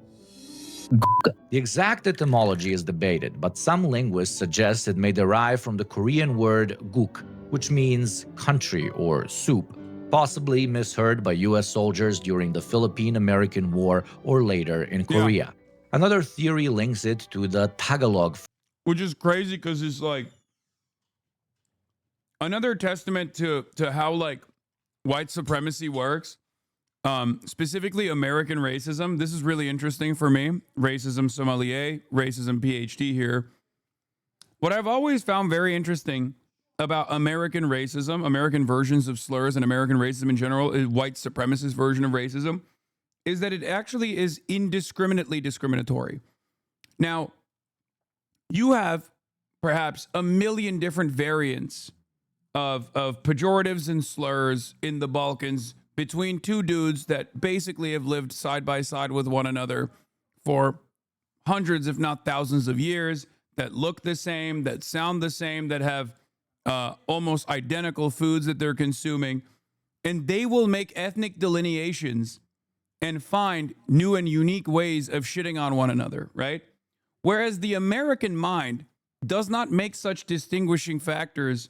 It does not make it does not place any emphasis on these distinguishing factors. So this term, the G word, right, G-O-O-K, was literally utilized against Koreans, against the Chinese, and in Vietnam as well. And it's fascinating because they did not choose to like come up with new terminology whatsoever. They just went, oh, they're Asian. They're all the same. Not realizing that half the time they were also fighting against like warring Asian countries that were being dominated by other Asian countries that were, trying to occupy them as a colony. American racism is unique in that regard.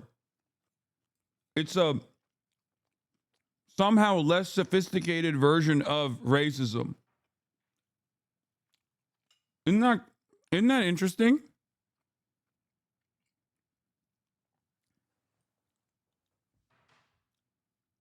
Phrase gagoka. Gagoka. Gagoka. Used by Filipinos resisting American occupation. Finally, the term was recorded in the 19th century as a derogatory word for Chinese immigrants, possibly from eyes, a racist descriptor for Asian facial features. What's impressive about the slur is that it developed relatively separately during different decades and still ended up generalizing as a slur against this or that kind of Asian ethnicity. U.S. soldiers called Filipino guerrillas, North Korean citizens and soldiers, South Korean allies, and even Vietnamese resistance fighters of the American War that exact word. Pretty interesting how the Yanks can do 3 wars with 3 different ethnicities and still call them all the same slur. Fully drinking on the Kool-Aid of superiority, an invading soldier has to fight their human instinct to feel for the so-called enemy. To do so, he must strip them of name, individuality, culture, and respect. In this case, depicting his enemies as an Asian horde in need of culling. Alibaba? Because something is foreign, it usually means it's bad, until we try it.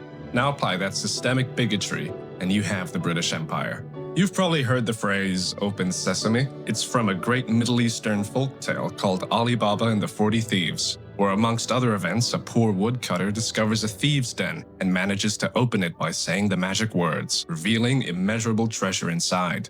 The story received global fame, which spread the name Ali Baba to every corner of Europe and later the United States. Not really knowledgeable about anything related to Middle Eastern cultures, except for that one story they heard as a kid, bigots at the time, and as deployed soldiers abroad started calling the enemy, or the minority, Ali Baba. To give you modern context, think of people calling Somalis pirates because of their only reference point being that Tom Hanks movie, or Borat with the Kazakhstanis. The only thing they really know about a whole people comes from a single place of media or art. So, that being their only reference point, they... Are you noticing something here?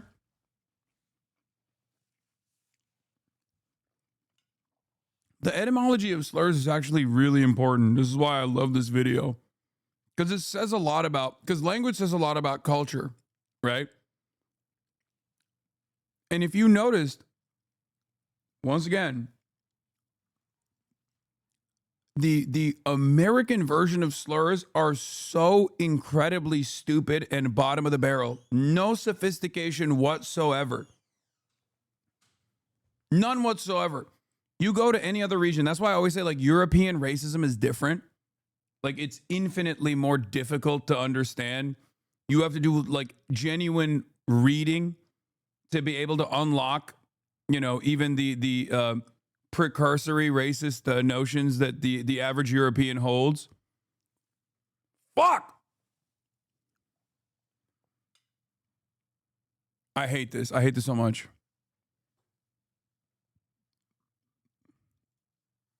Anyway, let's keep going. Doubled down, unwilling or unwise enough to dig a bit deeper.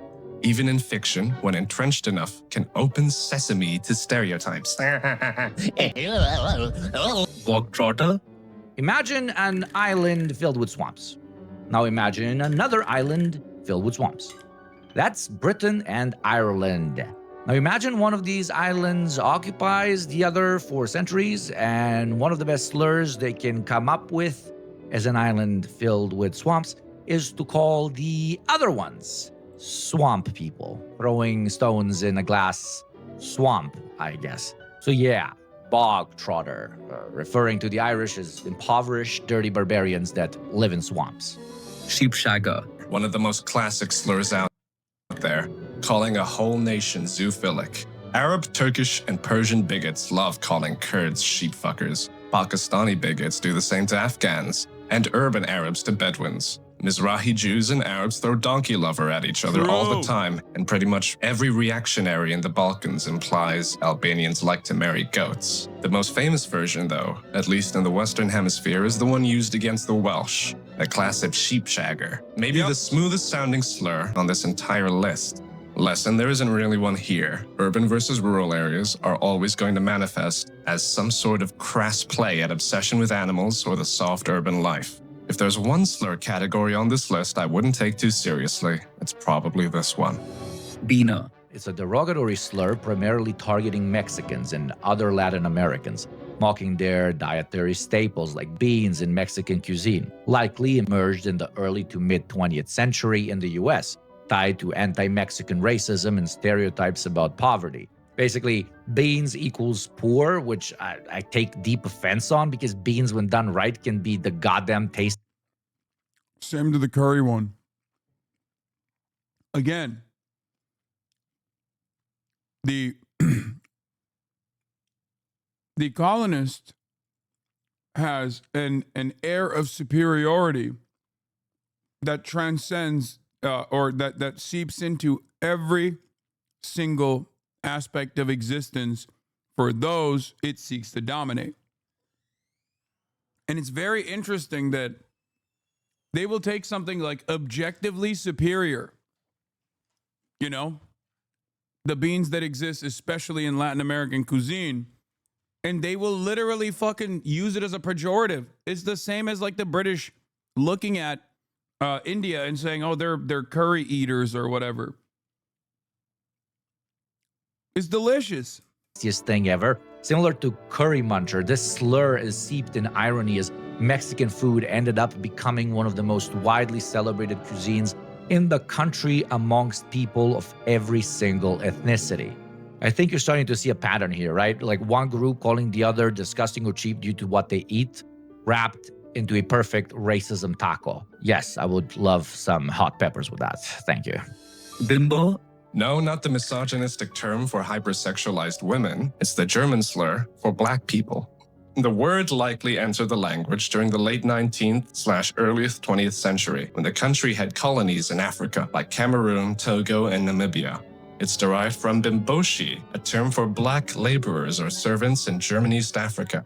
Scholars suggest it may have originated from local African languages like Swahili, but was distorted by German colonists into a derogatory term.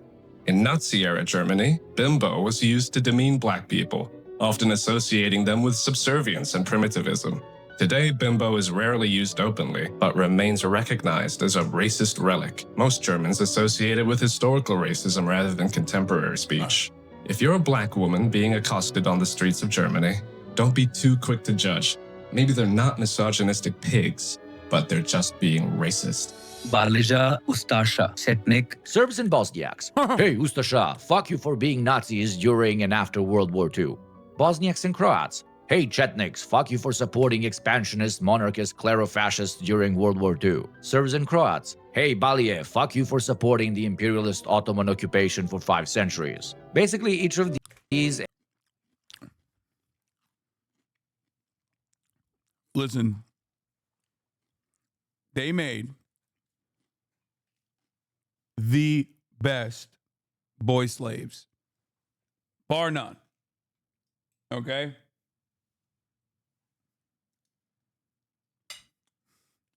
Or at least that's what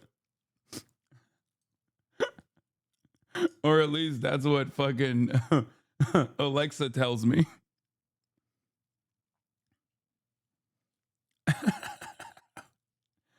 All jokes aside, the reason why I say that is because of the practice of devshirme.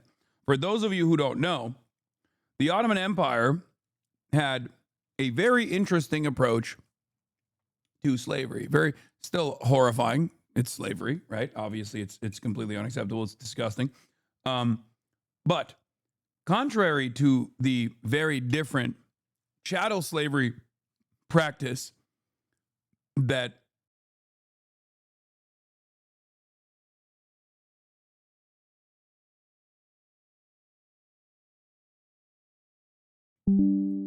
oh, it reconnected. We're good.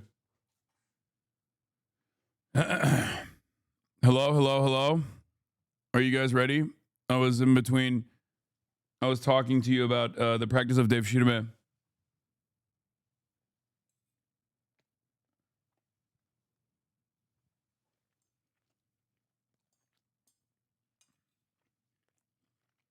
So, Serbs, primarily Christian, right? The devshirme practice was one that the Ottomans applied, where they would go to towns, places that they conquered, villages they conquered, and they would basically take young boys who were non-Muslim, okay, and send them to education. And this education was quite literally, like, it wasn't just like any kind of education. It was a very specific kind of education that would create some of the best soldiers in the form of janissaries, but not just the best soldiers, but even the best architects, the best teachers, and the best viziers, people that basically were elevated to the highest rungs of Ottoman society. Mimar Sinan, if I'm not mistaken, I believe, is also a devshirme. He is one of the most important architects in the Ottoman Empire, in the entirety of the Ottoman Empire history. Many of the most famous people in the Ottoman Empire, historic figures, come from the Devshirme program. They would teach them the arts, poetry, different languages, train them in every fucking aspect of life. And then, just like unlike chattel slavery, what's really interesting is they had to be non-Muslim, right? So there are stories of Muslim parents lying about their children being, or Muslim parents basically lying, Muslim families lying about their kids because they were so poor that they would basically lie about them not being Muslim so they could fucking send their kids off into the Devshirme program.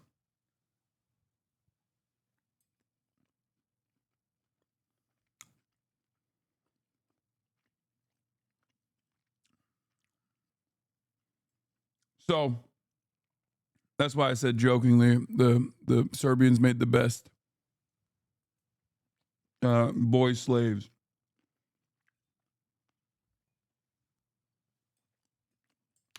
Yeah, so it's an interesting concept because they literally would get incredible education and would reach the highest rungs of society. Is it really the same as the dancing boys? No. No, there isn't. Eunuchs are totally different if that's what you're asking. Because I saw some people talking about eunuchs. The only eunuchs in Ottoman Empire were in the harem. And initially, the harem, like the person in charge of the harem leader or whatever, they used to hire, like they used to, use a black slave in the harems. And the reason for that was because obviously if the person who was in charge of the harem had sex with the concubines, then everyone would know because the babies would be black, right? So then they actually started the practice of snipping the harem lord's penis and balls and turn them into eunuchs. It's fucking horrifying.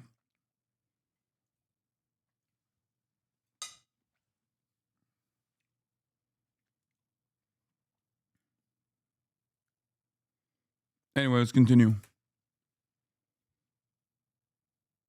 Ethnic groups uses the most controversial period in the history of the other groups to generalize them and call them all equal supporters of said political movements and periods. In the Balkan context, it's additionally ironic because all of these reactionary movements these slurs refer to were defeated thanks to the greater collaboration of all three of these ethnicities fighting for the same goal. The lesson? Divide and conquer, words edition. By constantly using said words, the subject is reminded of the harshest periods in history between his group and the outgroup, minimizing chances for dialogue and finding any sort of middle ground. That's one of the most impactful aspects of slurs. They throw us back, in a matter of a second, to periods of strife, death, and hate, effectively eliminating any chances of reconciliation between partners and even victims and perpetrators on a national, religious, or racial level. Timur. What's more important, the hardworking farmer or the logistics expert who plans out how the farmer's food is going to reach the shelves? Who's got more culture, an ancient local religious tradition of a small town, or the edgiest new wave beats being thought up in urban rave clubs?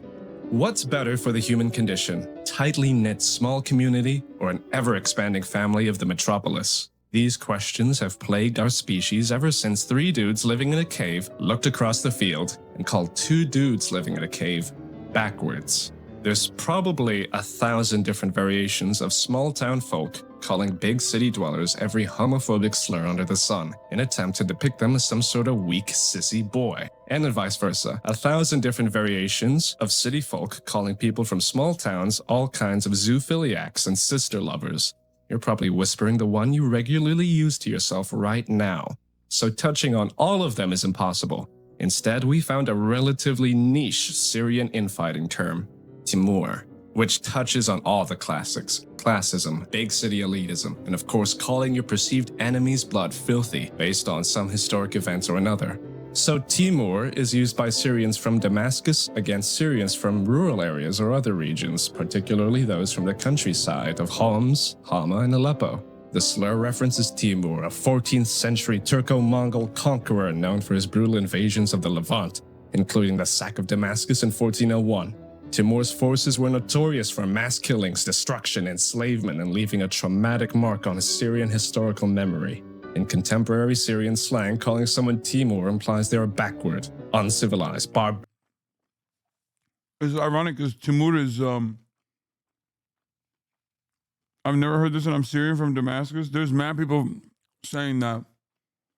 But Timur is a Turkish name. barbaric or violent, drawing a parallel between the historic brutality of Timur's forces and stereotypes about rural Syrians. It obviously sometimes implies the person being called Timur might be an unwilling descendant of the so-called invading hordes. The slur reflects long-standing class divisions in Syria, where urban populations have historically looked down upon rural communities. The Syrian civil war in 2011, as you can probably imagine, launched the use of the word. And more importantly, the rural-urban class divide into hyperdrive. While Timur is not universally common as other Syrian slurs like Shimali for northerners or Falla for peasants, it is still used in certain circles, particularly among older or more elitist Damascenes. So to round off is promised a perfect combination of the manipulated historical context. Rural and urban parts of a country fighting against each other is like your legs fighting your arms. You're literally on the same team, and would likely not survive without the other. So stop.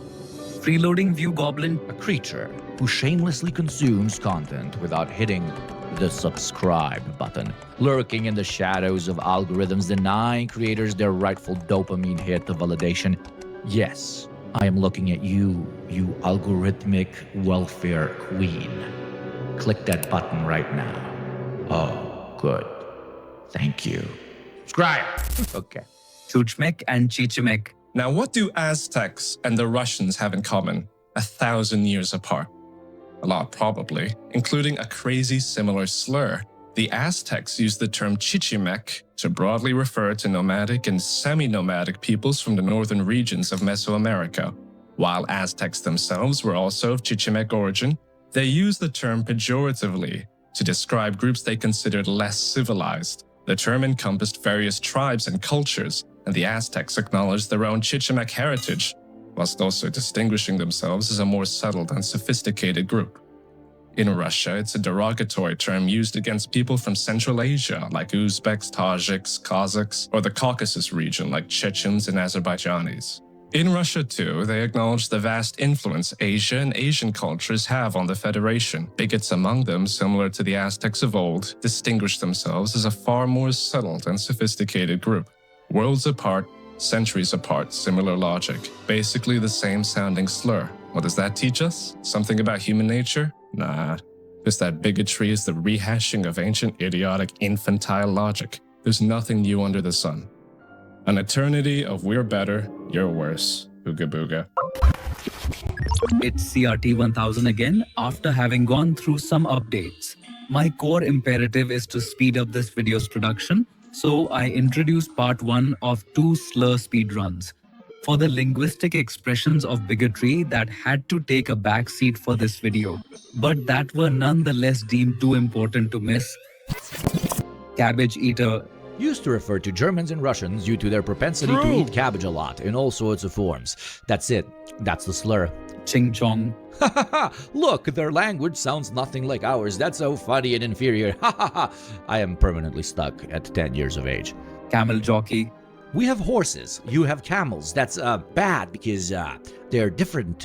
Pretty much that. Arabs and South Asians ride camels, which I guess is so weird that they turned it into a slur. Smoked Irish. I think you can already guess this one, and if you can't, you're a better person than me. Irish, a disliked immigrant minority in early 20th century America. Black people, a disliked newly semi-freed minority in early 20th century America. White people. What? Bro, they hated Irish people so much that they would call black people Irish?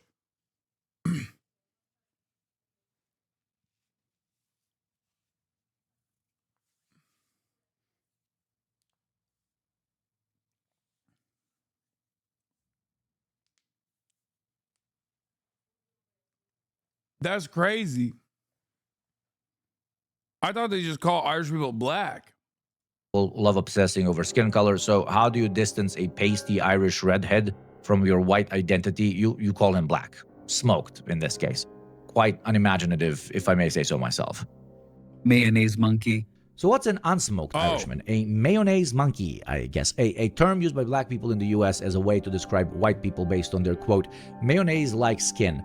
Bro, cum skin is way better of a deeper cut, in my opinion. Cum skin. I think mayo monkey is like, it's low level, honestly. Like, sun dodger is funny. Cum skin gets right to the point. It's just like, it's indefensible. You got owned, you know what I mean? Yeah, this one's the classic you do me, I do you approach of slur back and forth, I feel like. Northern monkey. Used in the south of England to call northerners unsophisticated. Basically, the English version of redneck.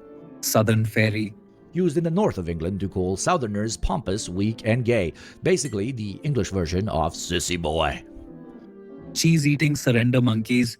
This refers to French people coming out of a 1995 Simpsons episode, Bonjour, you cheese-eating surrender monkeys! Referencing France's surrender in World War II and their propensity to eat cheese. Macaronar. Romanian slur for Italians because they eat macaroni. Balkan people tend to call all pasta macaroni as a way to undermine the importance of pasta-styled meals. Pakistani. Incredibly original. The racists are so dumb they use it for non-Pakistani people as well. Polish. Incredibly original. The racists are so dumb they use it for non-Polish people as well. Dago. Spanish name Diego or Italian name Dago, often short for Salvador. That's where that comes from? Oh my God, I didn't know that. Okay, I'm learning. See, here's the thing. As a racism PhD holder, I actually don't know that much about like the anti-European slurs that specifically pertain to like white Europeans. Like, that's the one area where I just like, I guess I gotta get a postdoc for that one. But in my PhD, I primarily focus on like, you know, the antiquated versions of racism, mostly like non-white. Used as a slur against Spanish people, Italians, and even the Portuguese. Incredibly original. These racists are so dumb they use it for other ethnicities as well. Oven dodger. The Holocaust. Ovens. They survived. Oven dodger. Fucking demonic. Interlude 1 complete. Chinaman. The term Chinaman is an ethnic slur historically used to demean people of Chinese descent, particularly in English-speaking countries like the United States, Canada, Australia, and the UK. While it may sound like a neutral term, akin to Frenchman or Irishman, it's really, and I mean really is not. It first appeared in British colonial contexts, but solidified during the American gold rush when plenty of Chinese miners searched for their fortune by emigrating to the United States. They were called Chinamen while facing brutal working conditions and racist hostility. Newspapers and political cartoons frequently used the term to portray Chinese people as filthy and eternally foreign, incapable of assimilation. Of course, as you've probably noticed from this video, racists are not exactly knowledgeable about the diversity of most places. So, surprising to no one, it was often used against non-Chinese Asians as well. For example, in 1870s England, the Japanese admiral Togo Heihachiro referred to as Johnny Chinaman by his comrades. Keep in mind, Mr. Heihachiro would go on to literally lead wars against the Chinese, but in England he was Chinese. Let me give you another.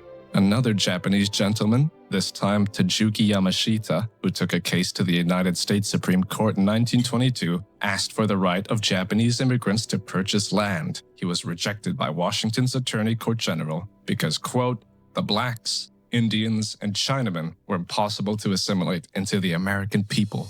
Bosgor. It's a highly offensive ethnic slur used primarily by Romanians to demean Hungarians, particularly ethnic Hungarians living in Romania who form the largest minority in the country, mainly in Transylvania. The term means, well, almost nothing. That's why this one is kind of special. It's just derogatory because it's derogatory. It doesn't imply anything. It's just a dirty word for Hungarians. Nothing to do with how they look, talk, or walk. It's almost respectful in just how non-attribute it is. We looked at 50 sources, and the closest we got to the root of the word is a relatively commonly used Hungarian swear word, bazd meg, which when butchered becomes bozgor. A lot of Romanians say it simply means stateless, which is to an extent the whole point of the slur. Hungarians lost Transylvania for the final time after World War I, so the Hungarians left in the Romanian borders are often reminded of said loss and their current stateless status, even though most likely they got Romanian and Hungarian passports inside of the common EU. Small additional note from Yugopnik here. I'm disappointed in you, brothers and sisters of Romania. I always call you the only cute, lovable Balkan country, but I guess we're all as reactionary as the rest of the world at the end of the day. Lesson, I find these to be the dumbest of slurs, to be honest, reminding of people. What does Magyar mean? It means Hungarian. Magyar. In Turkey, you don't say like Hungary doesn't. That's not a thing. In Turkey, we say Macaristan. The Magyar people. It's the.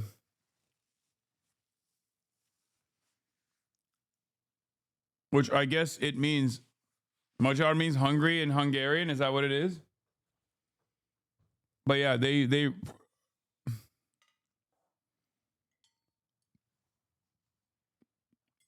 there's a unit in the Ukrainian force called the Magyar Birds.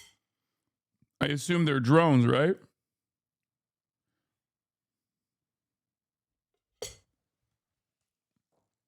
Is the stan suffix of Turkic origin? No. I think isn't it Arabic or Persian?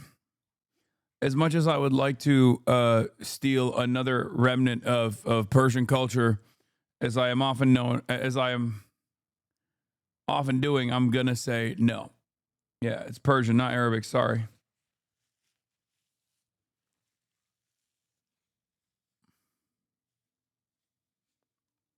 We have the real racism understanding here. Oh, what are we watching? We're watching your video, Yugopnik. And as someone who has a PhD in racism, this video made me realize I got to go get my postdoctorate. Because the reality of the matter is there are still areas of I definitely still have like areas where I need to learn more about different variants of racism.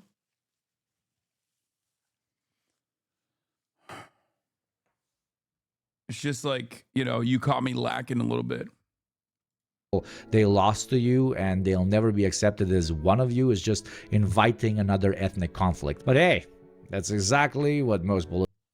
Also, you missed it. We were talking about, before you brought up the glorious Yugoslavia, I said Serbs make the best boy slaves, and chat lit up.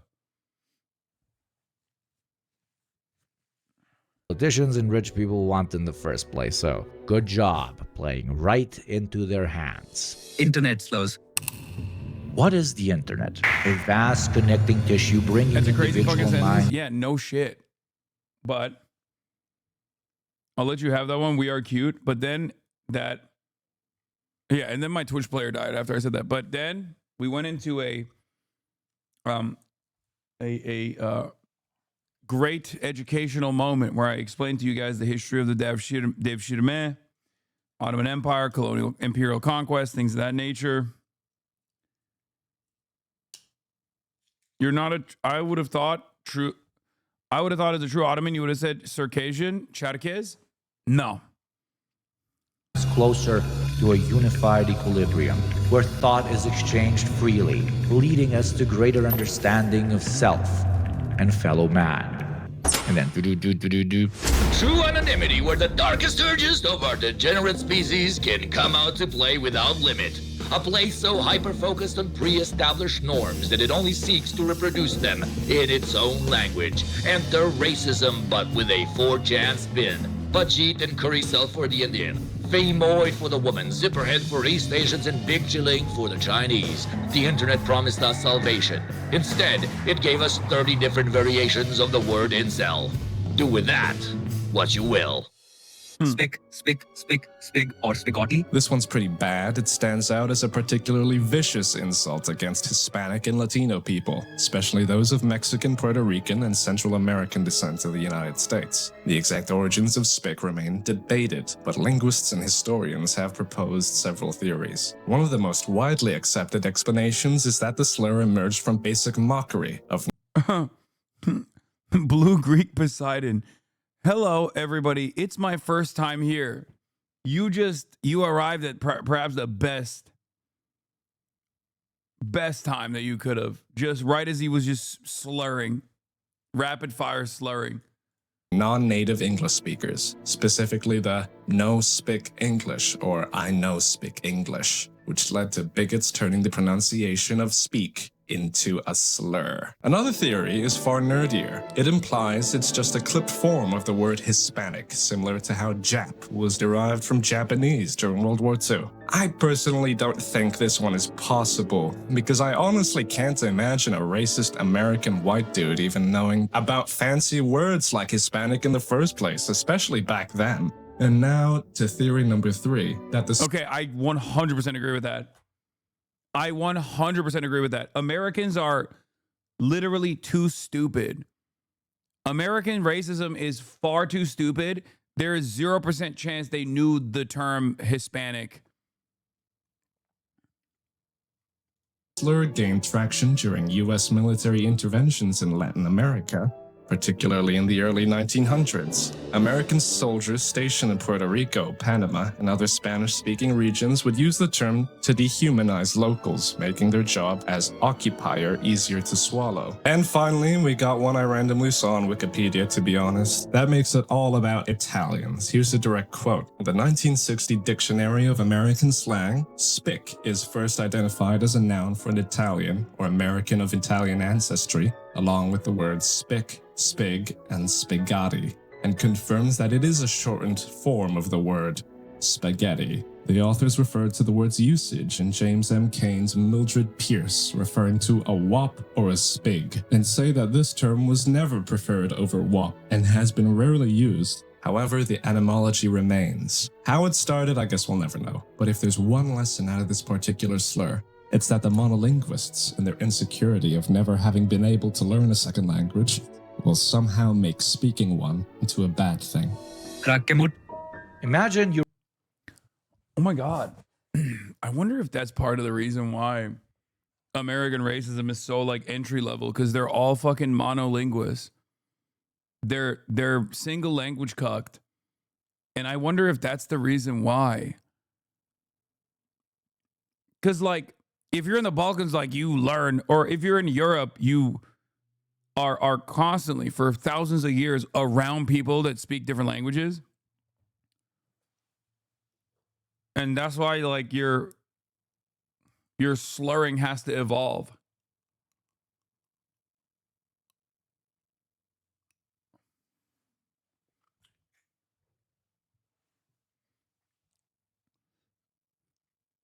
It is also very funny to think of like random unwashed Twitch streamers talking about how like Somalis are subhuman and stupid or whatever, when again, monolinguist.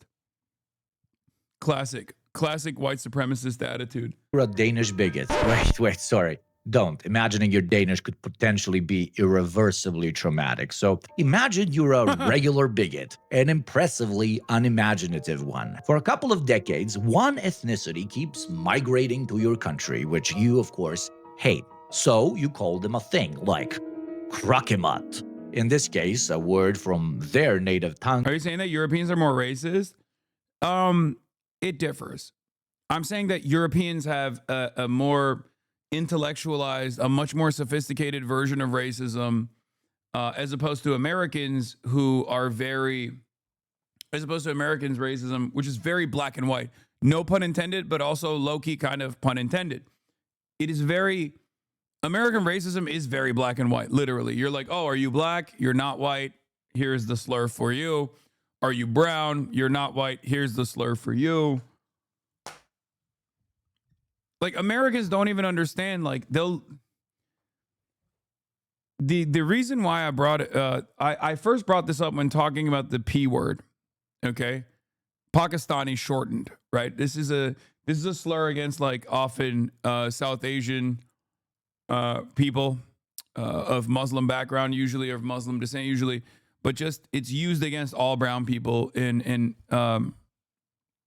countries where there are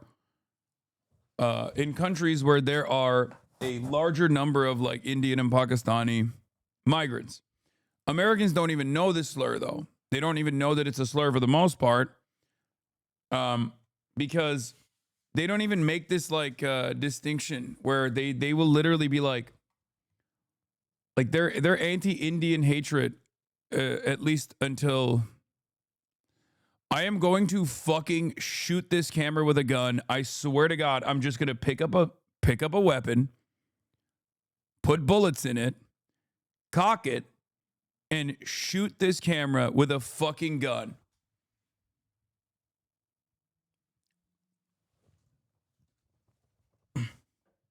Fuck!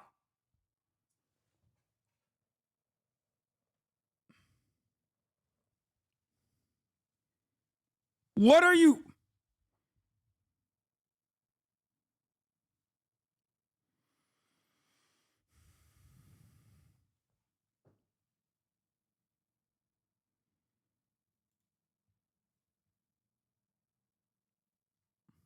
Let's continue. Meaning to the mountain. You keep using that slur for a while, but at one point you start realizing that people from that foreign land you hate so much aren't immigrating anymore. It's people from a completely different place that are now the problem. So it's time for another slur. You think and you think and you think, but you're dumb. And you can't be bothered to think up something new, so you start calling them the same word? Wait, really? Did you just call them the same word? What? That's the story of Crackamut, a slur that brought two unlikely peoples together under the same Danish confusion. People from Greenland, the original title bearers, and Arabs, the inheritors of this great Danish privilege. Jokes aside, nothing like the laziness of a racist to bring a people together. Shylock? To be or not to be? A Jew? Ah, yeah, Shylock, the merchant of Venice, where the main bad guy was a stereotypical Jewish guy called Shylock. Spoiler warning, the story ends with his forced conversion to Christianity and a staggering defeat at the Trump said this word famously. hands of some handsome Christians. Now we might ask where Shakespeare got his inspiration for a greedy, money-lending Jewish character, and some might answer based on lived experience. And you would be wrong. Have you been missing the point of this entire video? No, Shakespeare wasn't presenting a justifiable stereotype, not only because there is no such concept, but more importantly because he had probably never even met a Jew. In Shakespeare's time, no Jews had been legally present in England for several hundred years. However, stereotypes of Jews as moneylenders remained from the Middle Ages. Historically, moneylending had been a fairly common occupation among Jews, in part because Christians were not able to offer interest-bearing loans, then considered the sin of usury. While Jews were excluded from most other fields of work, at the same time, most Christians... Yeah, I think Brandon has said it too. Trump and Brandon both. Kings forbade Jews to own land for farming or to serve in government. Thus, moneylending was one of the few occupations still open to Jews. Since that era, I'm impressed that Trump knows a word that originates in Shakespeare's work. I mean, if you know there are a lot of words that have originated from Shakespeare's work. That's kind of the whole thing with Shakespeare. Like the word assassin.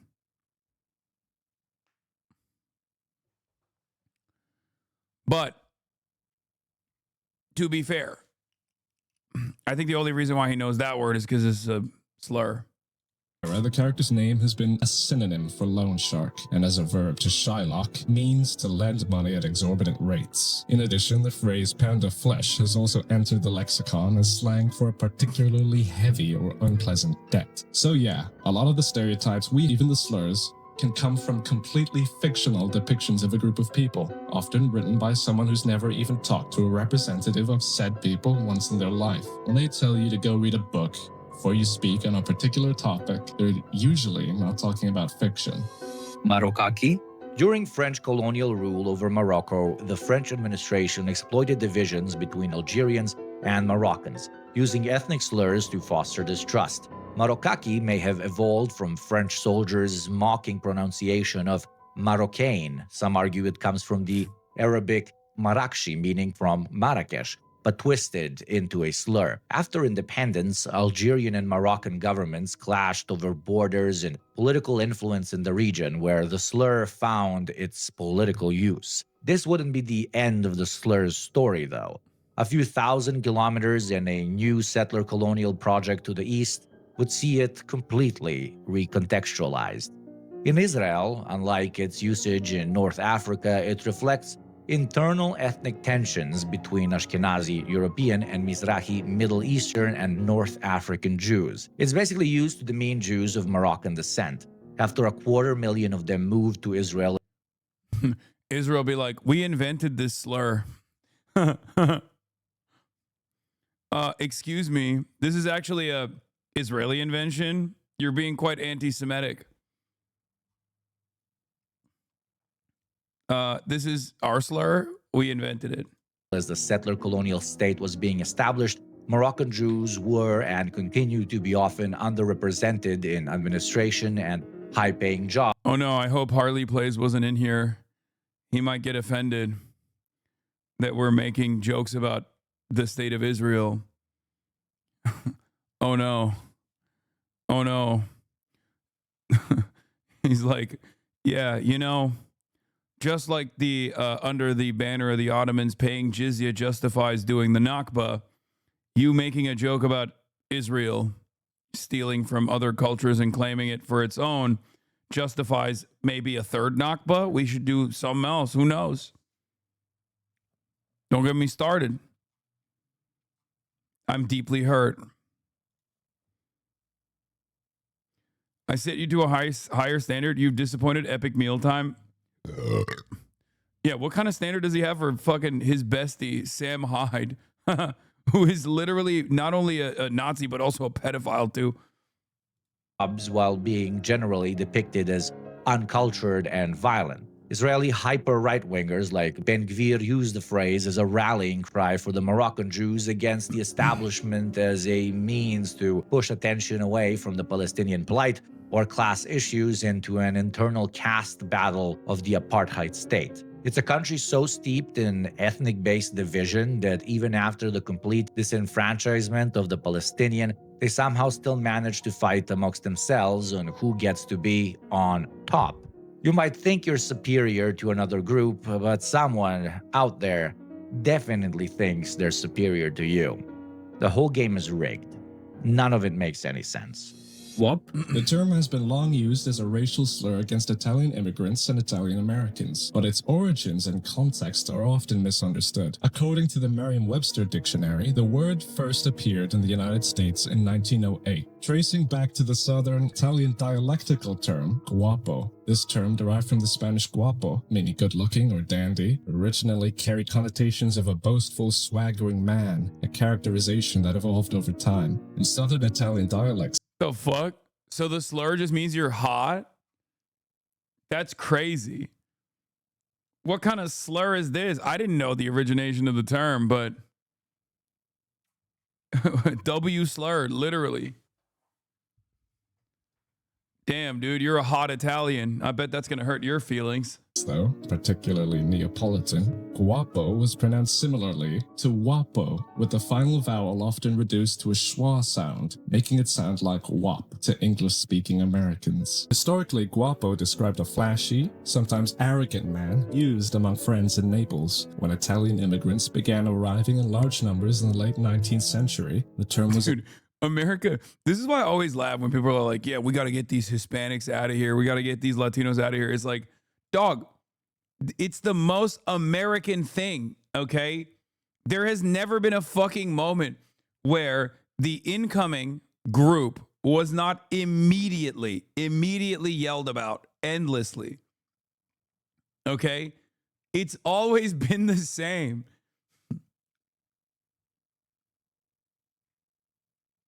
I thought it meant without papers, saying Italian immigrants were undocumented. I think at this time, no one was coming with papers, right? I mean, I guess, yeah, no, maybe. Maybe this is after that point, but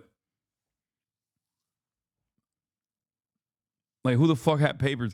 No, but yeah, no one really had papers at that point. But dude, look at this. Like, look at this shit.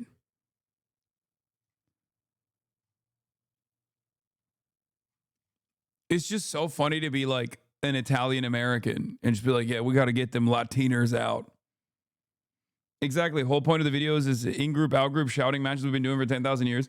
No, I know, but it's like especially funny for Americans because it's an entire settler colony that only exists because of unlimited migration. Like, that's literally how this country was designed.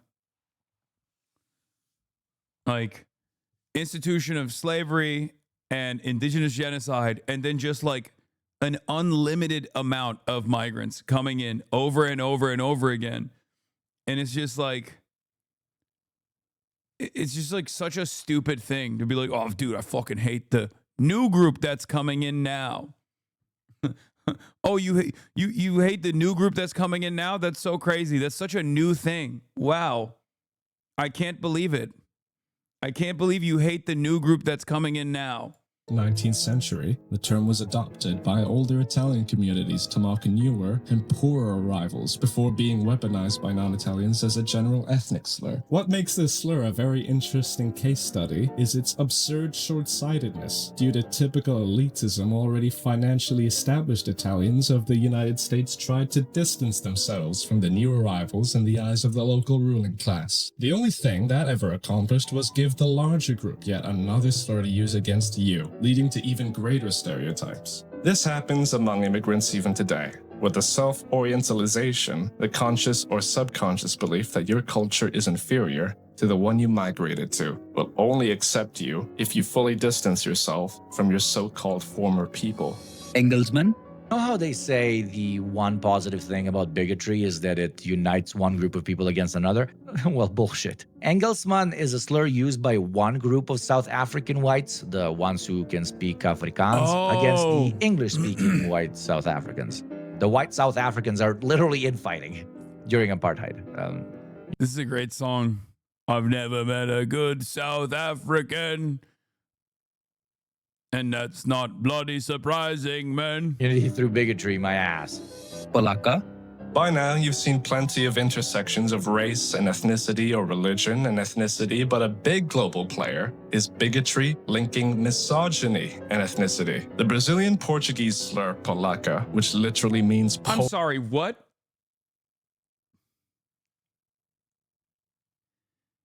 The Brazilian Portuguese slur that is about Polish people? How did this... What? How do you even... What? Polish woman became synonymous with prostitute in the early 20th century due to the stigmatization of Eastern European immigrant women, particularly vulnerable...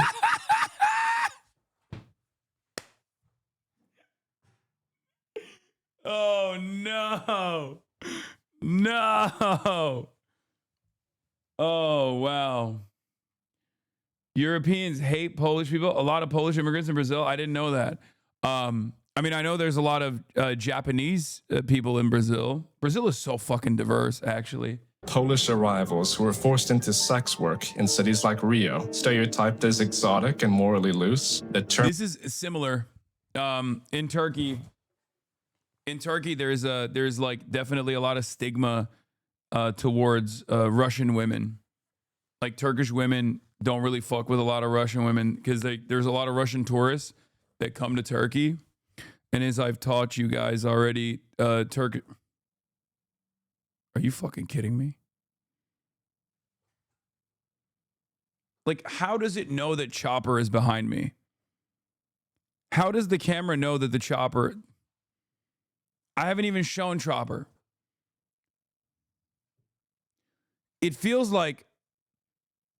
It literally feels like the camera is focusing on everything but me. Like, everything but me, okay?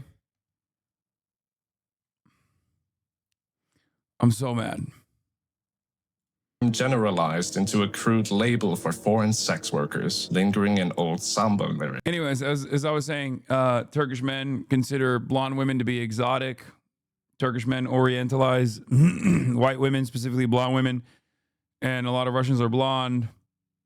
And so the misogynistic, yeah, we noticed. Okay, calm down. A lot of, there's this like almost hatred towards Russian women in a similar vein where they consider every Russian woman to be a sex worker. A lot of Turkish women will, you know, say that. And literature. Though now considered archaic and offensive, it reflects how xenophobia and sexual exploitation shapes language. Othering a different gender is already too easy. Othering a different gender who happens to be a different ethnicity, that removes any motherly and family attachment from the subject, making it easier to dehumanize them. For example, it's much harder for a bigot to say that all women of his nation are sluts, because that includes his mother, his sister, maybe even his daughter. But to say it for another nation, well, anything goes. Haji?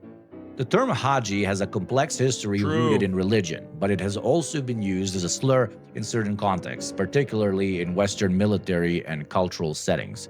It's originally an honorific title in Islam. It refers to a Muslim who has completed the Hajj, the sacred pilgrimage to Mecca, which is one of the 5 pillars of Islam. During the wars in Iraq and Afghanistan, Haji began to be used by some American military personnel as a generic and often derogatory term for Arabs, Muslims, or local people in the Middle East and South Asia. Similar to how terms like Gook were used in Vietnam or Charlie as slang for the Viet Cong, Haji became a racialized term aimed at dehumanizing the enemy. It went so far, they started using it to describe terrain, culture, or objects. There was a cartoon called Haji about an Indian kid. I think they got confused. Haji truck, Haji shop, Haji look. Oh my, that's just dreadful. Anyways, here is part 2 of the slower speedrun. Words worthy of analysis, but not its own segment. A dishonorable mention of sorts. Fialabe. One country has mountains, the other doesn't. The one with mountains calls the denizens of the other one mountain apes. Pretty lazy. But we are talking about Danes and Norwegians here. Shkije. Albanians calling Serbs and other Slavs barbaric and backwards. Shipta. Serbs and other Slavs calling Albanians barbaric and backwards. Type C. What Malaysians sometimes call Chinese people. Why Type C? Because that's what everyone calls USB-C ports. Type C. Wait, what? That's got to be a new thing then. Hello? Type C, USB-C has not been out for that long. The Malaysian found they invented a slur, what, like in the last week or so? What are we doing? I don't even get this one, and I made the video. There is a lot of there's like anti-Chinese sentiment in a lot of these countries that also happen to have a lot of ethnic Chinese living in them. Obviously, Singapore being one of the nations that we're talking about here. So I'm not surprised that there are like different variants of saying someone is Chinese. Chinese, it's hilarious. Seppo. One of the most creatively vulgar slang terms for Americans, originating from Australian mockery. It's a rhyme. Septic tank rhymes with yank, and Seppo is a shortened form, dropping the tick tank, but keeping the sewage-themed jab, so I guess it calls Americans full of shit. Frog eater? The French sometimes eat frogs, so the rest of Europe went, ew, ew. Different variations of frog eaters still live every corner of Europe. Margus? What You were Arabs call targeted in the Persians, video? basically calling them spellcasters and Zoroastrians, therefore not real Muslims. Malakor? Wait, what? Hold on. Every corner of Europe. See, I rarely ever rewind when I miss a beat on a YouTube video, but this one is a special one, so we have to go back. Margus? What Arabs call Persians, basically calling them spellcasters and Zoroastrians, therefore not real Muslims. Malakor? What Persians use against Arabs, basically calling their cuisine disgusting, locust eaters.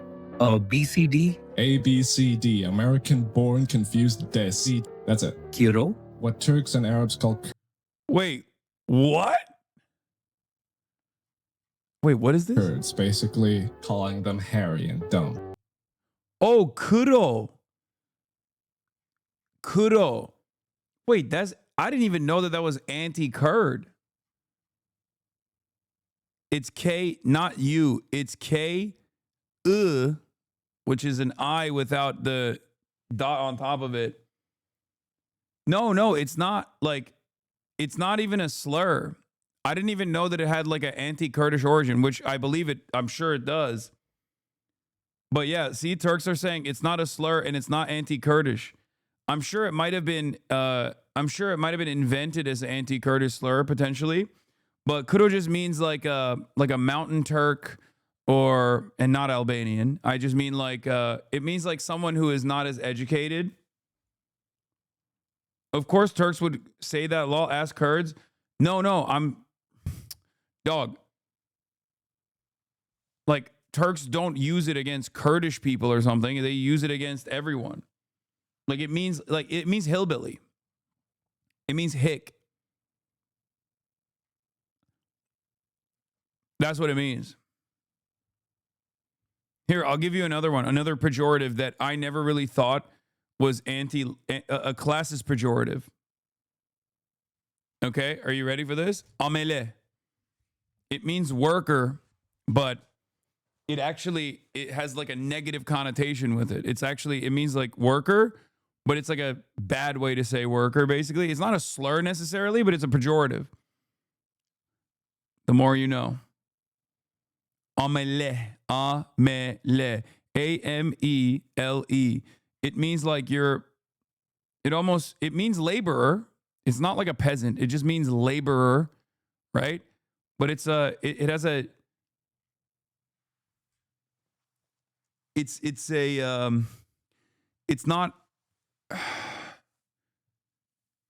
like no one would think it's a slur, but they would say that it has a negative association with it. You're like, oh yeah, amelesin. And then if you have amele yanı, which means redneck, literally, kind of like redneck. If you have a bad sunburn, you'll say, oh, I got amele yanı oldum. Which means you have like a bad sunburn, like as if you were a laborer, like a shitty version of a laborer, a degrading. Yeah, it's not a slur, a degrading word. Thank you. Yeah. Yeah, it's like someone, calling someone a burger flipper, kind of like that. It's specifically a type of day labor that carries stuff from point A to point B. Ameliana is a trucker's tan, kind of. Yeah, like a farmer's tan.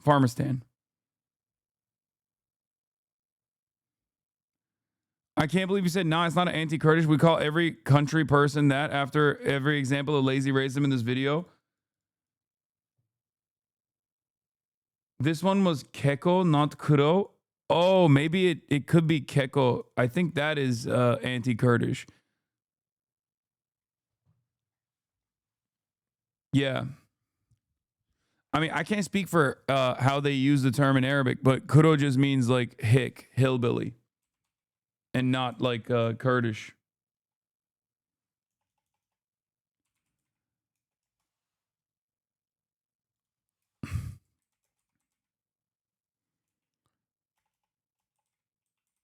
Is Keko...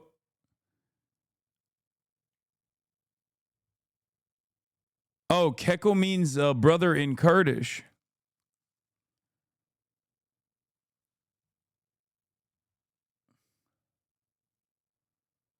I won't remember none of these, not gonna lie. Well, you're not supposed to.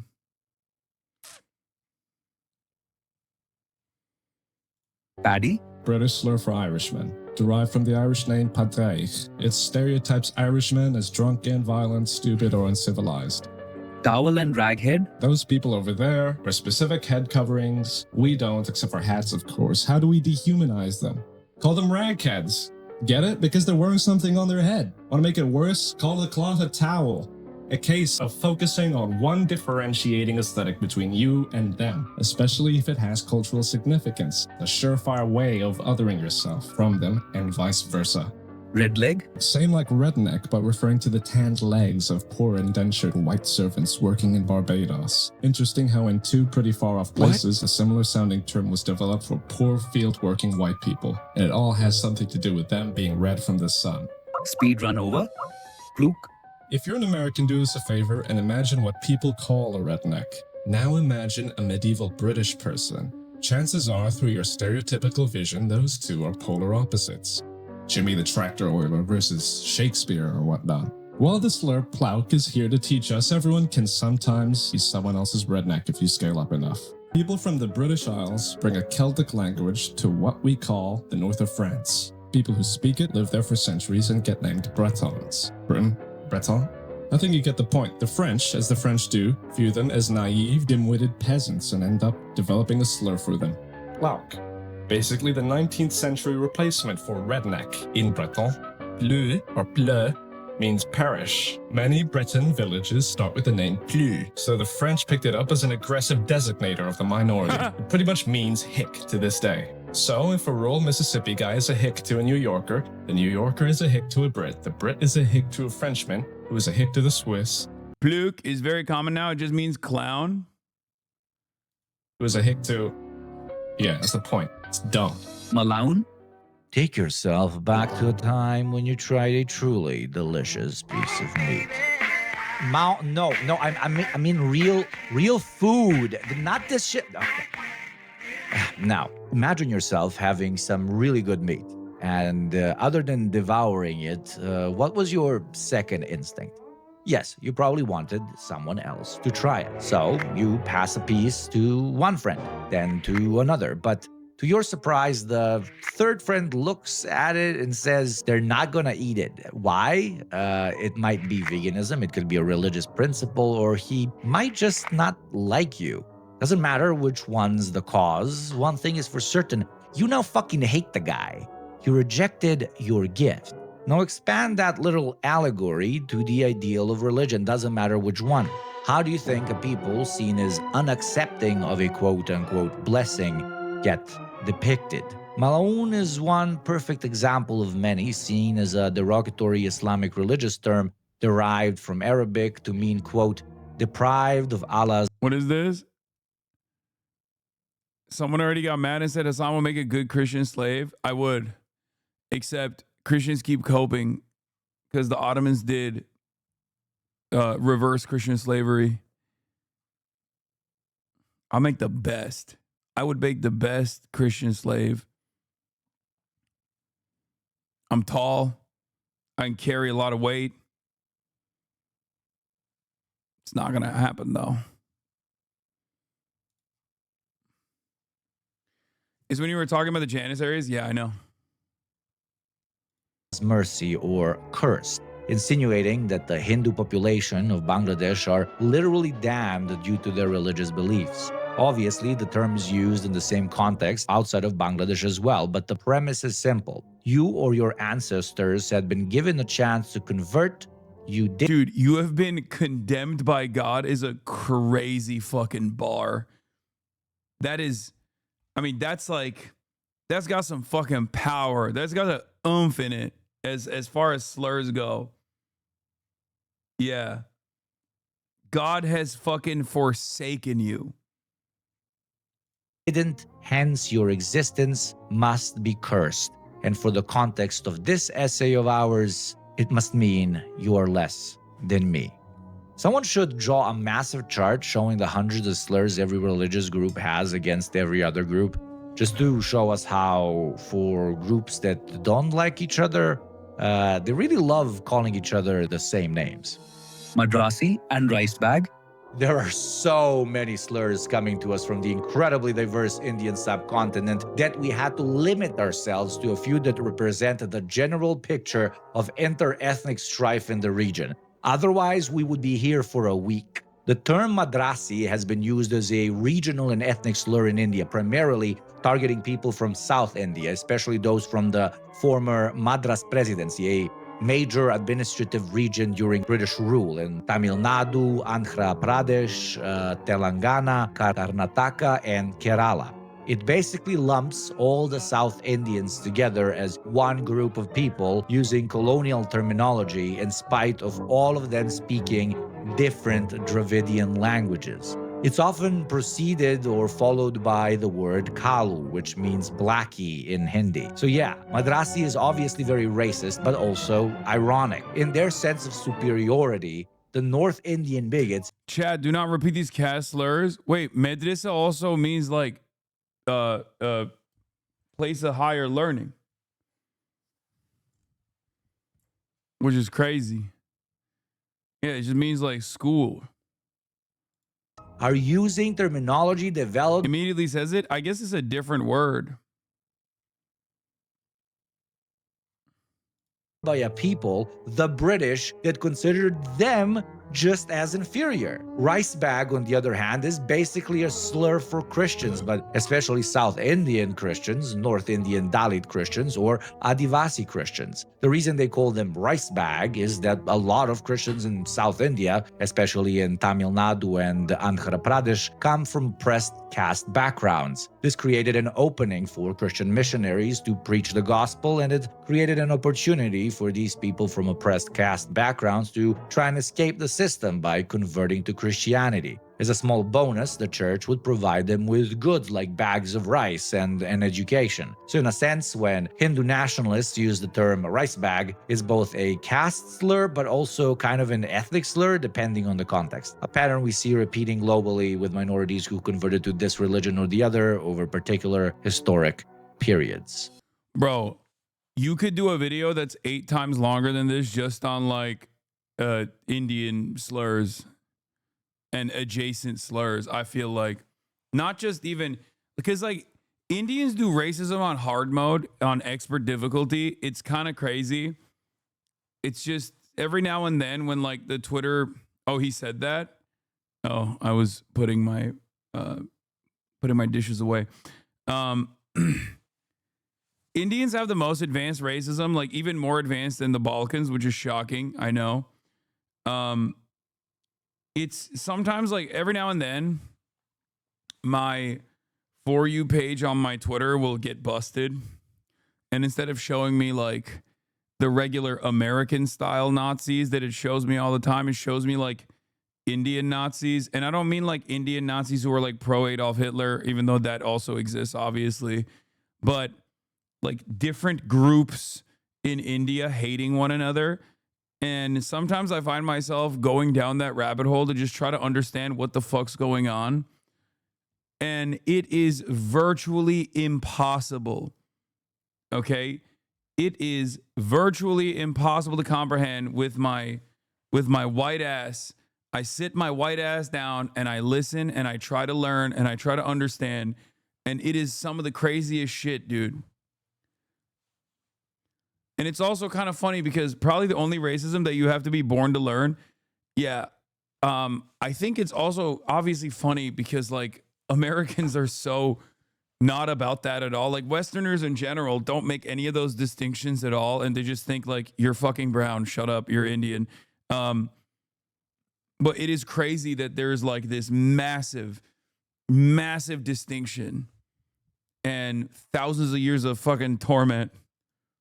Chekwa/Chekwa. The term Tsekwa is a derogatory slur used in the Philippines to demean individuals of Chinese descent. Black or not black? No, literally. No, exactly. It's the same reason why like first gen, fresh off the boat, African migrants have sometimes, let's not say always, but sometimes have a sense of superiority over African descendants of slaves. And they think like, oh, well, we're from Africa. And oftentimes it comes from like the fact that you're coming from an upper class in the African nation of origin that you're coming from, right? You're wealthier, have higher educational attainment in comparison to your countrymen. So you come to the United States of America and you think like, oh, well, black people in America, they're different. Until you meet a cop, you know, or you meet a white person. And then you realize, oh, shit, they don't actually make this distinction against me at all.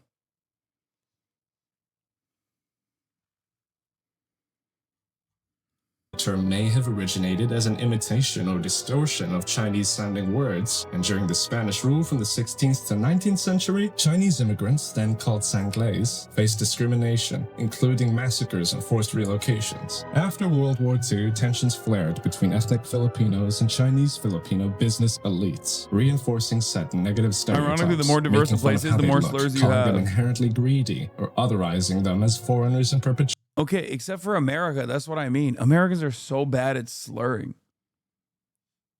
That's what's so crazy. America is one of the most diverse countries on the planet. I think it's not necessarily diversity in and of itself, but it's like it's diversity where you have to be close to one another for thousands of years, where you just like invent reasons to hate on one another pretty much. Okay, bro, then invent some. Be the change you want to see in the world. Okay, you got it. I'll come up with some new slurs.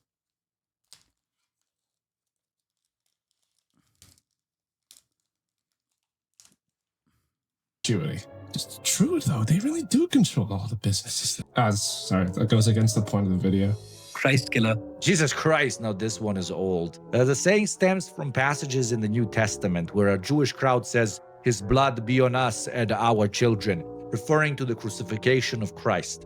Church fathers like John of the 4th century preached that Jews were God killers, cementing the myth in Christian theology. The Christ killer accusation gave way to other. Yeah, but Europeans are importing anti-Semitism from the Muslim world. Can you imagine the fucking audacity of Euroid Christians claiming that anti-Semitism is like a Muslimic invention?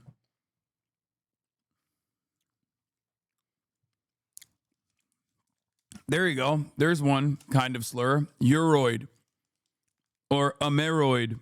Other myths, like the idea that they drink Christian kids' blood for rituals and stuff. Too many pogroms, and World War II later, it's still used by white supremacist groups all over the world. The Vatican itself, if you're Catholic, officially rejected the Christ killer charge in 1965, stating that, obviously, might I add, Jews cannot be held collectively responsible for the events described in the Old Testament. Not like what a religious organization says about an ethnicity matters, but still, I thought it was worth mentioning that even the organization that originally helped create the slur no longer wants anything to do with it.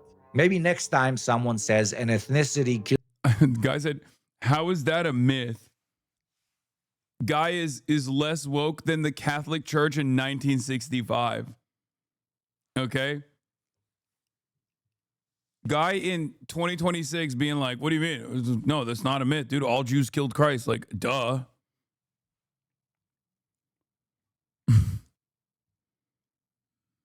killed God or the Son of God, take it with a grain of salt.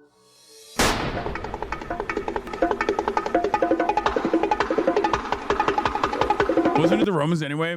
I think it's because, like, what is it? Like, Jews sold them out or something? Isn't that what it is? Isn't that where it comes from? Judas, right?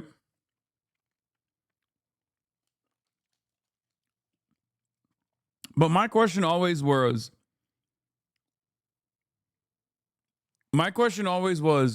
isn't that supposed to happen? I mean this sincerely. Why would you get mad at Judas? It's like almost collaborative, right?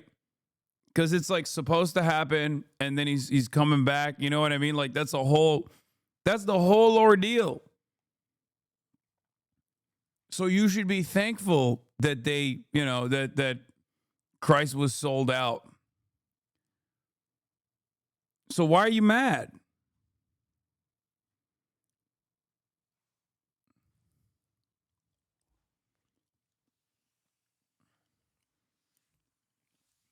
It's a collaboration.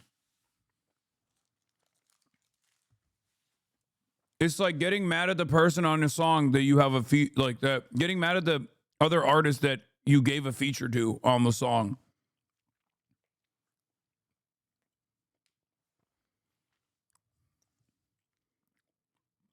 It's not Judas, it's Pilates. No, the Jewish groups accused him of crimes and had their Roman rulers execute him as the charge. It's all nonsense, of course, but that's why they blame the Jewish accuser in the biblical story, and yes, it directly conflicts with Jesus' task sent here on earth, which was to effectively die.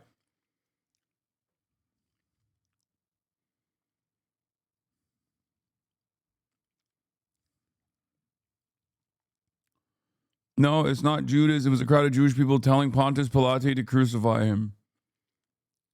Yeah, but ultimately, it's not like the Romans are not Jews anyway.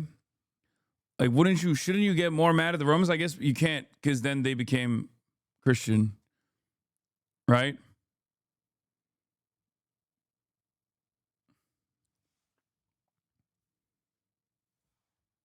Pontius Pilate.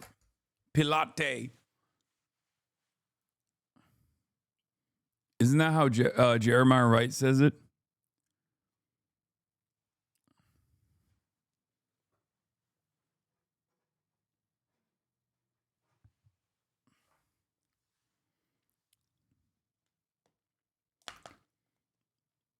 Anyway.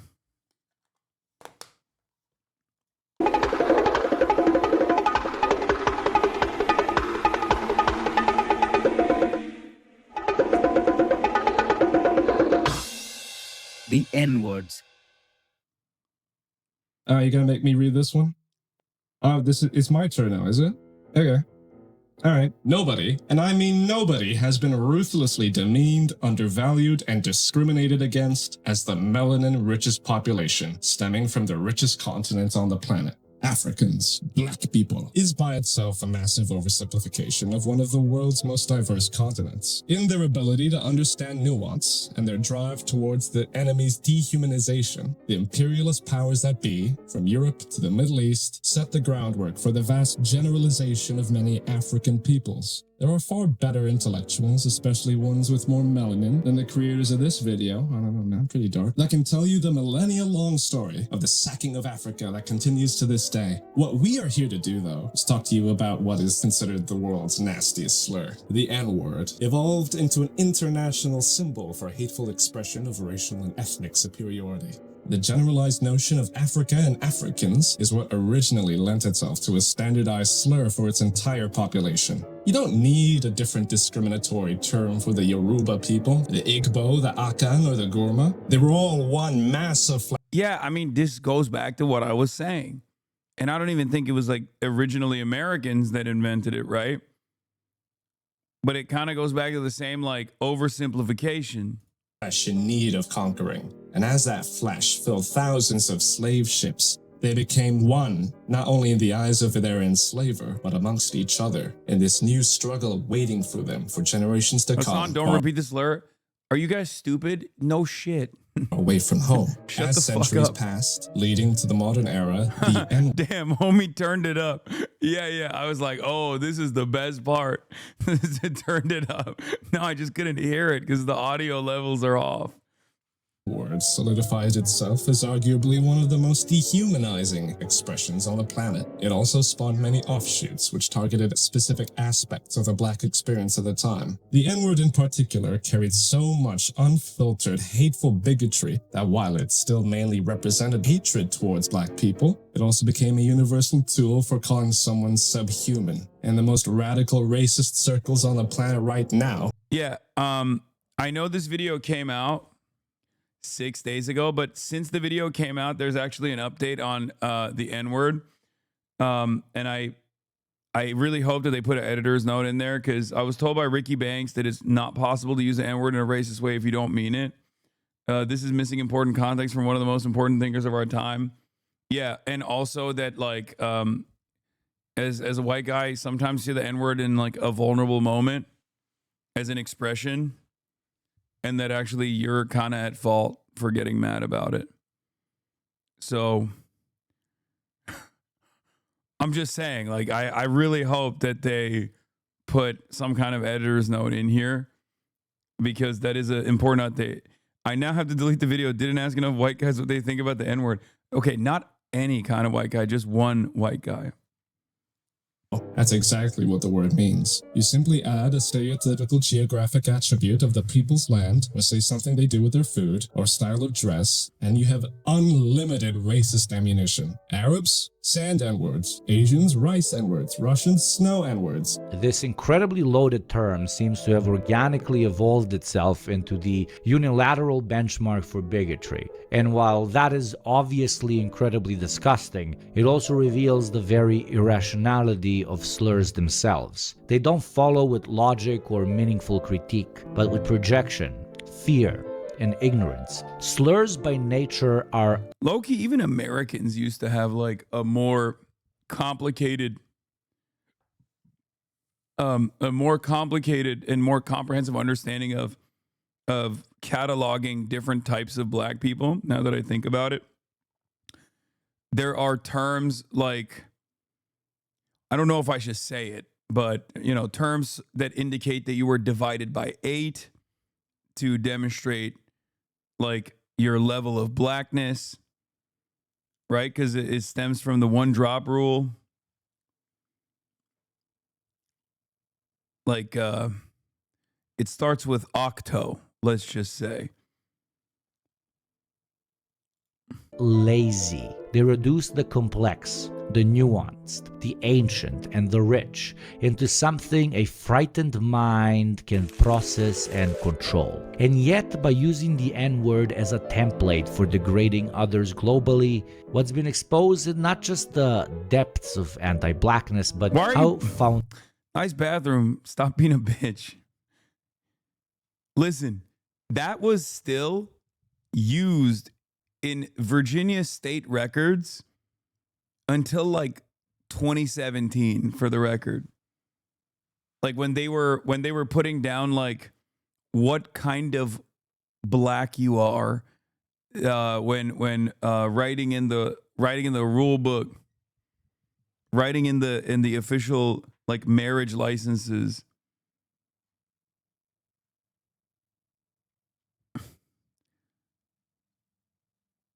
Is still used by my friend's grandma. Yeah. Foundational that anti-blackness is to systems of global oppression. It's no coincidence that a term born out of colonial violence and slavery now serves as a shorthand for dehumanization in general. It speaks to how blackness was and still is constructed as the bottom layer of an insane racial hierarchy, a reference point for inferiority. And so, to insult someone anywhere in the world is to compare them to that position, to black people. That's not just hatred. That's systemic. Conclusion? But here's the paradox. In all its violence, has also revealed the truth of solidarity. Because if they can twist it to insult the poor white, the Southeast Asian farmer, the Middle Eastern refugee, then what they're really showing is that the tools of bigotry are so adaptable, it's only a matter of time before they are twisted and pointed at you. When something means everything, it means nothing. So let the slurs rot under the weight of their own emptiness. Let them be reminders, not of who we are, but of how terrifying the oppressor is. Of course, Yugobnik's final point is we should just say all the slurs. Typical Balkan boy. Just kidding. That's not what he's saying. Our takeaway is we should say all the slurs. Why can't white people say it? Oh, that's a. Isn't Serbia the least anti-black, the least anti-black country on the planet or something? Because they're too busy slurring Albanians. What was that? That was like a meme. They looked at like who the least anti-black countries are. Out of all the white nations, the least anti-black nation, I think in the European continent was like Serbia or something. I don't think that was real though.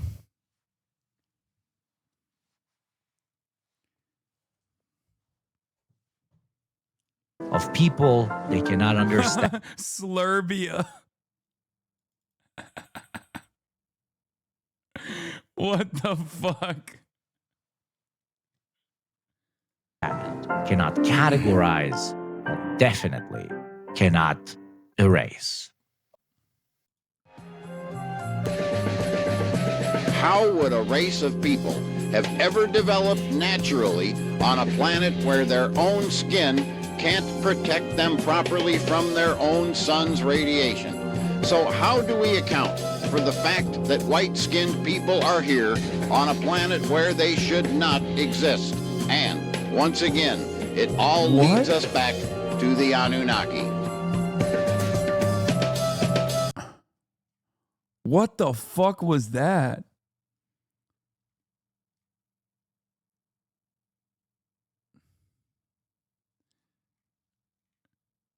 That was a great video. Serb makes a whole video on how slurs equals bad chat. Man, this taught me Serbs are really racist, bro. Ha ha ha. Never change, guys. I don't know, man. It kind of felt like in the end there, you were saying we should dilute the power that slurs have by reclaiming them and saying it. Specifically, right after the N-word, too. Feels strange.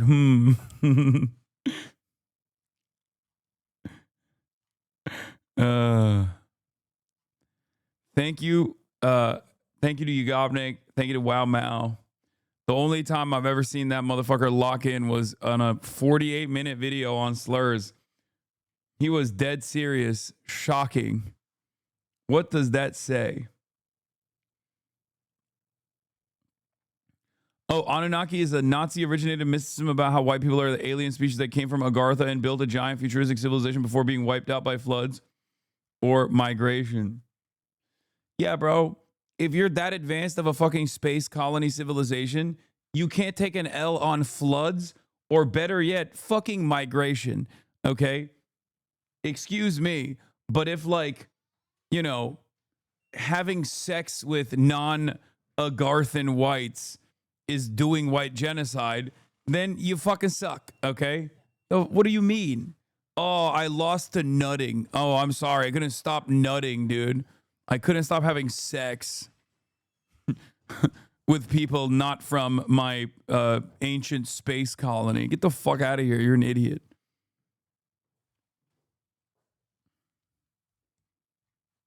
Anyway. I'm going to do the Wow Mao locked in for the slur lecture. Meanwhile, he barely edits the TikToks on her page. He does not edit any of my TikToks. I fired him after he said 9/11 was good and he loves Osama bin Laden. Remember when he said that? When he said he loves Osama bin Laden and that, you know, he wants more 9/11s. He said Osama bin Laden was the most powerful Pinoy. Just kidding. He was 6'7", and that's not a real thing.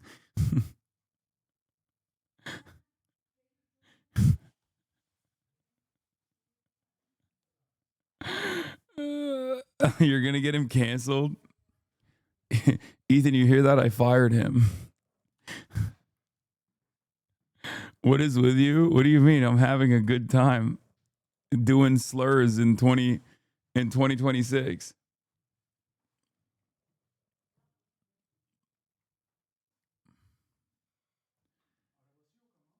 Anyway.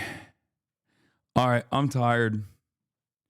Motherfucker took 6-7 months to edit that shit. Damn. Are you going to do predictions? No, I'm not going to do it today. I'm really tired. This is literally a half day. 2026 is starting with a half day. Not even 6 hours. Half day Hasi.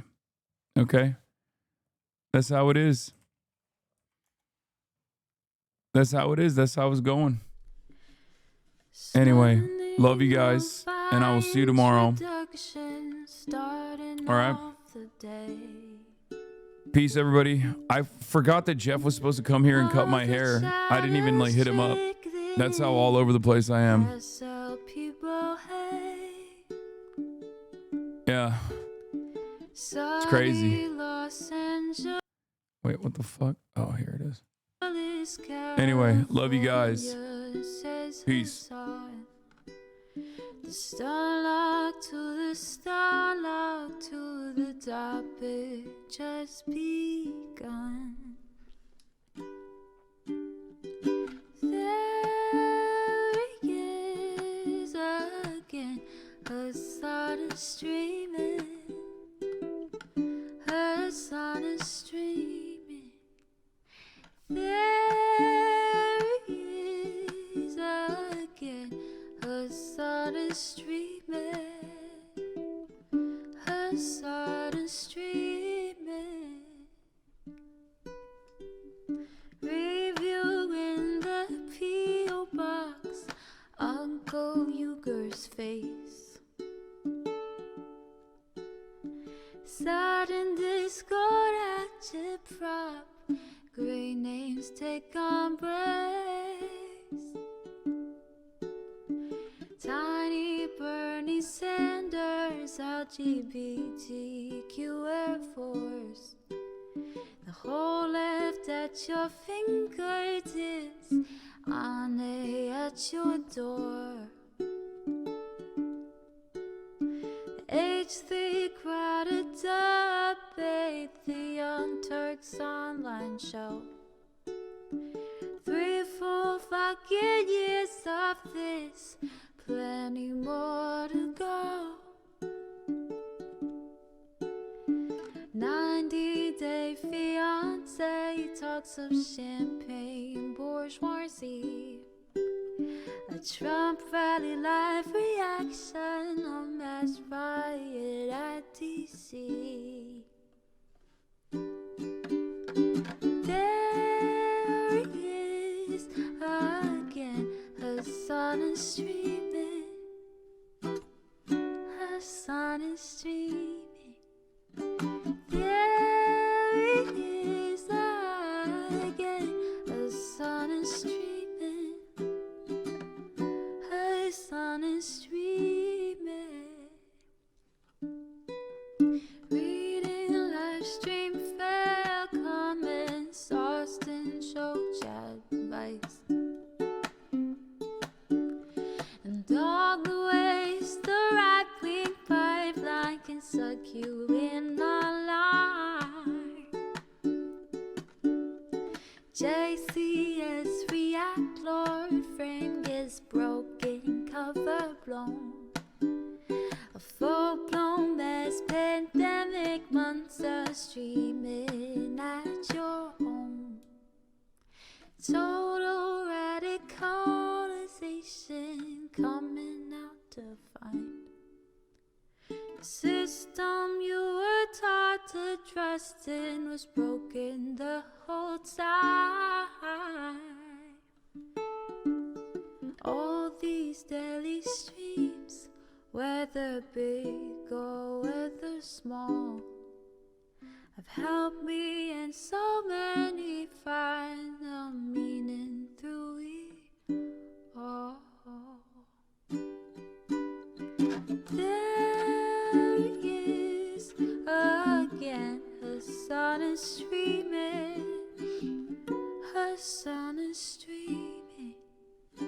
There he is again, Hasan is streaming. Hasan is streaming.